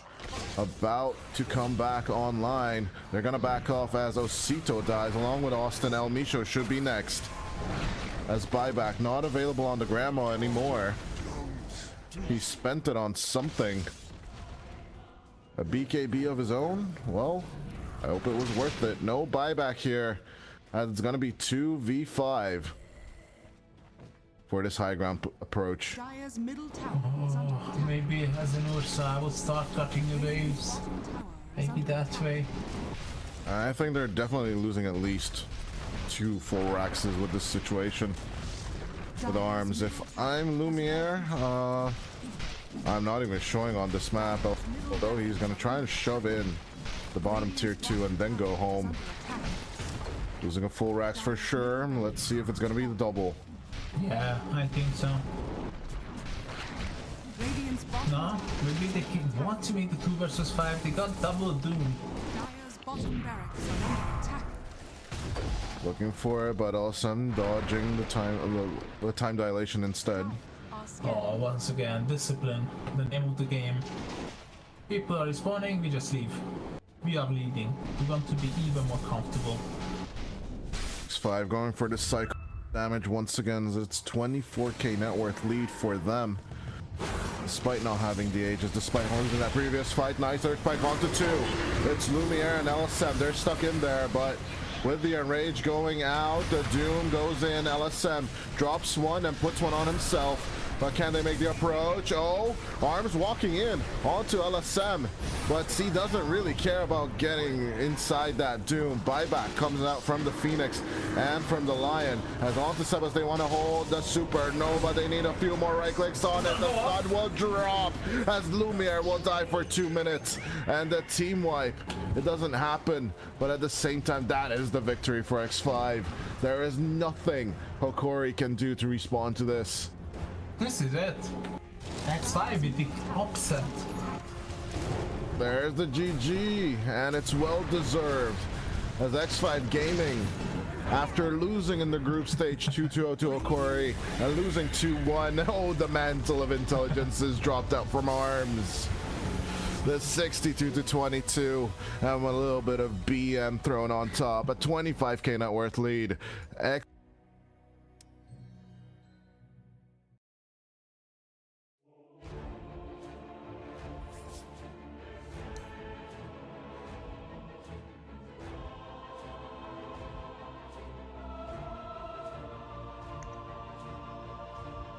Edward, guys, for today it will be the end. Thank you for watching. We'll see each other tomorrow. Be healthy and have a good day.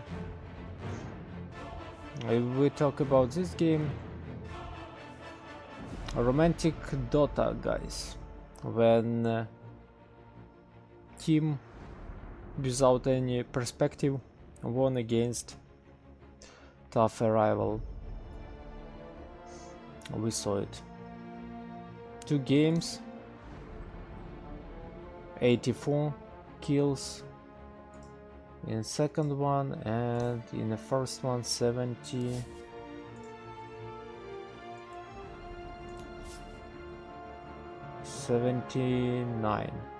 kills also.